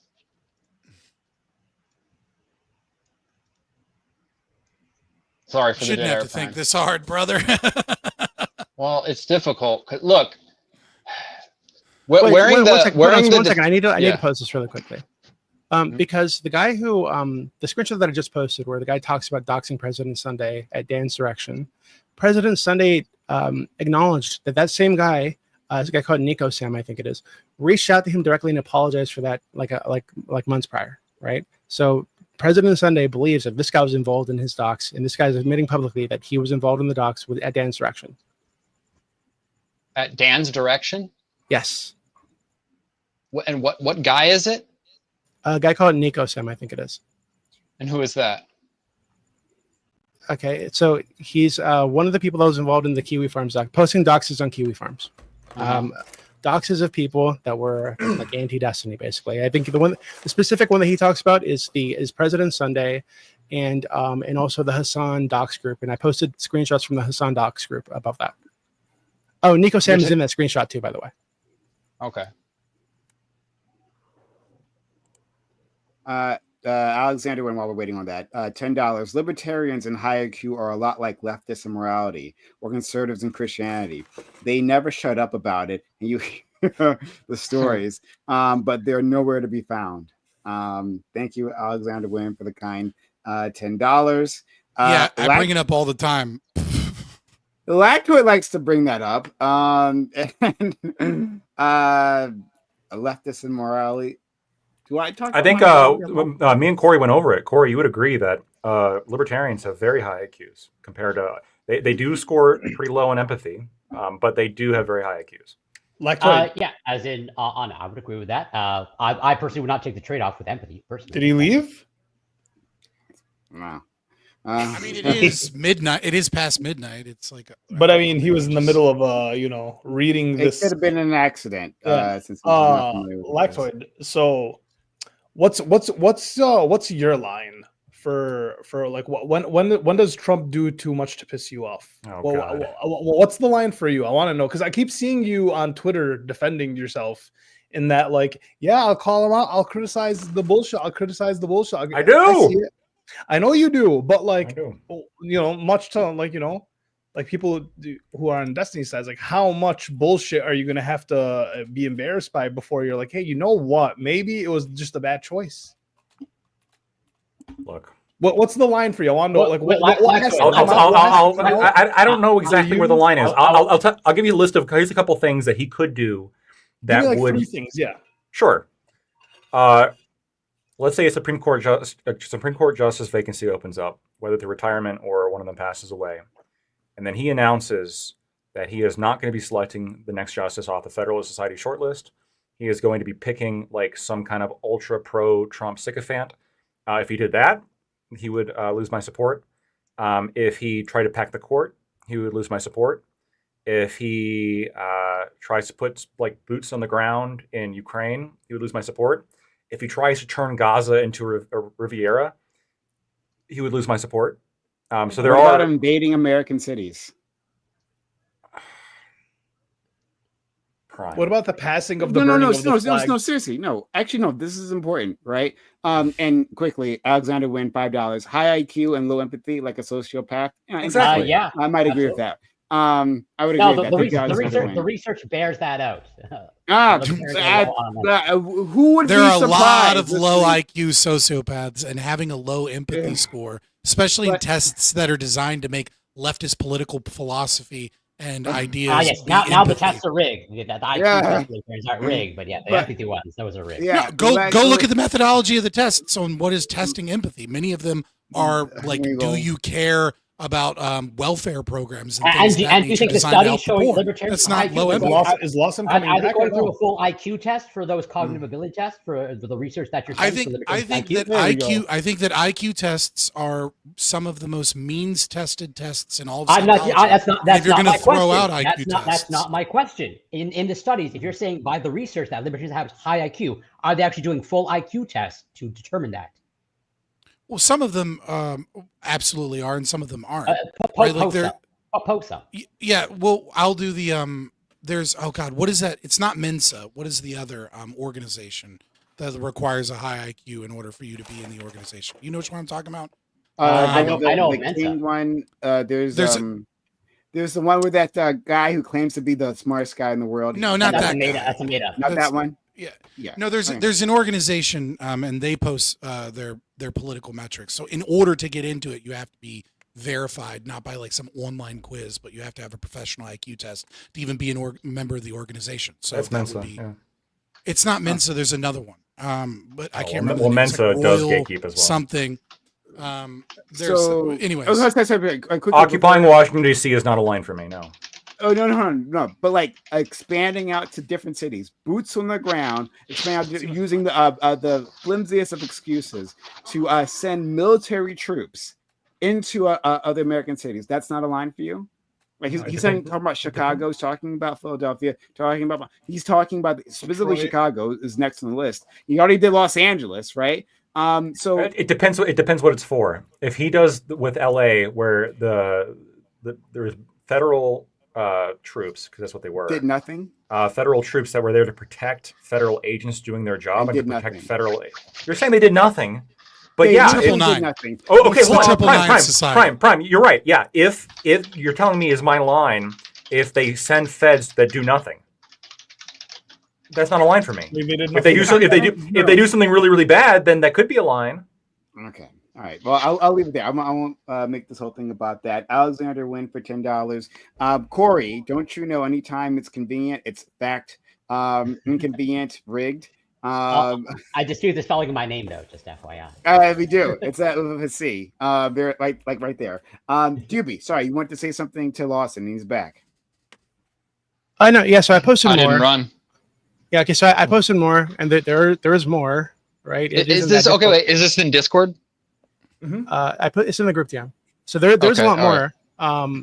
And so the last one I just posted is so I'm trying to verify this, right? I don't want to say actually I just won't say it because I'm not sure if it's true, right? But so I'll clear that up after I have time to look into it. So All right. but I think that's enough evidence that yeah, he's been involved in the doxing. Danny's been involved in the doxing. This Nico Sam guy seems like legitimate, right? What he said what the guy said in the email about the doxing server and the server where they were trying to find this girl on the the 22nd, I think, or it was like 3 or 4 days before Destiny said on stream that they were trying to find this girl, right? Yeah, I can see all of that. Yeah, all that seems to match up to me, right? So this is why I think he's been involved with this kind of stuff, and I can't find anything. Well, that's where I have a problem. Idea that Jason When you was say, involved. well, okay, sorry, I keep doing my hand thing. Yeah, I understand that at this juncture, the burden is on me to show that this is a counter dox and not just a first strike, if you will. So I do understand that, and I apologize. I don't use Discord on my computer very often, and it's updating. And I'm on my phone on the this stupid ass StreamYard thing, and so every time I downsize the window, it kicks me out. So just bear with me, and I'll be on tomorrow too, if you want to chat it up. Sure. Yeah, of course. Okay. Yeah, I don't know. I don't know if that meets your standard, right? But this is just the first thing that I could find, which is from the 999 Society, right? So they require either Stanford Renee or the Weschler, Weschler done by a professional, and you have to have an IQ of at least 146 or whatever is the current 99.9 percentile. Yeah, and their organization is overwhelmingly libertarian. They're not ANCAPs, right? They are limited government, limited taxation, socially liberal, which is where we when we talk about libertarian as a catch-all term, right? there's not any good evidence that like autistic fucking anarcho-capitalists like me have a higher IQ, other than my personal experience with these freaks. Out of some so I'd have to go through it, but I'm not seeing Yeah. the section of like political affiliation. But based off of some of this stuff, when they talk about the surveys of like the results of farming subsidies, about 49% are in favor of some sort of subsidies for farming. That doesn't scream libertarian or ANCAP to me. Well, no, no, it's like the top choice is no subsidies. The second choice amongst the group is minimal subsidies. Like, yeah, so I said it's a Likert scale. Yeah, like they're not. I'm not talking about like the 999 Society isn't overwhelmingly ANCAP, right?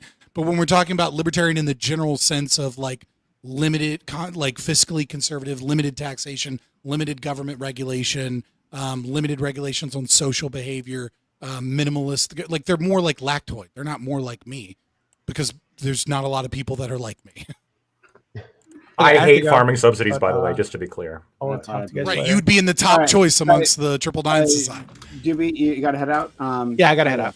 All right, well, we'll end things here. But thank you, Doobie. Thank you, Alexander Wynn, for the other $5. Saying he'll never spell Corey's name. Fuck you guys. You guys are freaks. Oh, sorry. You guys are freaks, and you know it. Doobie, thank you for coming through. Awfully, really kind of you. This was a good conversation. Turned out to be, even though I came into it kicking and screaming. But shout out to my man Doobie, as always. Yeah, good. Thank you for having me on. Thanks, Doobie. Take care, Doobie. Good talking to all of you. See you later. I got to take off too, Doobie. Before you go, I just wanted to say I appreciate the discourse. Still love you, bud.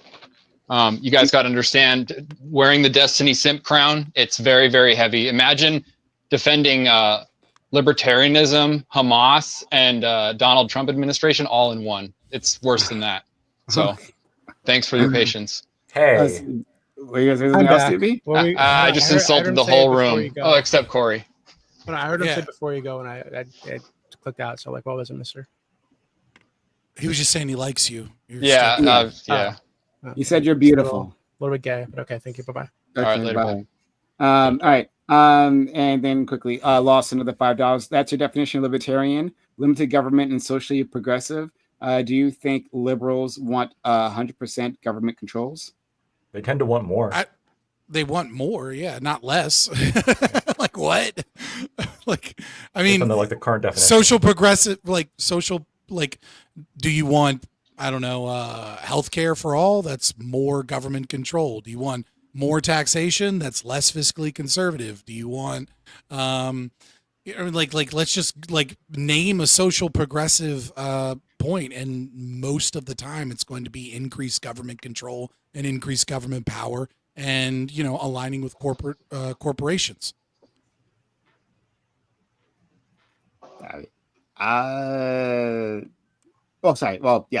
Liberals. Unless you mean liberal as a classical liberal, right? But then that's like basically an entirely different. Like it's entirely different. That's libertarian. That's libertarian. Classic liberals. It's a big tent at least. It's libertarian in the sense of it. Align with corporations, not necessarily progressives and leftists. Certainly not leftists. I think leftists, it's like 50-50 whether or not they align with corporations. Like they hate corporations, but then the things that they want give corporations more power. Even the tankies. I think there might be a argument for unintended consequences in some of those policies. No, I can hear that. Depends on what you're talking about, but I can. It depends on how far down you go. Like if you're talking about a revolutionary, like a tanky, right? Then most of their policies won't be for corporate power. It'll just be for transferring power from corporations to the government to control our lives. Correct. They wouldn't be per se corporate bootlickers. They would just be bootlickers for the state, while claiming that they have a non-statist ideology.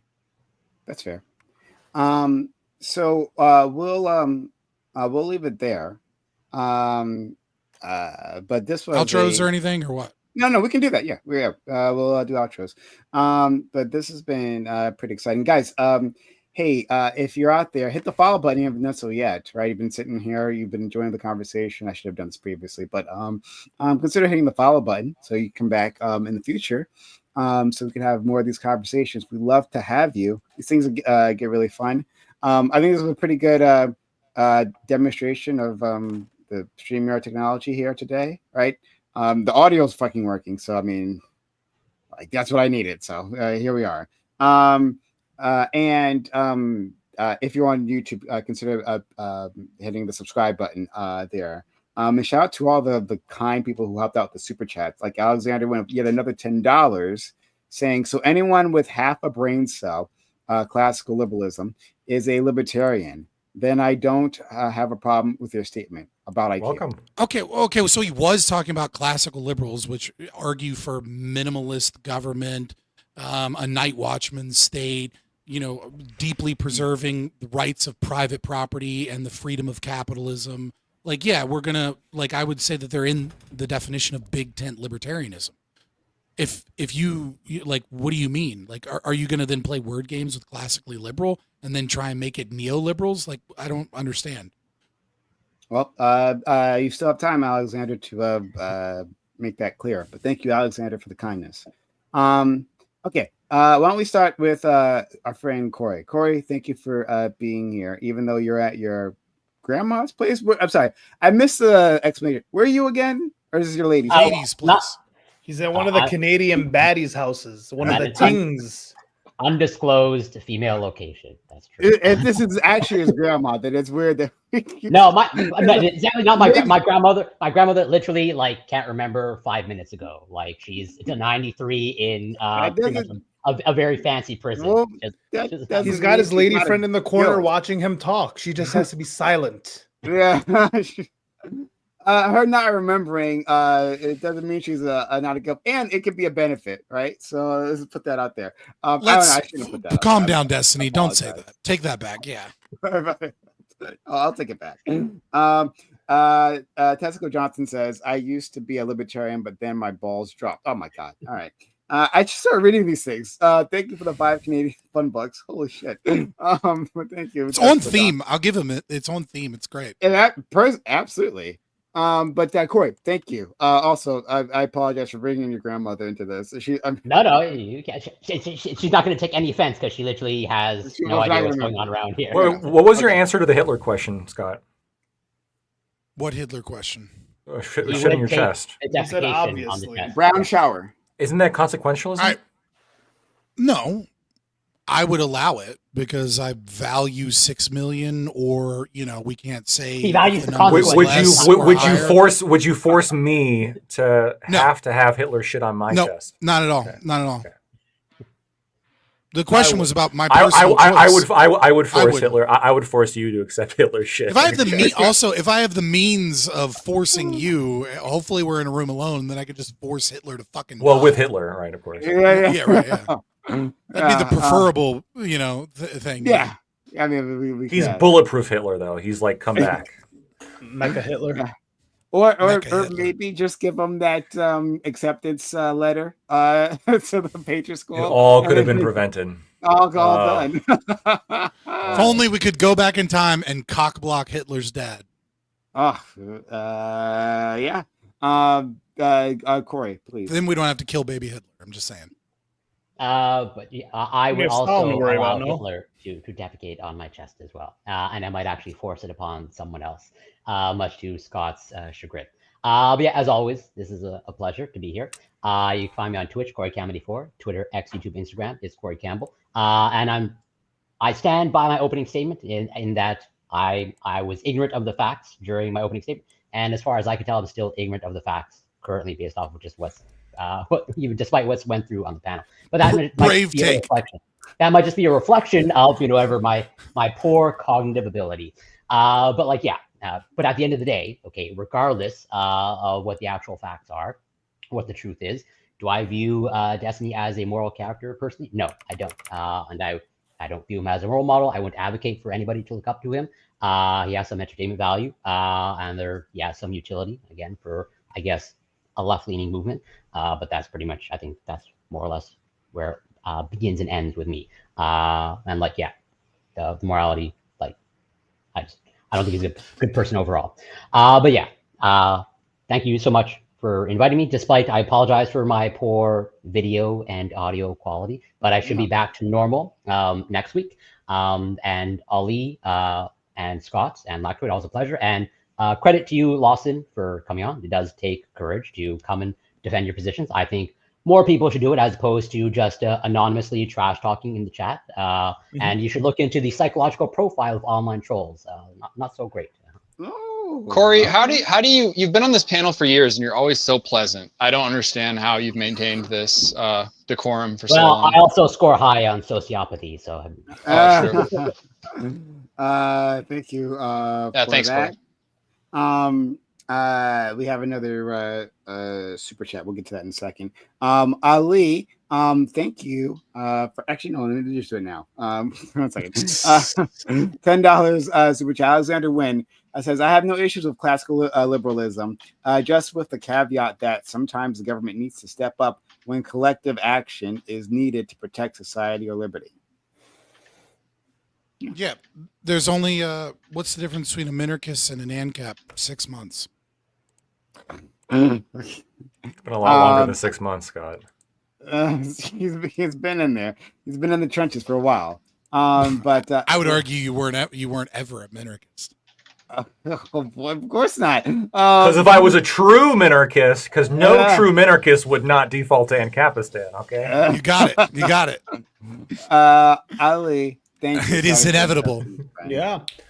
So I too stand by my opening statement. If your 36-year-old friend is maybe above in the 20s, late 20s, they're doing degen shit. Just punch them in the face, right? Like best case scenarios always happen. You lose. Is that good advice? Legally? And they might change their legs. Yeah, 100%. 100%. Lactoid, you got stamp it, seal of approval. Assault people. I don't know if he'll stamp it. I think so. But yeah, other than that, Free Palestine. Prime, thanks for having me, boys. It's always a pleasure. Free Palestine every goddamn day. Free Palestine. And yeah, I want to have more conversation than that. But anyway, let's go to our friend. Lawson, since you're still here, you can give an outro if you like. Yeah, sure. Thanks for having me, guys. Got heated. Sorry, I insulted a few people. Just one of the side effects of being put in the snake pit. So, yeah, no hard feelings. I do not think Destiny is a beacon of morality by any means. If he did do the things that he is accused of doing, I hope he is prosecuted to the full extent of the law and goes to prison. And I hope they let him stream in prison so I can still get access to the better political takes online than anywhere else. And that's it. Thank you. Thank you so much. Okay. Let's go to our friend Lactoid. And shout out to our friend Lactoid for being, I think it was, you had a lot of good points there, and thought-provoking, as always, friend. And I'm just glad you're here. Yeah, no, I always appreciate it so much, Prime, and to everybody else here, thank you so much for coming on. And Connor, I mean, I think Connor and Lawson to some extent as well, but Connor was, did feel like a little bit ganged up on and bullied a little bit at the beginning. So, he was a good sport about it, I think. So, shout out to him on that, and then also Lawson as well. I think overall, I've been obviously really hesitant to talk about the actual charges themselves and what's going to happen there, because I think it'd be irresponsible at this stage for me to do that. I'm because it's potentially very serious. That's the thing, right? But don't you know the facts, Lactoid? Are the facts? I know enough facts to raise eyebrows. I don't know enough facts, and really I think we don't know what the government's going to be doing either. So. I'm going to withhold judgment until we get more information there. But I do think that, like I said during the panel, the reaction sometimes to me is more important than the allegations. And the reaction, I think, is very easily condemnable because the evidence is undeniable, right? I don't know all the details about the allegations here, but I know what Destiny's been doing in response to them, which is a campaign of doxing, death threats, and exclusion, and it's just kind of fucked. And I don't think it's good for somebody who so many people look up to be acting this way. Lactoid, and you might have said this in your opening statement. You might have just laid this out, but just very quickly, do you think that it is completely the given excuse by Destiny is completely unreasonable. That like, hey, I'm preserving this evidence here. Do I think it's completely unreasonable? No, I don't. Okay. Do I think that it was assuming that it is accurate, that it was potentially poorly handled based on my very limited information.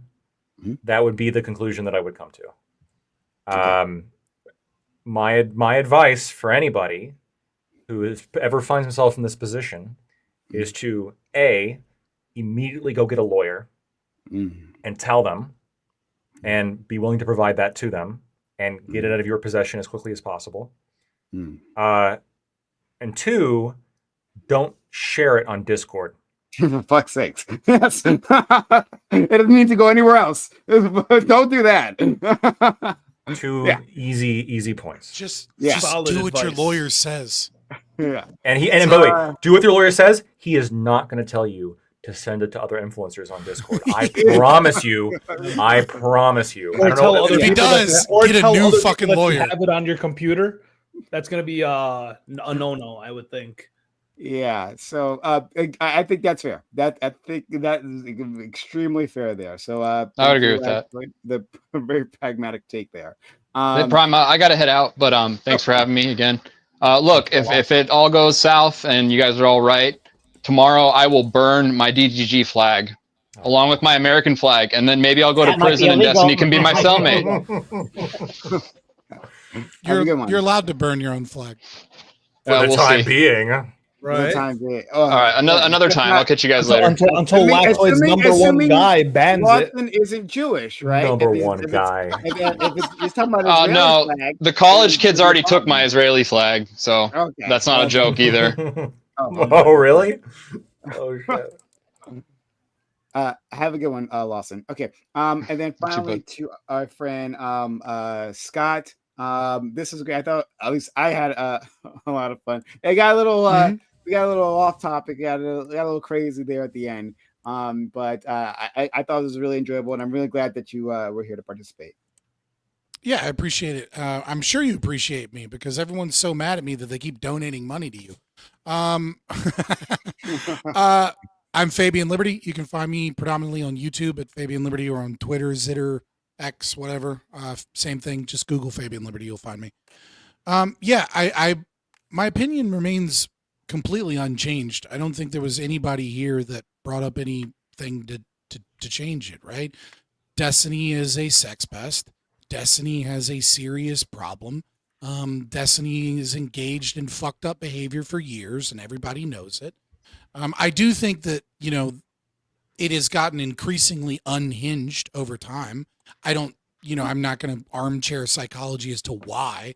Maybe it's just that he was always this way and it's just coming to light, or maybe, divorce, or maybe, whatever fucking drama thing that he's doing, or maybe like increased, as Connor, wanted to point out, hedonistic, pleasure and the trap of that. Nevertheless, I think, and I'll say it again, everybody that has been in streaming for years and has a lot of friends that are streamers knows at least one woman that was incredibly uncomfortable by Destiny's approaches and DMs and things like that. Every single they all do, right? I'm not going to name names because it's not that's not my right, But I am definitely not alone. Period. We all fucking know that for years and years he has targeted young impressionable girls in the hopes of and floating over top of them, coming on stream or getting shout outs from a very large channel and being able to make a career, and use that as a pressuring tactic to some degree to engage in disgusting degenerate behavior, that he's constantly sharing things that when those girls were vulnerable, with or without their permission, apparently, and then making up excuses later, like, oh, well, see, maybe I did have permission because they shared some other stuff with me. So it's totally cool that I'm sharing, young teen girls' nudes to a bunch of other people. He's a fucking freak. He's disgusting. I won't be on camera with him anymore. I won't debate Destiny again. I don't want to see him. The main reason I don't even want to be in the same place or see him It's because I'm a father with a daughter. And this is the exact type of person that you need to be scared of when you have a daughter. Like, this is the exact type of person that I want to protect my child from as she grows older, because I know this is the type of person that will use money, power, influence, and potentially worse forms of coercion to try and get her nudes and then spread them out places and try and engage in disgusting behavior. Fuck this piece of shit. Nobody should accept him. Anybody that's working with him or doing anything with him is tacitly supporting it. I'm not here to say, oh, we should all cancel fucking Destiny. I'm just saying you have no fucking moral compass. You have no right to talk to other people about morality and ethics when you're inviting on sex pests because you know that it'll make your numbers go up. Fuck, just stop. Fabian Liberty. I think with you, Scott, right, as always, whether I agree with your statements or not, one thing I can always give you is I appreciate your moral clarity on all these very tough, difficult topics that we discuss, right? Again, I mean, I necessarily agree with your conclusions, but you have a level of moral clarity that I find extremely admirable. So I'll put that out there. Okay, so I'll raid someone. Let's see. And guys and gals, anyone out there, this has been really great. Let's do more of all of this. Come back in the future. There's a black woman here. Nice. She's got 13 viewers. Or this other black woman with 91 viewers. Cleo X Pack. Different lane this time. Sorry, what? I said different lane this time. Usually it's a white woman. I love all women, and there's just more white women on the platform than anything else. There's a lot of women. It's not a statement of anything. So what should we do? Should we help this smaller streamer? Of course, who only has 13 viewers. So the one with 91 viewers is probably more than I have. Now the 13 viewer and it's her birthday. What do you think? Who cares? The 91 streamer. Not 13. She could be lying. She could be lying. You don't know. I'm inclined to believe that she is. Okay. It just so happens to be your birthday on a Monday where Prime streams and raids out. Right? Absolutely not. Okay. Absolutely not. I'm not buying it. All right. Well, then the 13 streamer, 13 viewers we are. We'll send it there. Tell her happy birthday, guys. No, this is not the one. No, I don't still say happy birthday. The smaller one. Still say happy birthday. Just because she has 13 viewers doesn't mean you should put 1350 memes in her chat. Oh my god. Oh god. Get out of here, everyone. Okay, great. That was wonderful. And I'm gonna end. I'm saying don't do that. Great. End stream.